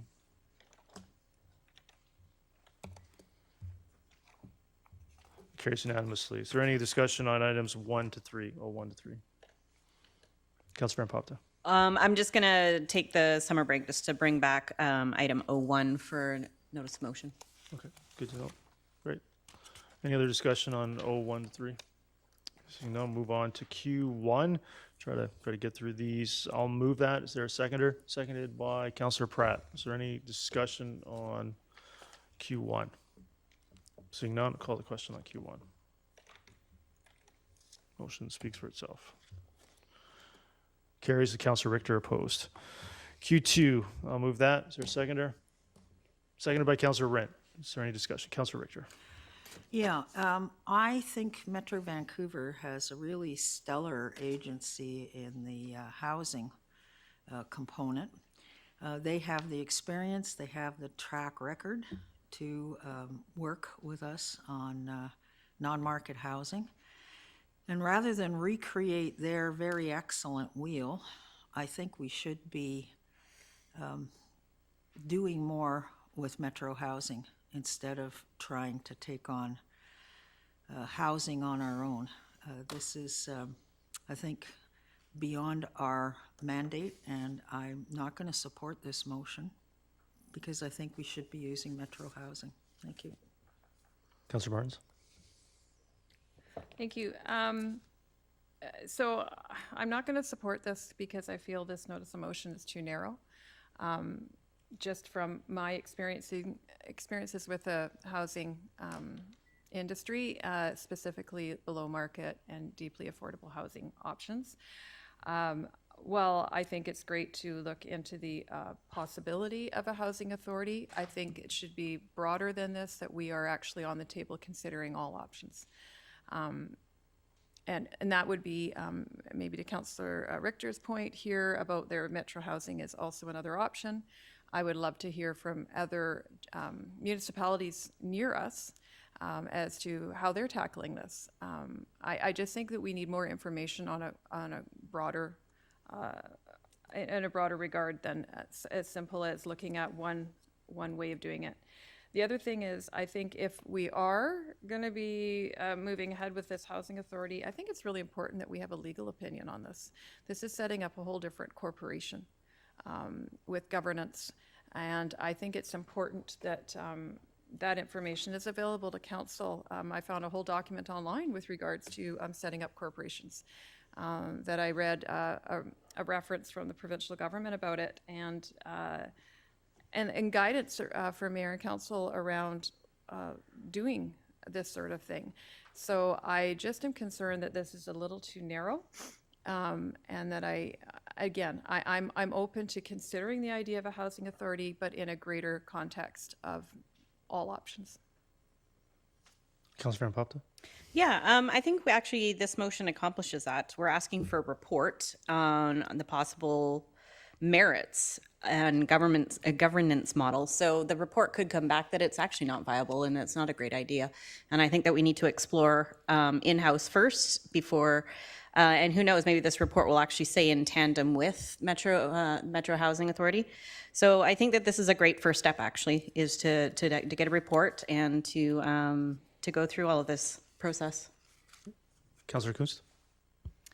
Yeah, I was fortunate to, on one of the tours at UBCM, I believe it was Councillor Richter and I went on a housing, on a tour, and we actually went to go see the Whistler Housing Authority and got to speak with some of the people that plan it.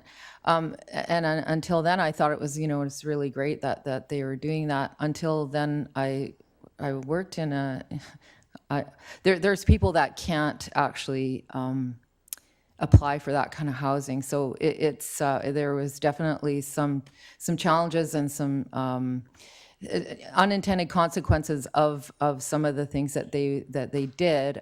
So I hope that we can get, I'd like to support this, but have a really comprehensive look at the pros and cons of the Whistler Housing Authority and how that's worked out. I know that there's unless you have permanent residency, you can't actually apply for that kind of housing. And I know that there's a lot of temporary foreign workers that work in Whistler, and the housing issue there just doesn't address some of those concerns. So, that was just one of my thoughts, but I'd like to support it only to just see if maybe it's not going to work. So. Councillor Pratt? Yeah, thank you, Your Worship. And I hear everybody's concerns. I think the exciting part about this is it gives us the opportunity to create a made in Langley solution, so that if we find that we don't like certain models here or there, that we can adapt it to our needs. And so I think that this is a first step. Is it the only step? Absolutely not. And I think as we go, we add pieces, take pieces away. But I'd be supporting this now, kind of to Councillor Kunst's point, just to get it over that first hurdle and get going. Councillor Ferguson? Thank you, Mr. Mayor. I think the motion says to report to council and to consider things, and I think that's as far as it goes. I think we all also, I've always been advised by others and higher level staff that we have to also be careful how much we can do, and I know it always comes down to what the federal government can do, what the provincial government, and to a lesser degree what we can do. And we do the best we can with the money we have, and we have to be careful with the funds we have. So I'll look forward to the report. Councillor Martins? Yeah, I'm just going to go back one more time to reinforcing I support advancing housing in the Township of Langley. I just spoke to the importance of it in my council report. The issue, as I keep saying, is that actually, if you read this notice of motion, it's very specific to the purpose, uses, merits, and governance model of a new Township of Langley Housing Authority. It doesn't refer to any other options or alternatives. And I actually think by approaching it this way, we are slowing down the process, because we need to wait for the report to come back to hear the merits, the pros and the cons. Then we need to ask further questions about what else we could do. So I think it's actually delaying the onset of housing in the township by only considering this one right now. And that's my concern. Like, if this had been more generalized and that had been one of the options, I would support this.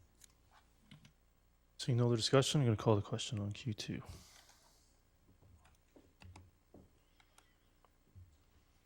That carries with Councillor Richter, Councillor Martins opposed. Q3, I'll move that. Is there a seconder? Seconded by Councillor Rent. Is there any discussion? Councillor Richter. Okay, is the intent of this motion to rely on provincial funds to get new spaces, or is it to rely on municipal funds to get new spaces? Mr. Beckham? I think the first priority would be to try to raise funds externally, that being through any other means, provincial or federal. Having said that, though, it will be up to the council to determine if we wanted to use any of the township funds. Well, I still think childcare, I've thought this for a long time, it's a provincial and a federal mandate, it's not municipal.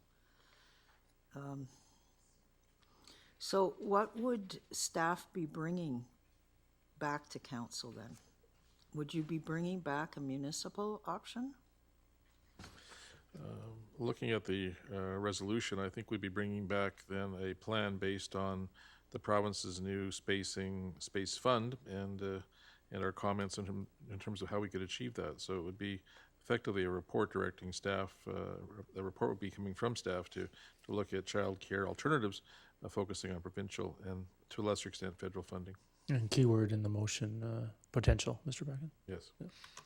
Okay, thank you. Councillor Martins? Thank you. I find myself on the other side of things again on this one. And I'm going to lead with, I fully support the need for more childcare spaces in Langley, and we certainly need to consider that. I think what's concerning to me, the 2021, it's not that long ago, Childcare Action Plan is an in-depth analysis of Langley's needs for childcare, the types of care, the best locations, needs by age group, and it's broken down to consider the varying demographics and needs by community within Langley. 1,314 participants were engaged and 18 events held. This Childcare Action Plan holds the data to address what Langley needs for childcare, in my opinion. I have a concern that a plan stemming from this degree of community input and analysis, and it was an independent consulting piece, is being updated to meet stipulations of funding offered by the provincial government on their terms. Particularly in this notice of motion, the statement requesting a report to council on the potential for an improved updated childcare action plan based on the province of British Columbia's New Spaces Fund. I fully support, like I said, the need for childcare to keep up with our population growth, but would prefer that this motion be amended for staff to consider possible provincial funding of new childcare spaces only if the requirements by the province fit with the childcare strengths, gaps, and trends already identified in Langley's Childcare Action Plan. So I'd like to propose an amendment to that, and when you're ready for it. Okay, Your come back to you. Worship. Councillor Bailey? Yeah, just further on, I know I can't amend an amendment, but yeah, I'd like to talk to an amendment also. Okay. Councillor Martins, go ahead. Okay, and sorry, I'll go slow on this one for Ms. Bauer. So the amendment is it's the third line, or it's actually the first sentence, second half of it. So therefore be it resolved that council hereby directs staff to report to council on the potential for, and this is where I would change it, the township to consider funding from the province of British Columbia's New Spaces Fund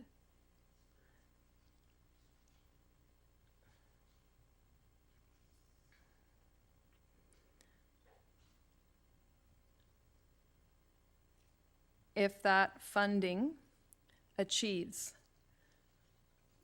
the childcare strengths, gaps, and trends identified in Langley's Childcare Action Plan. So all I'm saying is I feel we need to look at this from a Langley perspective, and if the funding fits the model. Maybe you could repeat that for the clerk. I'm not even following the amendment, so maybe you need to repeat that for the clerk. Okay. If the clerk has the amendment. So you're basically replacing the entire motion. It sounds like after the word for.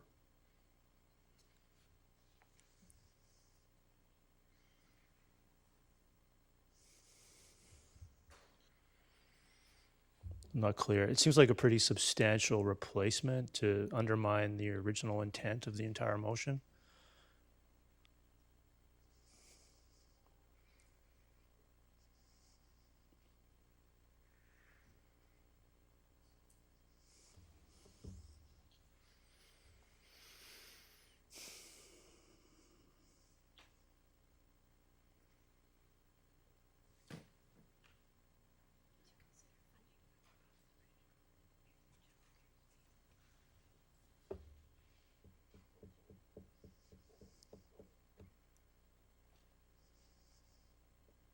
Did they have it in advance?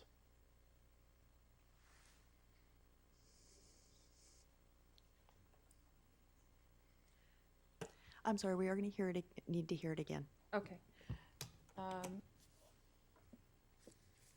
So using the wording from the notice of motion, therefore be it resolved that council hereby directs staff to report to council on the potential for the township to consider funding from the province of British Columbia's New Spaces Fund, if that funding achieves the childcare strengths, gaps, and trends identified in Langley's Childcare Action Plan.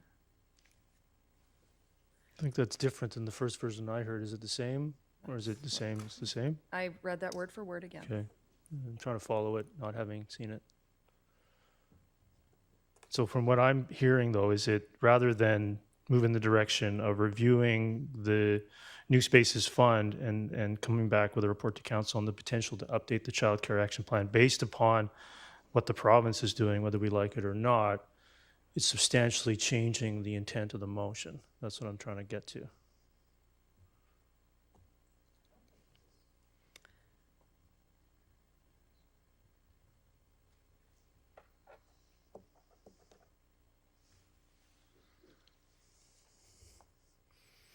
Maybe you could bring it up on the screen, because I don't actually even know what the motion would look like anymore.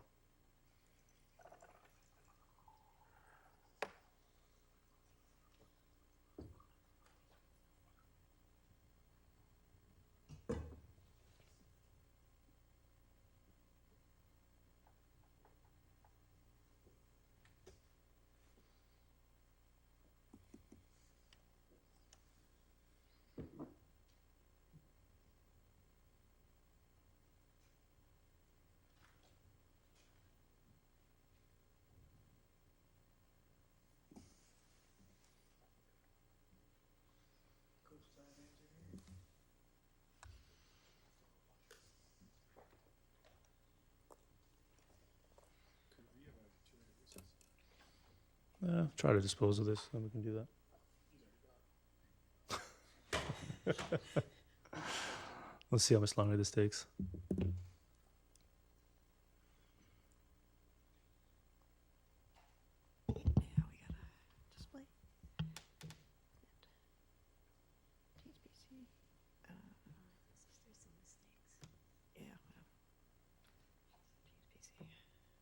So the challenge with this amendment is that, from what I'm reading here, if staff conclude the funding doesn't achieve the so-called strengths, gaps, trends identified and the report wouldn't come back, who's going to make this determination? So there's an if. So we only get the report if someone concludes that some fund, which we don't actually have a report on, who's going to conclude that, Mr. Bracken, if this amendment is taken? There is a subject in the amendment, Your Worship, you're correct, that if the funding achieves the child care strength gaps identified in the child care action plan. Who makes that determination? It would have to be the report writer at that point. We can certainly liaise with council, but effectively, I think we're, by the strict wording of it, it causes an ambiguity, perhaps if it was to be, to report back, perhaps to report back if the funding achieves the child care strengths.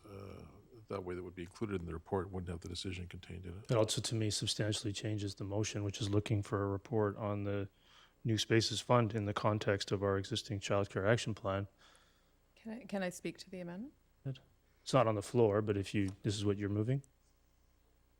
I'll make a slight adjustment to this, that the report comes back regardless. I think the point of the if is for staff to let us know if the funding matches our needs in Langley.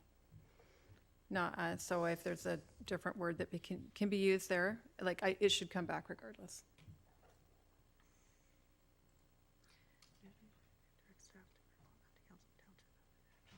So are you proposing a new version of this amendment? Because right now it says if that funding achieves the child care strengths, gaps, trends identified in the Langley's child care action plan, who makes that determination? All right, so if I need to, then yeah, I will propose an amendment to this just to clear that up so that we get the report regardless of what it says. Now, what's your proposed wording? So. Yeah. Excuse me, Councillor Richter. Councillor Yeah. Martins has the floor. Report back to council.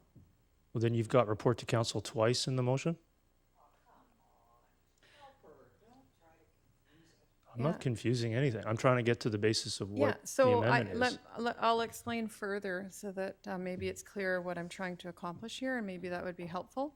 I feel the way the notice of motion is worded, it's putting what the province wants and is dictating to Langley. And I think it's important, especially when so much work has gone into a child care review in recent years, that we listen to the needs of the community.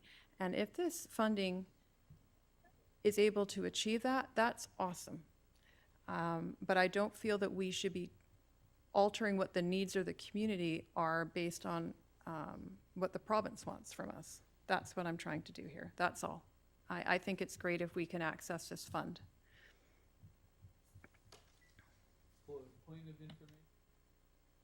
Point of information. There's no such thing, Councillor Ferguson. Go ahead. I know that.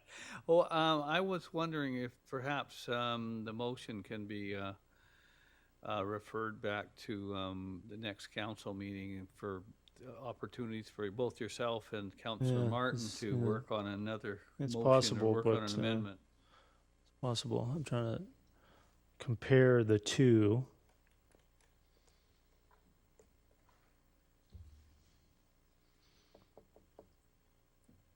And see, the original motion was attempting to look at the potential to essentially update the Child Care Action Plan in the context of the New Spaces Fund, whether or not something council wanted to entertain with some information about the New Spaces Fund. Half of the intent of that has been removed from the motion, so I wouldn't even vote for it anymore. But we can take the amendment. Is there a seconder to it? Seconded by Councillor Richter. Go ahead, Councillor Martins. Well, I think I've been clear here. It's just, like I said, I feel, I find it interesting because I heard lately concerns about municipalities feeling that the province is telling them what to do in certain circumstances. And in this case, I'm trying to push back a bit and recognize that we are here to govern, to represent the people of Langley, and that's what I'm trying to do. And we have a very comprehensive study that goes to the needs of the community. And I don't feel the province should be directing us on what those needs are. That's all I'm trying to do is reverse it. I'm all about accessing funding available. I would love to see that we get some from the province. That would be great. But I don't think that they should be directing us and overriding some very in-depth work and analysis that's been done the last couple of years of our community on this one. Councillor Popta on the amendment? Yeah, so the amendment completely adds a different flavor to the original motion, which I don't think is, which I don't think is necessarily quite fair. I think when I read the original motion, we're asking for a report. The province, this is a funding requirement, or like this is the funding from the province. So there are going to be rules and mandates and goals that they will have in order for people to access those funds. So we do need to actually assess our own childcare action plan to see if we fit with those guidelines. It doesn't mean that we're going to throw out all of our other tailor-made Langley items. It's just making sure that we're on board with what the province is going to require. I don't know, since 2021, when the original report was done, if there has been changes to the province's New Spaces Fund. If there has, then obviously we do need to review it and in relations to our own childcare action plan. But that doesn't mean that we're going to throw away anything that's within the action plan. So I think that it's fair to go to just ask for the report and to make sure that we're in alignment. Yeah, I kind of concur. I think this is a substantial change to the motion, but we can take it if council wants to go in this direction, more of an evaluation of dictation versus getting basic information about the New Spaces Fund and the opportunity it presents to expand. I mean, all the verbiage about affordable, attainable, high-quality childcare spaces is all gone now from the motion. It's not specific to that anymore. I think that's the goal here. The goal isn't to get in a back and forth with the province. The goal is to look into the opportunity that this presented. If there's some suspicion of it, council can go in this direction versus maybe seeing it more positively. Councillor Ferguson? I have a deferral. Yeah, I certainly don't support this amendment, but we can come back to your deferral. We can't do a deferral of an amendment, Councillor Ferguson. Councillor Bailey, go ahead.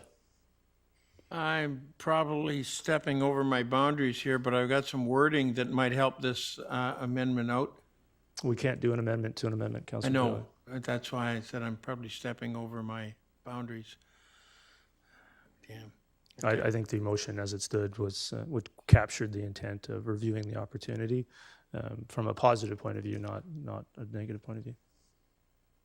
So I don't support this, but call the question on the amendment. On the amendment presented here, to change the motion to what's presented here. And the amendment fails. Councillor Bailey, Councillor Rent, Mayor Woodward, Councillor Van Popta, Councillor Pratt, Councillor Ferguson opposed. So now we're back to the main motion as unamended. Councillor Van Popta, do you have anything on the main motion? Councillor Ferguson? Now I have a deferral. You want to make a deferral? What is your deferral? Defer this motion to the September 25th meeting. For what purpose? You wish to move that Do I- deferral? do I don't need a- No, you don't need a purpose here, right? Is there a seconder to the deferral? Seconded by Councillor Bailey. So Councillor Ferguson, you wish to defer this? Just defer it, that's it. Just defer it for what purpose? Can you speak to a purpose to the deferral? Well, I'd like to know what purpose we would be wasting 2 months for. Well, the purpose would be for an opportunity for folks to come back with another amendment or change to the motion based on giving some time. We didn't have a lot of time tonight to make any changes, appropriate changes or maybe significant enough change to the motion if needed. That was the reason. Okay. Is there any other discussion on the deferral? I think that there could be 2 months where work could be underway, so I don't support a deferral. Q3, deferral. The deferral fails with Councillor Kuntz, Councillor Rent, Mayor Woodward, Councillor Van Popta, Councillor Pratt opposed. Back to the main motion. Any other discussion, Councillor Ferguson? No. So I'll call the question on Q3.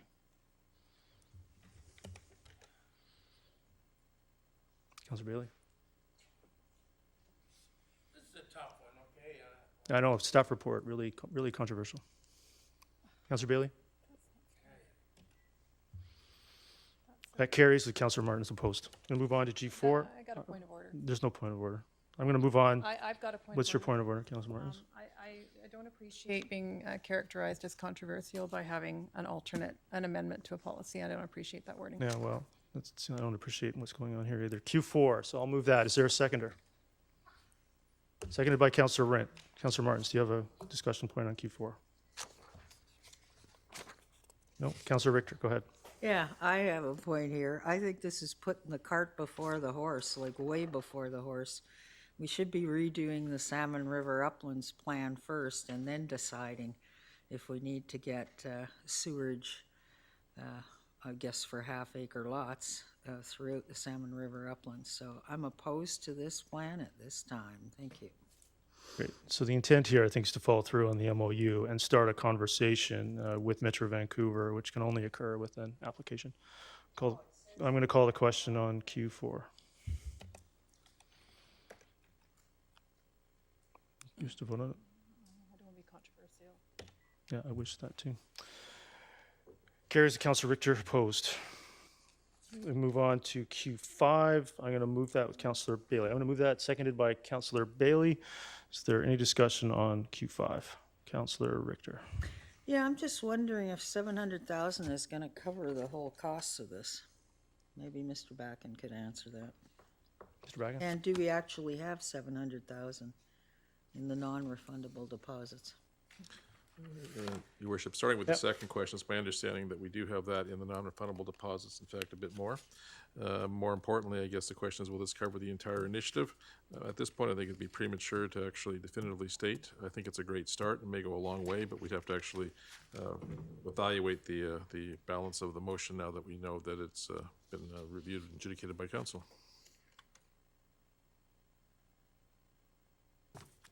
Yeah, seeing no other discussion, I'll call the question on Q5.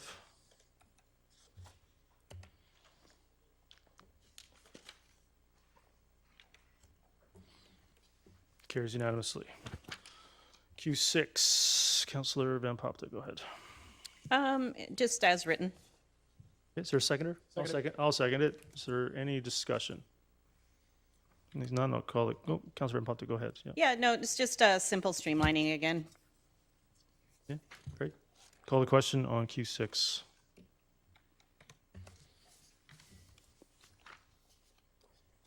Carries. Councillor Richter opposed.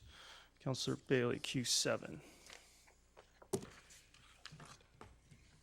Yeah, I'd like to move Q7. Is there a seconder?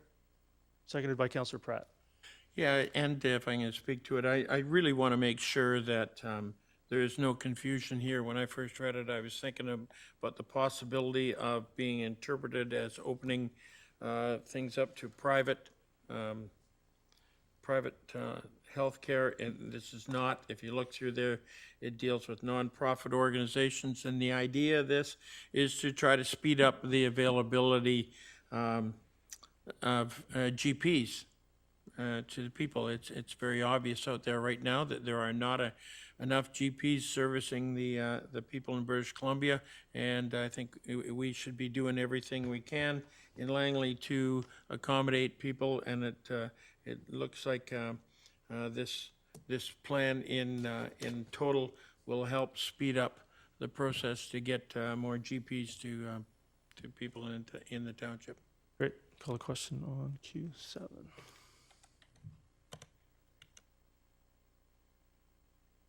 That carries unanimously. Q8. Councillor Martins. Yeah, I won't read it out, but I'll speak to it. Can I move it as written? Is there a seconder? Seconded by Councillor Pratt. Go ahead. Okay.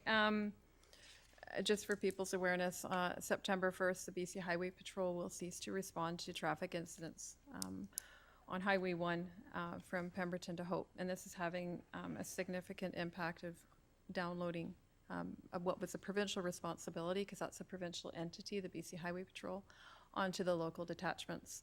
And just further stretching the resources of our Langley detachment. I won't get into it, but when you look at calls for service, I think we all know how often there's accidents on Highway 1 and how often our police are present doing their work on that stretch of highway. and it's now become our municipal detachment's responsibility. So I think it's really important that we get more information about this and how this does impact our police resources. Seeing no other questions, no other discussion, call the question on Q8. Carries unanimously. Q9, go ahead, Councillor Martins. Thank you. So again, just to move this as written. Is there a seconder? Seconded by Councillor Bailey. Go ahead. The topic of short-term rental accommodations is it's been coming into light around the region in other municipalities as well. In Langley, there is no policy or bylaws addressing Airbnbs. And I think it's important that we just do some further digging to understand the extent of that business and maybe look at what other municipalities are doing to address it. Perhaps, I'm just thinking of the Vancouver model from 2018 where they now license them as a business. So, I mean, there's other options. So I just think it's important to just take a look at this situation as topical. Councillor Ferguson? Yeah, thank you. If I may, through the chair, Councillor Martins. I know you and I talked about a little bit prior to the meeting. Are you looking at this as a short-term or longer-term report from the staff, if I may? Mr. Backen? Sorry, Your Worship, I'll have to have that repeated. Yeah. Oh, Mike was through the chair to Councillor Martin. We talked earlier. Did you want this to be a shorter or a longer report in time? I'm talking about time-wise, based on what we talked about regarding the staff challenges. Absolutely, and that's a fair question. I'm mindful that staff are stretched about as far as they can be. They've got a lot coming at them these last number of months. So no, to me, there's no urgency. There's no timestamp on this request. I think it's just appropriate that they get to it as their resources allow. Thank you very much. Great. Call the question on Q9. Carries unanimously. Is there any other business? Councillor Richter. Yes, items distributed, number 11, page 36, a letter from Lisa Farquharson regarding what's happening with Facebook and Instagram, et cetera, and news coverage from Canada. I'd like to refer that to a CPC meeting and invite Ms. Farquharson as a delegation to that meeting. So that would be my motion. Can you repeat that for me? I'm sorry, I didn't quite follow this. Invite her to where? Sorry. To a CPC meeting. Because basically what she's asking us for is they're writing Langley Township Council to show its support, or to ask Langley Township Council to show its support for local news media by following the example of the province of British Columbia and the federal and Quebec governments and stop all advertising on Meta platforms, Facebook and Instagram. We are also asking that you direct staff to divert a portion of your advertising budget spent on Meta to invest in local news media. So just trying to get the motion clarified. So you want to refer this item to CPC and invite Ms. Farquharson of the Langley Advance Times to be a so delegation. you want to add this to the CPC agenda items, which I think are 0 currently. Is that correct? Yeah. So you want to convene a CPC meeting to discuss this letter? Well, whenever the next CPC meeting is, just be put on. They're not regularly scheduled, Councillor Richter. So I would have to convene one to discuss this letter. That's your motion? I just want to clarify. Yes. Is there a seconder to that? Not seeing a seconder, Councillor Richter. Okay. Number 14 on page 44 talks about net zero level 5 workshops that I guess the township is putting on for the building industry. I'm just wondering where and what time will those workshops be on Zoom, or are they in person? You're back in? Do we know? We'll have to get back to you on that, Your Worship, and circulate that. So. Okay. Number 17, page 51, cannabis processing at Unit 204, 26730 56th Avenue. The strata is apparently losing its insurance coverage at the end of August, and this, of course, is disadvantageous for many of the other businesses in there. I note that bylaws staff have been monitoring the situation, but I would hate to see these people lose their insurance coverage because maybe we didn't act fast enough or something. It's on. It's also on today's items distributed, number 17.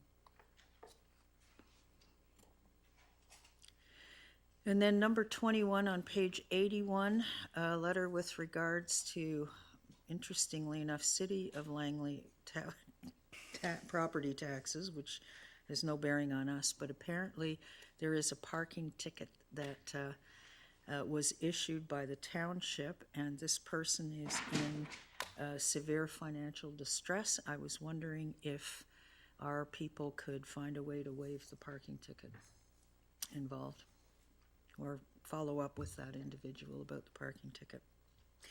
And finally, I'd like to move a motion that staff liaise with Fraser Health and report back to council on the cost and type of 8 air conditioning units to be funded from council contingency. Is there a seconder to that? Second that. Seconded by Councillor Kuntz. Is there any discussion on that motion?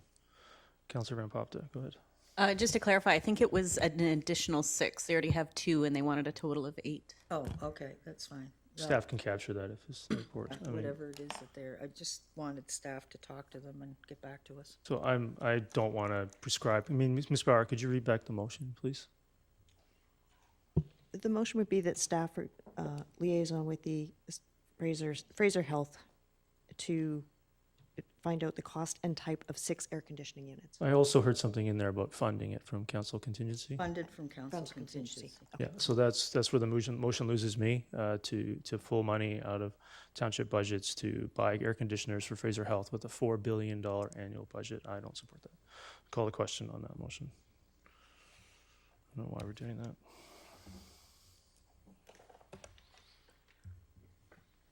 That fails. No, that carries with Councillor Bailey, Councillor Rent, Mayor Woodward, Councillor Ferguson opposed. Anything else, Councillor Richter? No, thank you very much. Councillor Martins. Thank you. If I could just send this down that direction. I have a potential notice of motion for the next council meeting. I have given the wording to Ms. Bauer already. With regards to, if I can speak to what it is I'm planning to file, and then everyone has the wording in front of them of what I'm contemplating for the next meeting. So last week, the provincial government announced $3 million in funding to expand the mobile integrated crisis response teams to 9 communities across the province, but unfortunately Langley was not on the list. The MICR teams are commonly referred to as CAR 67, and they pair a mental health professional with a police officer to respond to mental health calls made to the police. It's unfortunate that Langley was overlooked, and the announcement, the timing of it leading up to the anniversary of a mass shooting event in Langley, due to someone likely experiencing mental health crisis. So I just wanted to mention it today, and I will be, I guess, can we consider this one filed for the next meeting, Ms. Bauer? Thank you. Is there any other business? Get a motion to resolve into special, is there any other items for special close? Do we have any items? No. Okay, I'll make a motion to resolve into special close. Moved by Councillor Martin, seconded by Councillor Pratt. All the raise of hands, all in favor, carried, opposed. Motion to terminate. Moved by Councillor Martin, seconded by Councillor Pratt. All those in favor, opposed, carried.